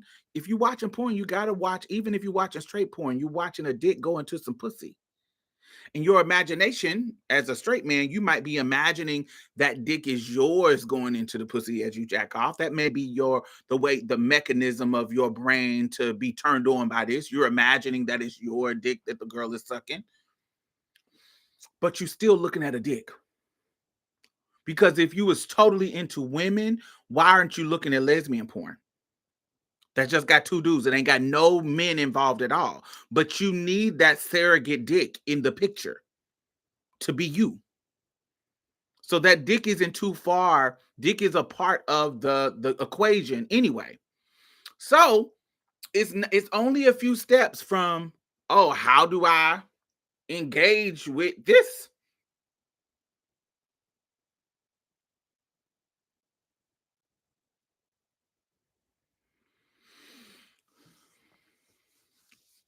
And I think that contradicting is not a negative thing. It's just that, yes, this is a contradictory existence. We are mixing some things going on. We are and that's why big dicks are, there's some homoeroticism in there too, because you ain't going to get some little dick porn. You're gravitating towards a dude who got a dick that you would want. So there's some homoeroticism in the choice of porn that is popular too. I don't see no dude saying, I want somebody with a little dick. Your ass go pick the dude with the big old dick, because there's some homoeroticism in that. And so now I'm in the realm of sex, and we all know, if you watch porn or if you are into some sexual stuff, or mine isn't necessarily porn, mine is usually like an in-person kind of thing. So you watching some porn and it's some nasty ass shit that you like normally might not be into, but whatever it is, you in the heat of the moment and you kind of going through scrolling, watching your shit, and you like, damn, this nasty as fuck, but it's turning me on, blah, blah, blah. But then as soon as you nut, you like, oh, let me cut it off. Disgusting. How dare you? Get it away from me. It turns into this disgusting thing that you now you don't want to have nothing to do with. But when you was in the heat of the moment, bam. So for me, that's not usually porn. For me, it's usually some kind of in-person thing. Some nigga that I know is ugly, got a big old dick, blah, blah, blah, blah, blah. I'm excited in the moment, and as soon as I'm done, get out of my house. Ugh, you're ugly. So, that's just what it is. And so what he's telling you, for whatever reason, this particular thing turned me on when I got it in porn, and then boom, when I meet somebody in person, if they look pretty and we can explore these things. And how we explore could be varied. Sometimes you meet dudes who only doing the topping, who only bending you over. And then you got some that, I don't want to get bent over, but I'll give you some head. That turns me on. You know what I'm saying? You got how the fluidity of what parts they want to explore is varied from dude to dude. And so while, yes, it can be contradictory, but I think that's the nature of dealing with somebody who has those nuances about that queer body. To me. And when I get my nut off, it's like I'm done with it. But when I get my nut off, I'm done with it. Like I'm still trying to figure stuff out on that journey. You know what I'm saying? It's a lot to figure out. He was like, I'm still trying to figure stuff out on that journey. Shit, it's a lot to figure out. He's literally being so honest. We rarely hear these conversations from niggas. Niggas they're always in the mode of hiding, so you really can't know what they talking about. You really, and if nobody is having these conversations with him for him to figure it out and have the language and learn how to talk about things that are, so it don't seem like it's contradictory, or to accept that this is what it is. I know this may be contradictory to you because you're not me. You're not into trans women. But it's not contradictory to me because I like women and I consider trans women women. So it's not contradicting nothing. I consider trans women women regardless of their genitalia. When we talk to them about it and get them to that point, they can say that. That's how it works. The LGBTQ community, I'm a part of the community. And I have... Yeah. So I think this is a video. A dude was driving down the street and started talking to this guy. I just saved it on my phone so I can talk about it. They posted it on Gay Magazine. They were being messy. Gay Magazine is just like just the queer version of Shade Room. Sometimes they just be showing videos just to be messy, just so people can be in the comments and being late. But I thought it was a powerful moment because it was multiple parts, and Gay Magazine is the Shade Room. Yeah, so I don't know who owns what, but that's what they be giving. So I just thought it was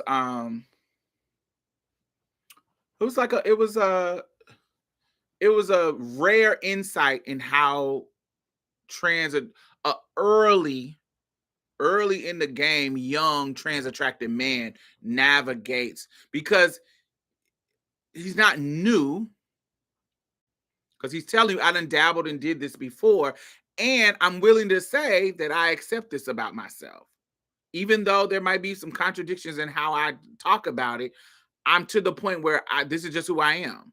I'm to the point to where I can talk about it. So we have the other type of dude that's before that only mess around with one or two and don't even have this language,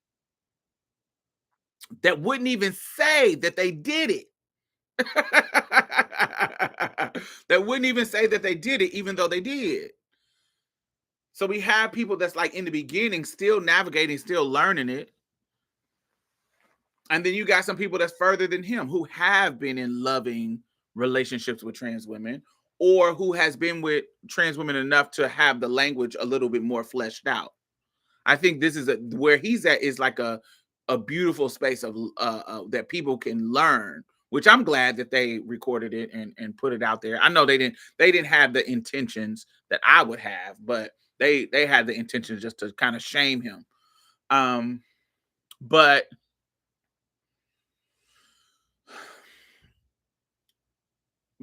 which is why I am somebody who's really, really conscious about, and I hold people to the fire about being conscious about putting stuff like this out, because you got to be sensitive about it.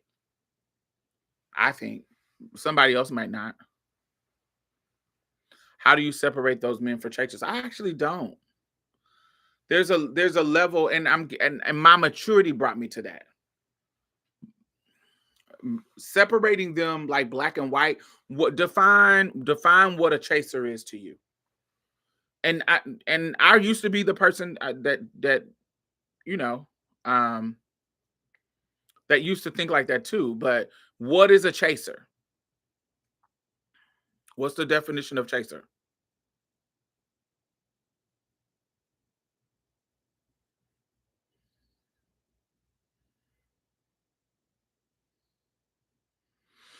And I think it's kind of hypocritical for us to make their attraction to us so black and white.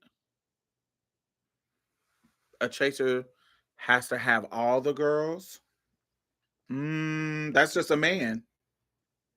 To me, a hoe. I mean, how many men are not hoes? In some moment of their life, in some moment in their day, in some moment of their sexuality, how many men are not hoes? How many of you bitches are not hoes at some point in your life? Free hoes. How many trades you done had back to back in a week or in a day? How many dicks have you chased? Are you a virgin? Have you only had one dick in your life? 3, 10, 20, 100? How many dicks have you had? Are you a chaser too? Are you a dick chaser? What makes your dick chasing okay and not his? Why his comes with shame and yours comes with freedom?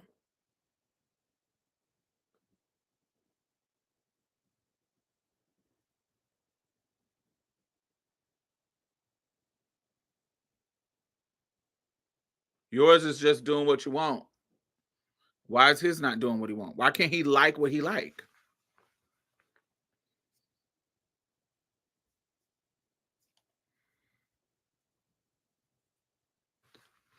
So define, yeah, y'all say who like all the girls. What is he supposed to like? How many how many girls is he supposed to like that make him not a chaser? If all is not okay, you can't like all the girls. What's the parameters of him not being a chaser? If you can't like all of them, if liking all the girls makes you a chaser, then what is the parameters that make you not?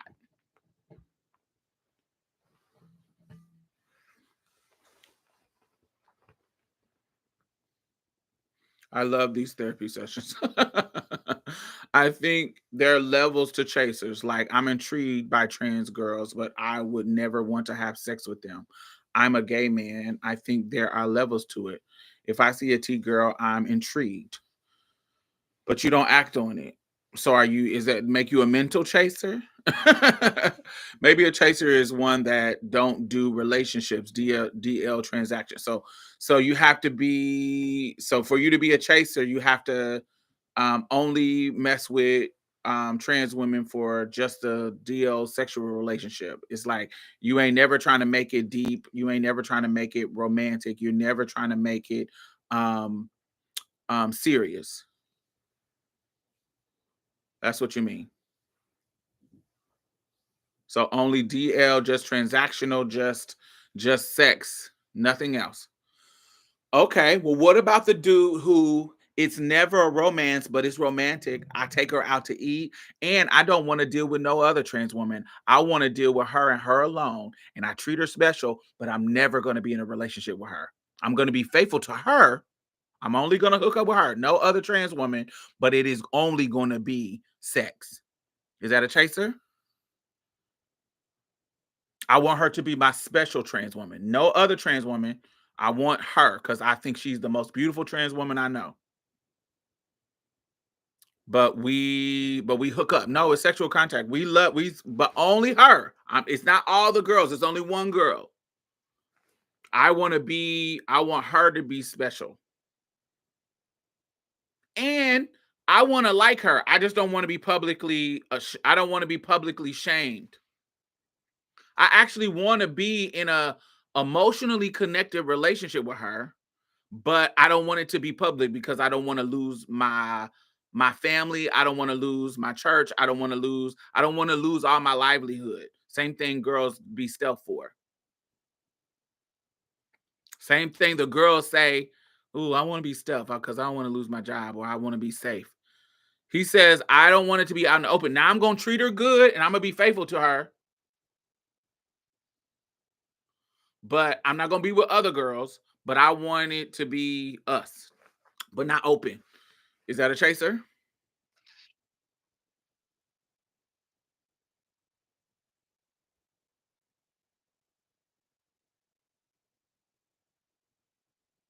Why is that not a chaser? He's still transactional.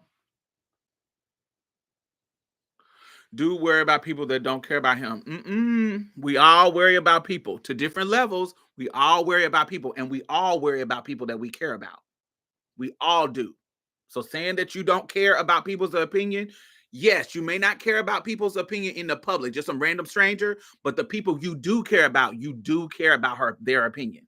Your mom, your dad, people that you care about. You care about how they're going to treat you after they find out something that could potentially be shameful. You ain't nobody exempt to caring about somebody that they care about. Now, some people worry about strangers too, but many of us care about, yes, some stranger motherfucker that I don't know. I don't give a fuck about him. But my brothers, I care. My friends, I care. There's some things that I care about.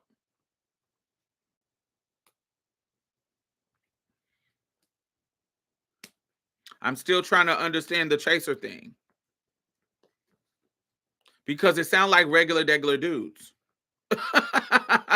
There's tons of men out here, cisgender men, who are chasing women that they're attracted to. They colorist, so they only attracted to one, like a biracial. They ain't attracted to nothing else.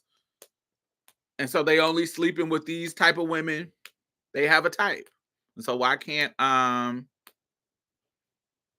somebody's type be a trans woman?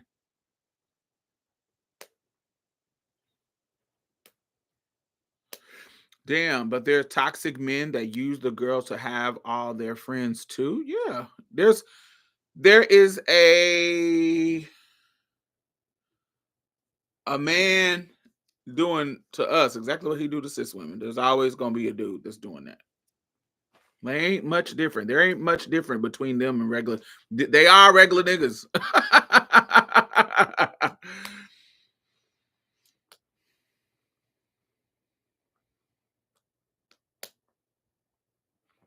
You know how many cisgender men meet a girl group and want to fuck all of them? Try to fuck all of them?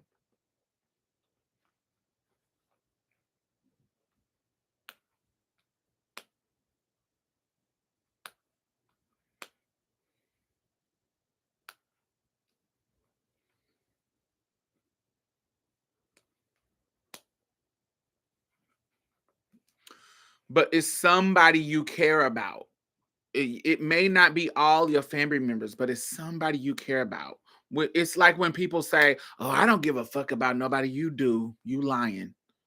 You may not give a fuck to the point that you will stop doing what you're doing, but you're not an island. What's the song? No man is an island. There's somebody in your life that if they found out something negative about you, you wouldn't want them to be disappointed. And it might not change you from doing it. You may be strong enough in your own mental fortitude to still do it, but it still can be somebody that you care about their opinion about you.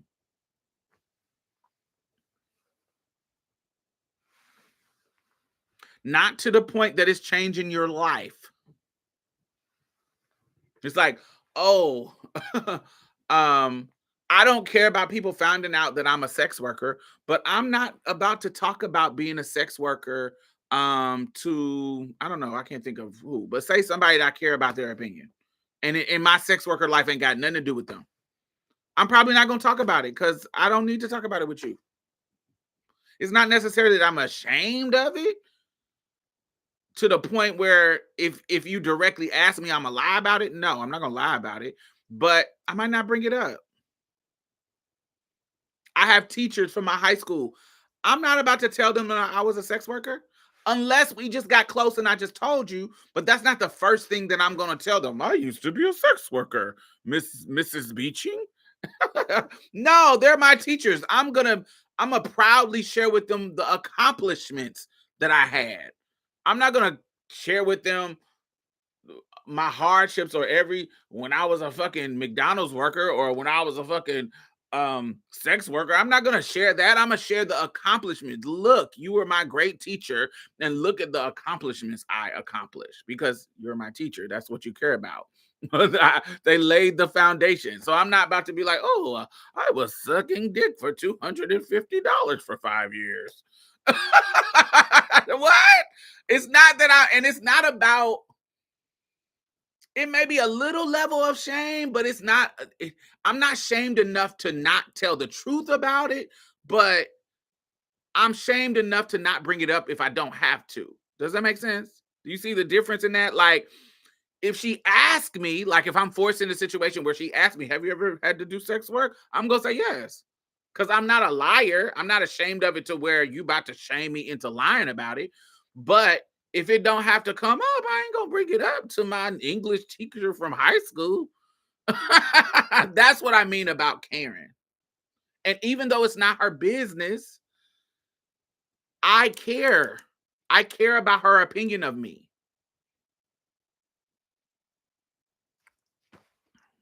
And if you're somebody who don't care about people's opinion at all, like you don't have nobody in your life, I worry about you. I'm not saying that it doesn't exist, but I worry about you. You don't care about, and you don't care. You don't have nobody in your life that you don't want to disappoint.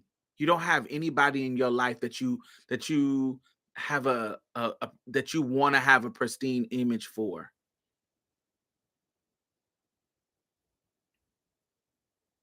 Like, that's sociopathic. Like, that feels like you don't care about nobody's feelings about you. And I'm not talking about caring to the point where you're going to be hiding yourself. Like, I'm never going to hide myself in the sense of if you ask me, but some things you just don't need to know.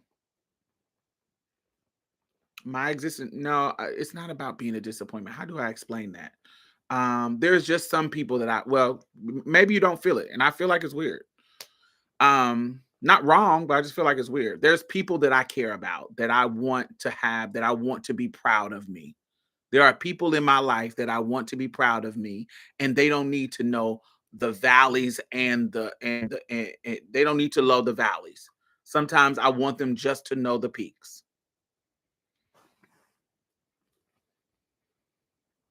There's people that I care about how they think of me. Not to the point where I'm not going to be trans, not to the point where I'm going to be lying.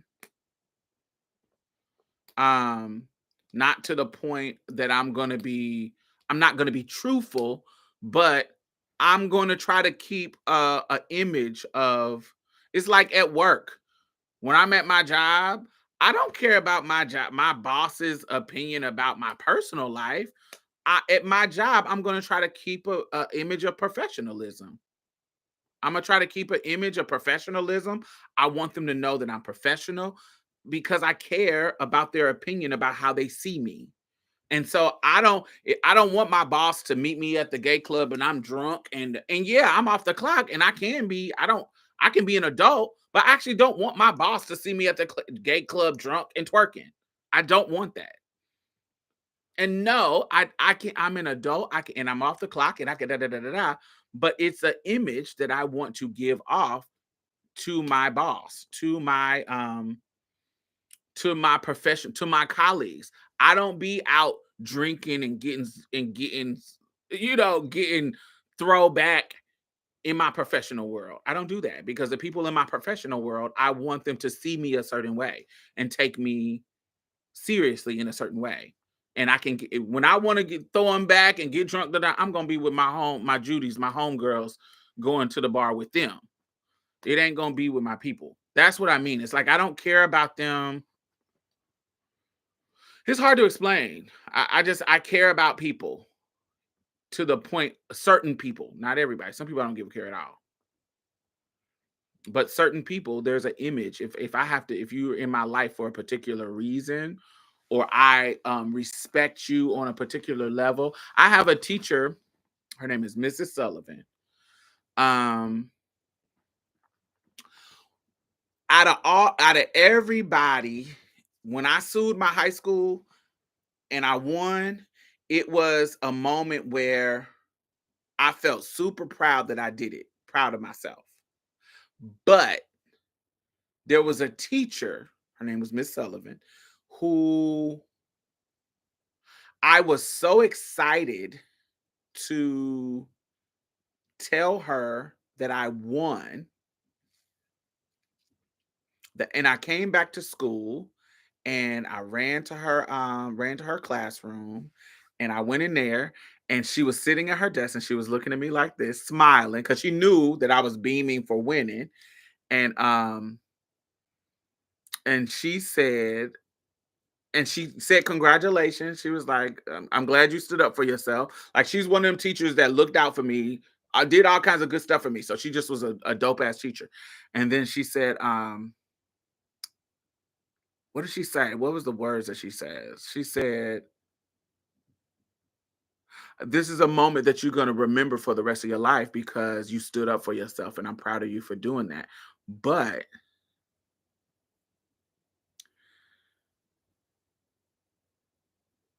now she was wrong in the sense of, let me tell you what she said. She said,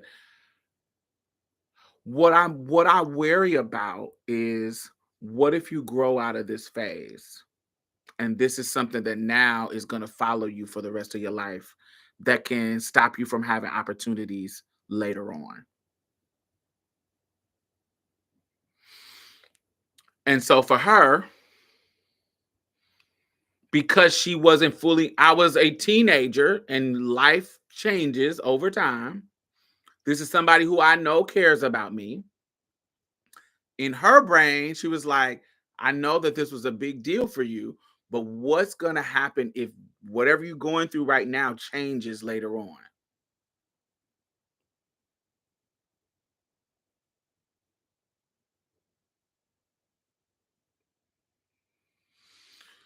And in that moment, my response was, oh, this is not a phase. Like I'm telling you, this is not a phase that I'm going through. This is who I am. Because it was, I've been trying to do this. But in that moment, there was a disappointment that she conveyed in that moment. And I don't think it was intentional. Because out of all the teachers, she was the opinion that I cared about, because she was the one that showed me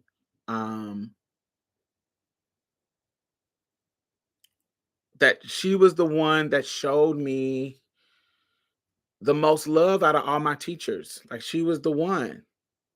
And so she was the one that I cared about her opinion. And so this was a disappointment.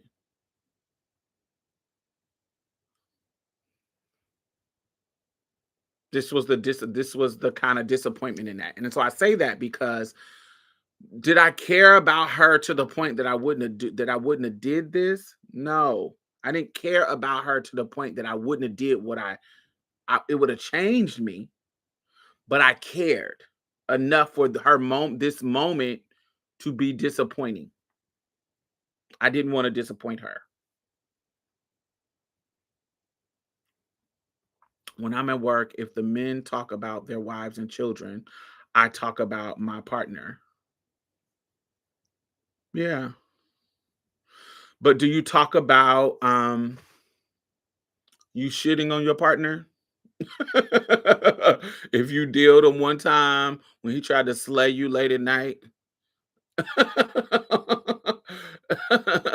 When he tried to slide in your booty hole and you wasn't prepared and you dealed on that dick, do you talk about that to the people at work?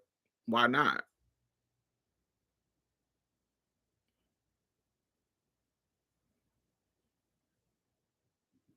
Like, how far do you go to where you like, oh, that's none of their business? So how do you decide what's their business and what's not their business to share?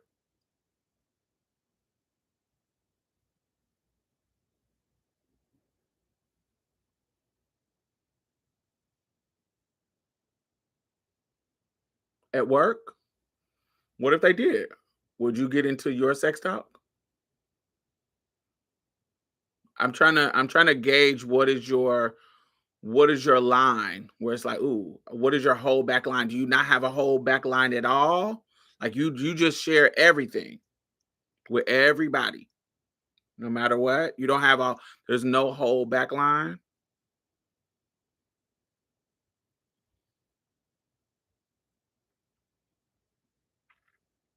But take it deeper. We're talking about hypothetical situations. What's the line that you was like, ooh, I don't want to share that?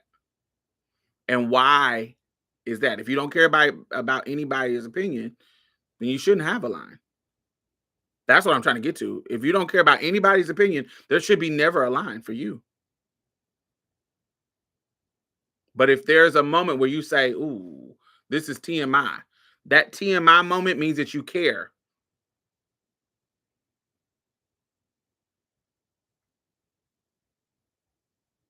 There's somewhere in there that you care. If there's a TMI moment where, ooh, there's too much information, what makes that TMI moment happen? That's what I'm trying to understand.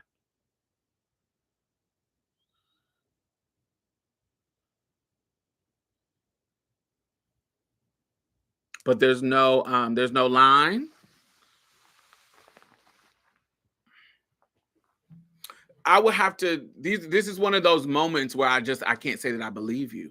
Everybody has lines. I have never met a person that didn't have a guard, like it didn't have a line. Even the most open people, I'm pretty open. Like, if you ask my friends, they would say I'm pretty open. I tell everything. I talk about everything. Yes, I do. But I talk about everything in safe spaces. I don't talk about everything with everybody in every situation. I don't believe you. I bet if I knew you in person, I bet I could watch where your line is. There's somewhere where you hold back with people. I can't see. I've never met a person where they didn't have any hope. They did. Even the most open people, there's somebody in their lives where they hold back. They don't tell everybody everything. And if you are that person, you're the first one that I've ever met. But I don't believe you.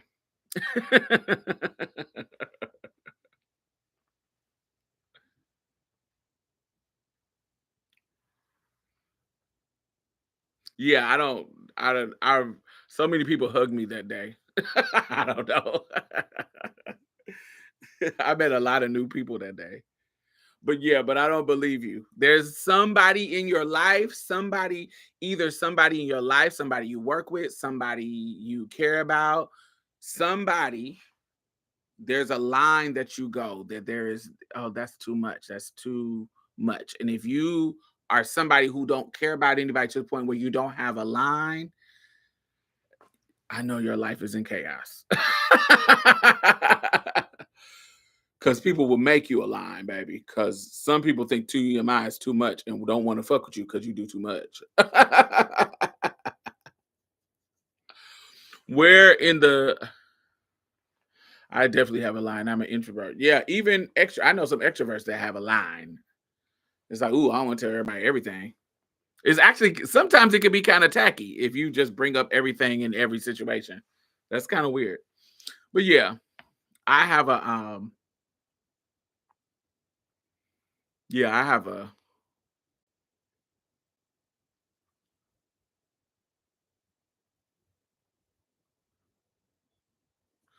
there's some things that I just don't talk about. There's people who that I just don't want to talk about certain things to them. And I think that's why I'm more understanding of trans attracted people.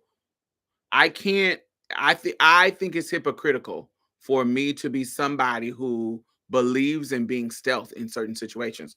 I'm about to go get my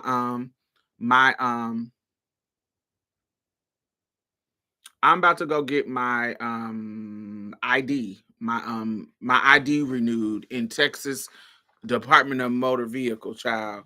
And do you think I'm about to go in there with my trans power t-shirt? And I know I'm not about to go in there trying to get clocked at all. I'm about to go in there. I'm raising my fucking voice.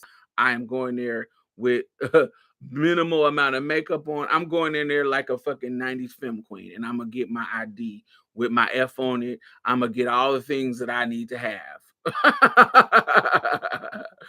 I need to go in there in stealth mode. So it would be hypocritical for me to think that I can protect my safety being stealth and being intentionally trying to be perceived as a cisgender girl for safety and advancement and whatever perks that comes with that. And then I look at a trans attracted man and he is trying to protect his life and livelihood by keeping his trans attractiveness a secret. I think that it would be hypocritical. Now, I expect certain things. I expect certain things. I expect certain things from you. There are boundaries that I'm willing to accept. But there's also limits to that as well. There's a difference between me going to the DMV trying to get my ID straight, as opposed to me standing on the corner watching my trans sister get wore out for being trans. And then the people that's wearing her out telling me because they ain't clocked me yet, they want me to join in and I'm just laughing or being quiet. No, that's not the time for me to be stealth. That's the time for me to stand with my sisters. See the difference? So there's been moments when I had to clock myself because you're wrong, because you're wrong, and I'm not gonna let my sister be in this situation by herself. Even though it could be justified. Oh, I want to be safe. I'm not getting clocked, she getting clocked. It could be justified to somebody, but for me and my integrity, I don't want to do that. I don't want to be that girl. And so, yes, trade. If you want to keep my transness secret to whoever you want to keep a secret to, because you don't want to lose your job, you don't want to tell my tea at your job, great, I'm okay with that. But at some point, I need to meet your family. At some point, I need to meet your best friend. You can't be to the point where you only can come in my house at 3 o'clock in the morning and we can't go out in the daytime. There's a limit. But I don't need your job knowing that my tea. I don't need your job knowing my tea. I don't care about that. There's a balance. And every girl is going to have a different balance. But for me, there's a balance. And I don't consider that somebody not wanting to fit my balance a chaser. I don't think it's necessarily problematic. It's something that I can't deal with, but some other girl may be able to deal with it. I remember even myself, the other girl of myself, like other iterations of myself when I was younger.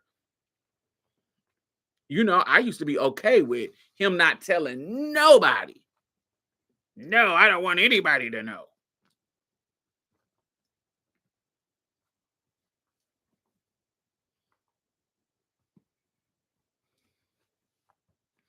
I'm not telling, you know what I'm saying? I don't want anybody to know. But now that I'm older, I'm not like that no more. There's people your friends need to know who I am. Your besties, they need to know my transness. Your close intermediate family, yes, they need to know I'm trans.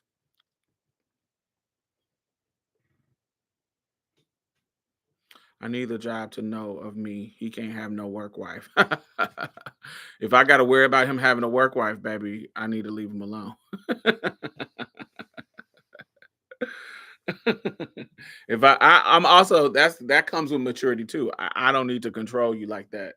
Like I used to be able, I used to have to. I needed that kind of security, but now if I got to worry about you cheating, if I got to worry about the girls having you, I can't bring you around the girls because you're gonna be chasing the trannies. Oh no, I can't bring you to the gay club because you're gonna be looking for other trans. Oh baby, if I gotta do all that, I ain't doing all that. If I got to do all of that, why am I with you? But I'm also single, so I ain't got no partner. So maybe my rules don't work for people because I'd rather be alone than to go through all the bullshit that I see some of the girls going through just to keep a man. That is not me. No, no, no, no, no. No, of course not. It's not all in vain. 'Cause up the road, it's eternal. Gain. No. As you get older, do you not feel the need for companionship anymore? No, I haven't been in a relationship since I was 31, since 2012. And I have not felt the desire to be in a relationship. But also you got to understand, when I was younger, I have been in an emotional relationship with somebody from the time I was 14 to the time I was 31. So I never have not been in some type of emotional tie with somebody. Like I never got a chance to be single and be not in a relationship or some type of emotional tie. I didn't have a chance. Like literally, It went from Gerald, Eric, Jonathan, Keenan, Jamarcus. Like there was like month, or some of them overlapped. No.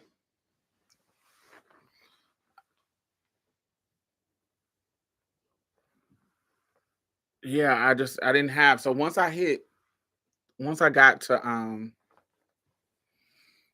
once I was done with Jamarcus, I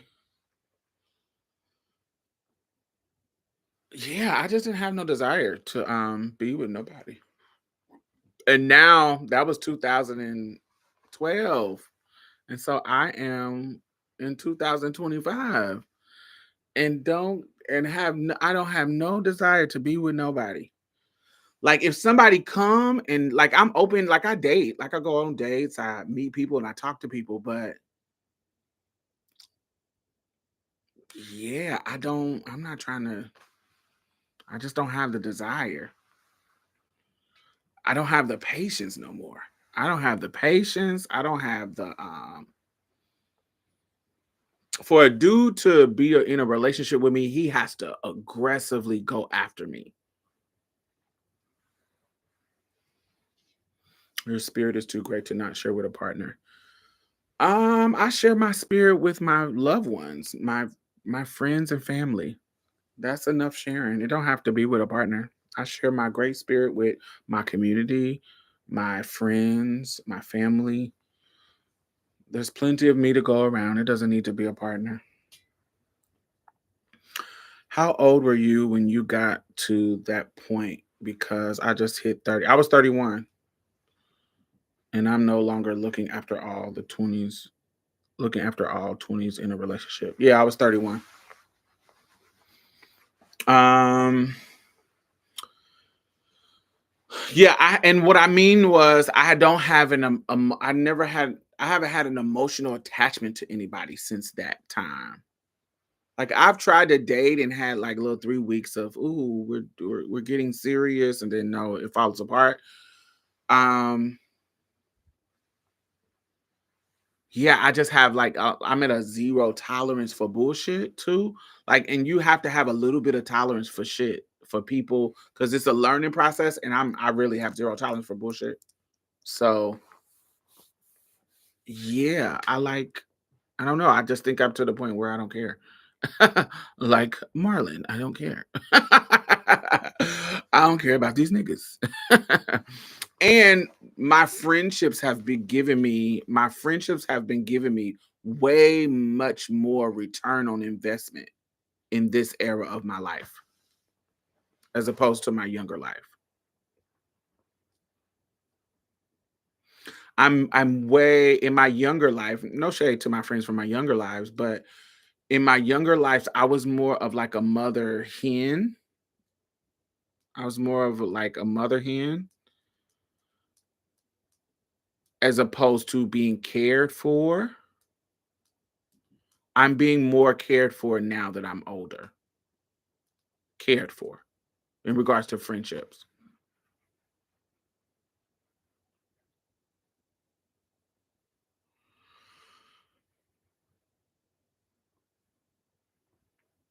The longer you live at peace with yourself, the harder it is for a partner, in my opinion.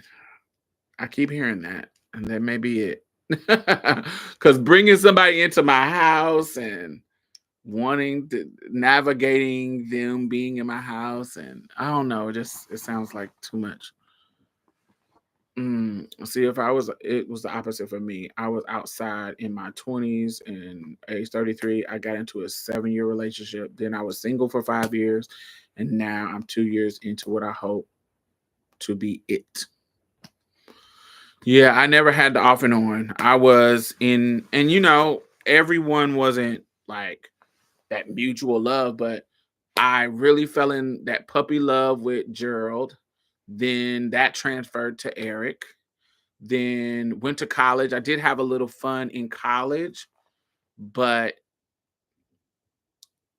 that was just a time where I was kind of I was still looking for romance at that time, but because I was the trans girl on campus, I couldn't find that. But then, even in that moment, there was moments where it was super intimate. Like this dude named Ahmad, it was like a super intimate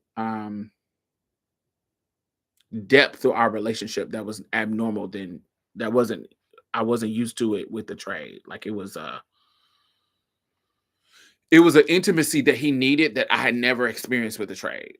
Other than, Gerald. And Eric, in the sense of it's hard to explain that. This is the this is the first time that I felt like, oh, this ain't just a he's holding me accountable for it. Like with Eric and Gerald, it felt like they were just kind of navigating it and not knowing why they were feeling what they were feeling.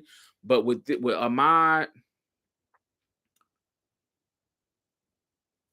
Ahmad was like holding me accountable for the intimacy. He was like, "Yo, like, why is it always just about hooking up with you when I don't want it to just be about hooking up? I want us to be cool." And I had never had a dude kind of hold me to that fire before. Usually they didn't care. um, but this was also a time where I'm moving like a nigga too, because I'm in college and transitioning. I want to have all these niggas on my roster. So this is my free hoe phase because I just got out. I just been emotionally attached to these two niggas through my whole teenage years.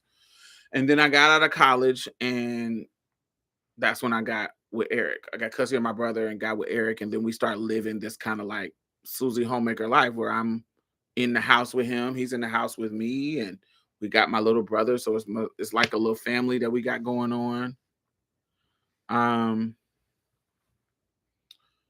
And that was a moment, and then I got married to Keenan, and that was a weird ass moment. It just was a bunch of shit, child. It's just a bunch of shit.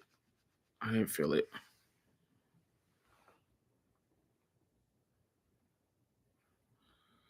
I'm in my 30s too, so ready to be over the caring about a man phase. Most of my girlfriends are cisgender and paired up.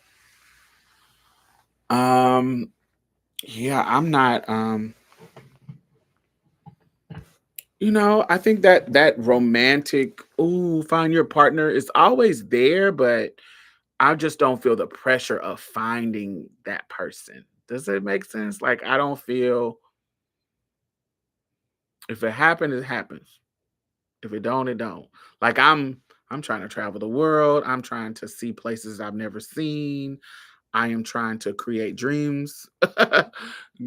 Dreams that happen. Like the whole point of me going to Ireland was because I years ago, like in 2013, 12, somewhere, I had met this dude on the internet. He was a YouTuber and he was a Black Irish dude. And I just thought his accent, I had never met a Black Irish dude. And his accent was so sexy. He was speaking English, but he had that Irish accent. And I was like, oh my God, I want to go to Ireland to meet Irish Black dudes. And then I got my DNA done, and it told me that I had a big hunk of Irish. I was like, well, I need to go back to Irish to see go to Ireland at least once to see what's going on there. And so I created this whole fantasy in my brain to go to a pub, drink a Guinness, and meet me a attractive, handsome Black Irishman and take him back to my hotel and mess around. And that's what I did for my birthday. That was a fantasy that I wanted to do, and that's what I did. So that's kind of where I'm at. Like I'm trying to create fantasies, child. I'm trying to create moments for myself. Yeah. It was way less redheads than I found than I thought it was gonna be. I thought I was gonna meet a lot of redheads. It was not. Oh goodness, I don't know. That one's hard to drink. Yeah, it tastes like beer and coffee put together. So I know that I don't like it now, but I tried it, and yeah, I don't regret that I tried it. But it definitely gave beer and coffee put together. My homegirl said my homegirl Janicia said put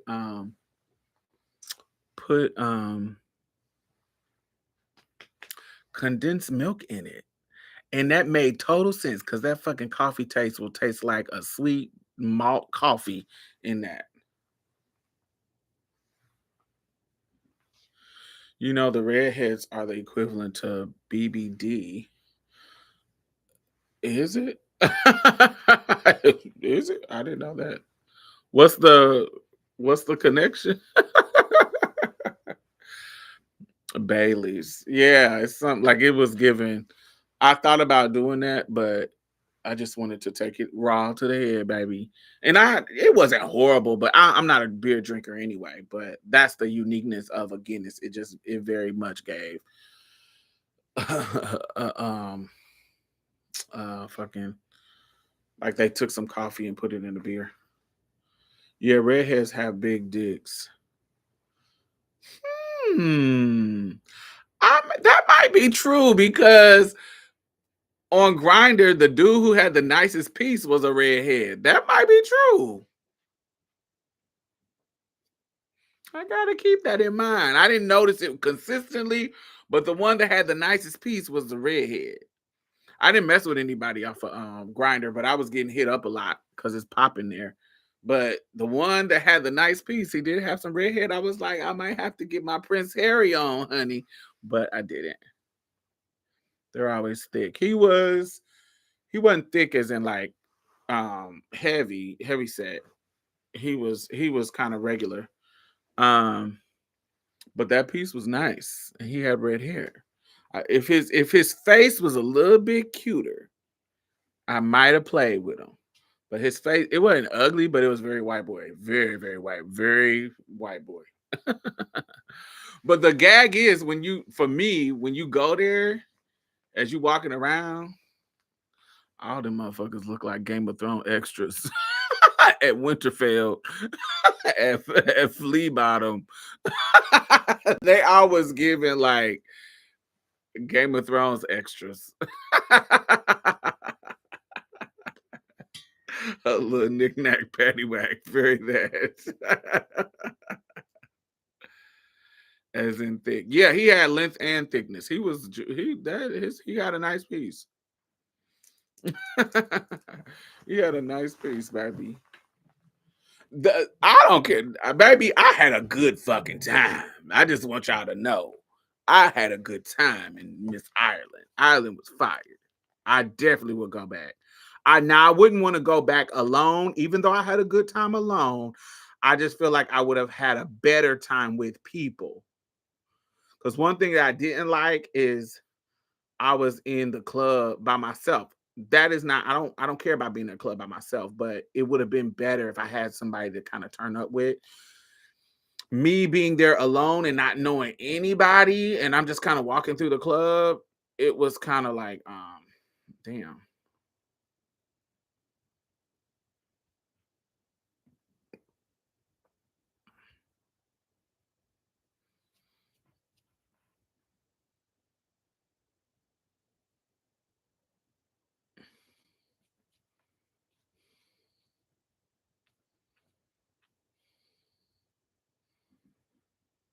This is how the club looked.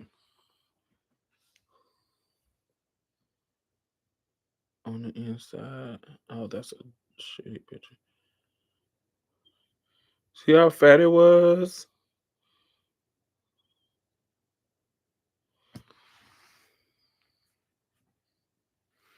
And I was just in there chilling. But I was by myself. It would have been a better turn up if I wasn't by myself. It would have been cute if I had somebody with me. And they were talkative, like the dudes who were standing next to me was talkative. They were cool. Now it was cold as hell. And I was looking fly. I was looking big. Mm-hmm. They was living. I got my life.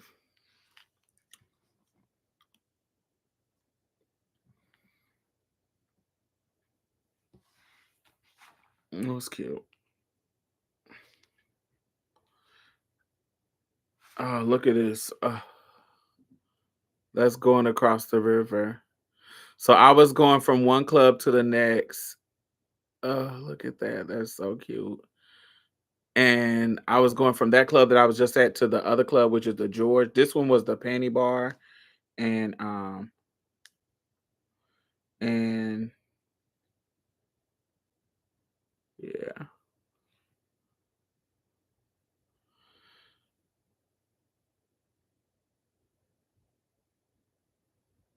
And then everybody's kind of just out and tipping through.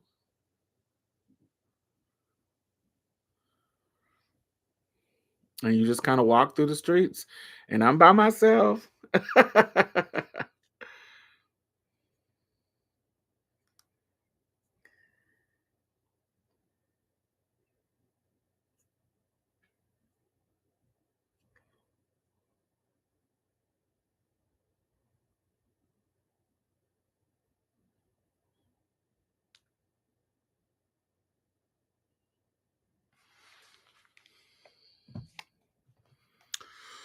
Would you say it's safe for the not so passable dollies to travel internationally now? To Europe, sure. I don't know if you're going to a place that is definitely to Europe, definitely to like somewhere like Thailand, or well, they're going through an earthquake right now, but well, just did like someplace where they're kind of accepting, less Christian. I don't know. Definitely somewhere in Europe, somewhere with a high trans population. Definitely go to Mexico, I guess. Berlin, Germany. Yeah, I would go. I want to go to Berlin in Germany. Um, I loved Amsterdam. Loved Amsterdam. If I could afford to live in Amsterdam, I would live there.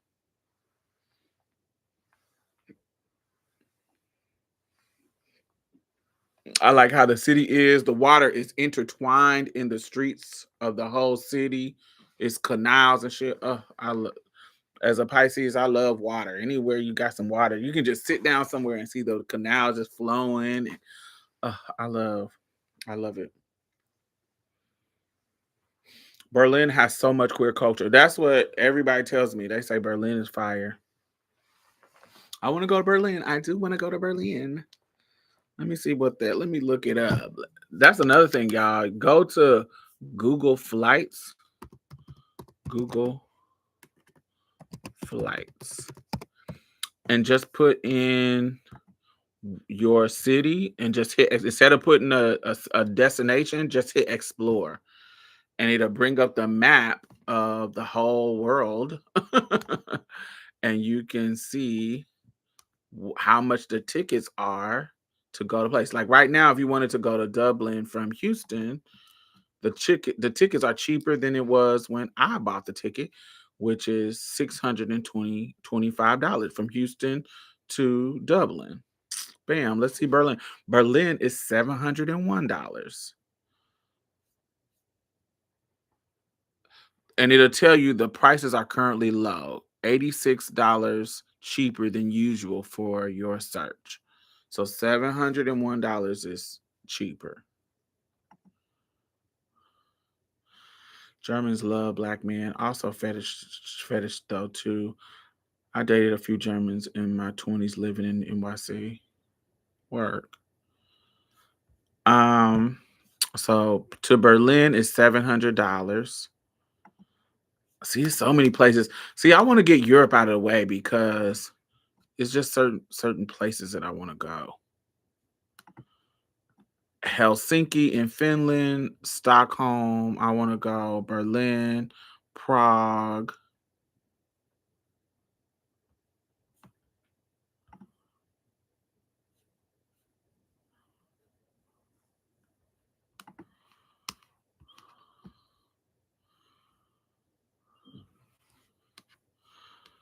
Prague is 650.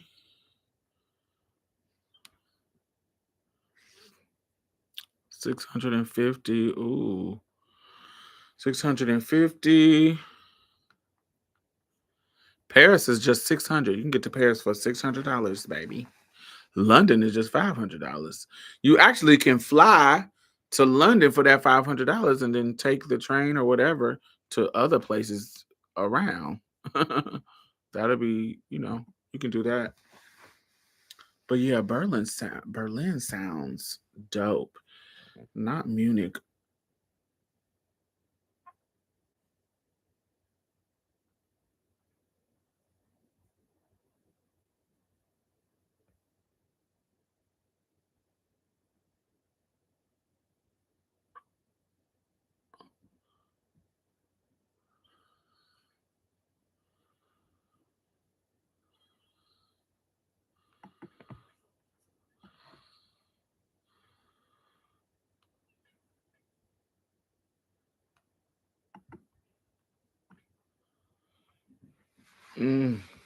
Switzerland was fun.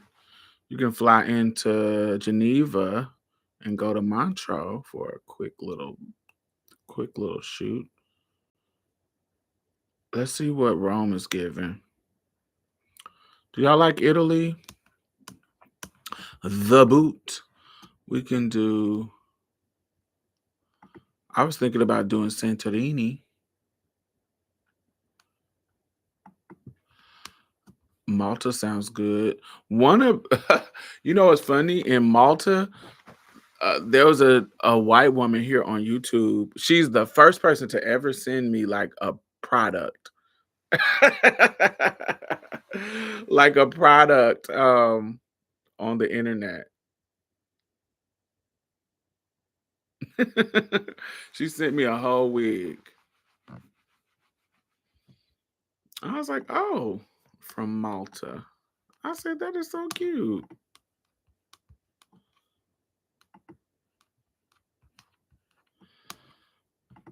Now, where did my friend tell me to go? Now this is where my friend told me to go. My friend told me to go to Dubrovnik. And my friend told me to go to Dubrovnik because it's so beautiful. Dubrovnik in Croatia. He was like, Diamond, fly into Dubrovnik, or however you ever say it. I thought Rome was not friendly. I haven't heard anything negative about Rome. I've heard like it being Italy being kind of racist.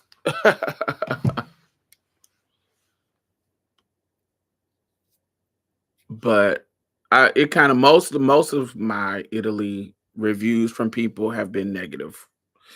But I've had some people have a good time too. So I don't know. I kind of I get an idea of certain people's experience, but I never totally judge it based on other people's, because I might have a different experience. Because even like Egypt, people were telling me they didn't like Egypt, but I liked Egypt. But yes, Dubrovnik, that's $791.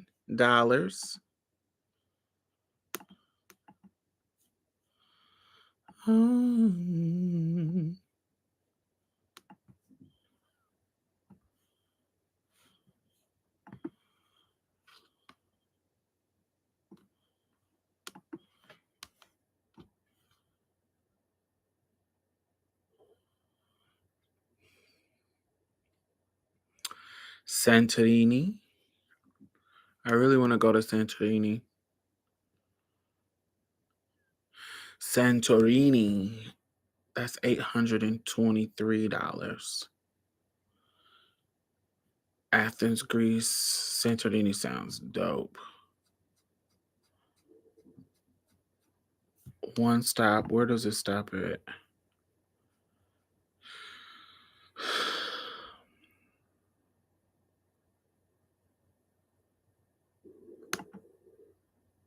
In Frankfurt. It stops in Frankfurt. Frankfurt, Germany.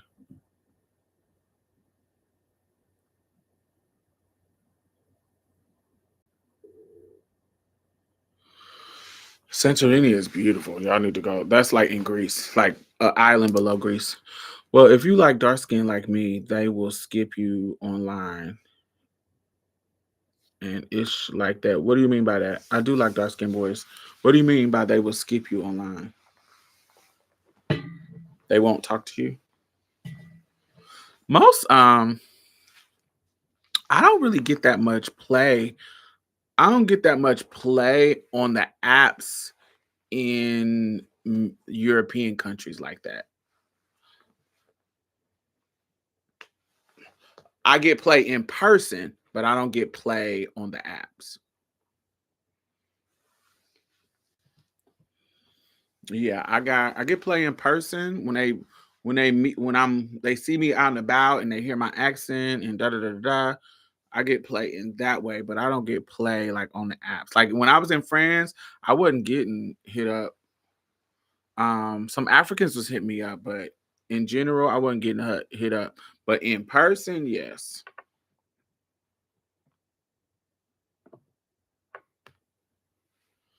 The Italians would skip us online. When you say skip, what do you mean? Like they wouldn't. What do you mean say skip? What does skip mean to you? Is it a negative or a positive? They wouldn't go to you. They wouldn't talk to you.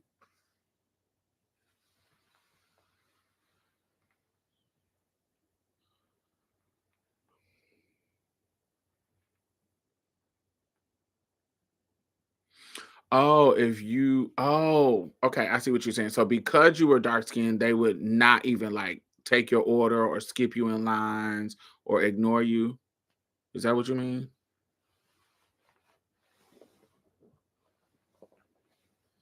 Not they would skip you.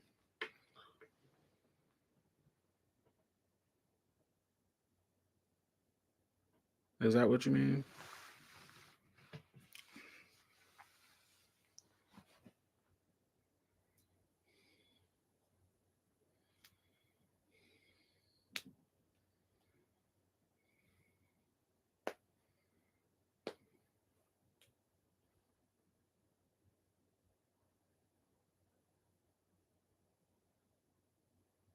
Oh, okay.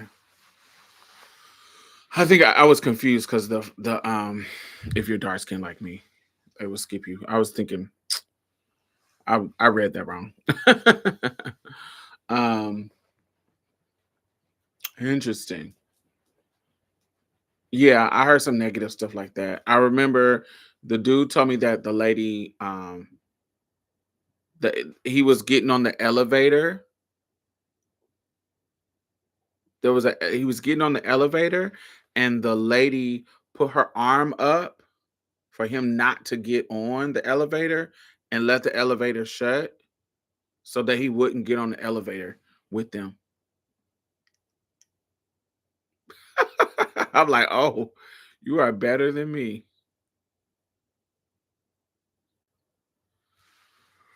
Yeah, I thought they were skipping you in the line, like skipping you up in the line. Like, I don't know why I thought that. But yeah, that's shady. But yeah, he said she lifted her arm up like to stop him from coming in the elevator. And it was like, "What?" And he didn't know what was going on like until the door shut and he was like, "Oh." I was like, "Baby, can't nobody do that to me." I'll be like, "What are you doing?" Yeah, when people be doing weird stuff like random weird stuff like that, it don't even be going in my mind like racism. Even though like afterwards, sure, but in the moment, I'm like, why you got your hand in my face? Move. Get out of my way. What are you doing? Like I would move around. Like I wouldn't just be like, I'm stopping. I'm like, move. But yeah.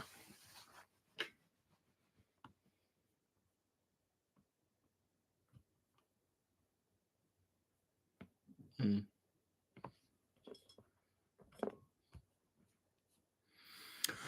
But all right, y'all. I'm about to get up out of here.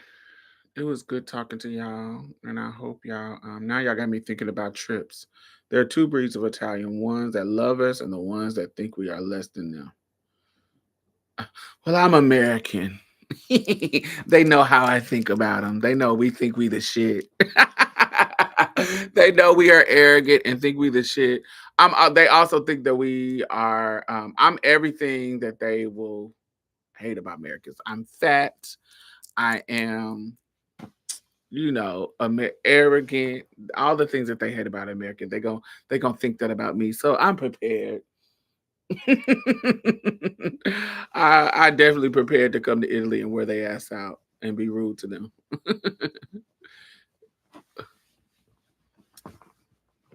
All Europeans love to corn syrup. You guys eat burgers. You're just fat and da da da. They love all that. Nah, I'm not loud though, but I might be loud on purpose with people being rude to me, skipping me in lines. But all right, y'all. Thumbs up. They think we're loud and obnoxious. I might be, just to do it to annoy them. But I'll talk to y'all later. Peace.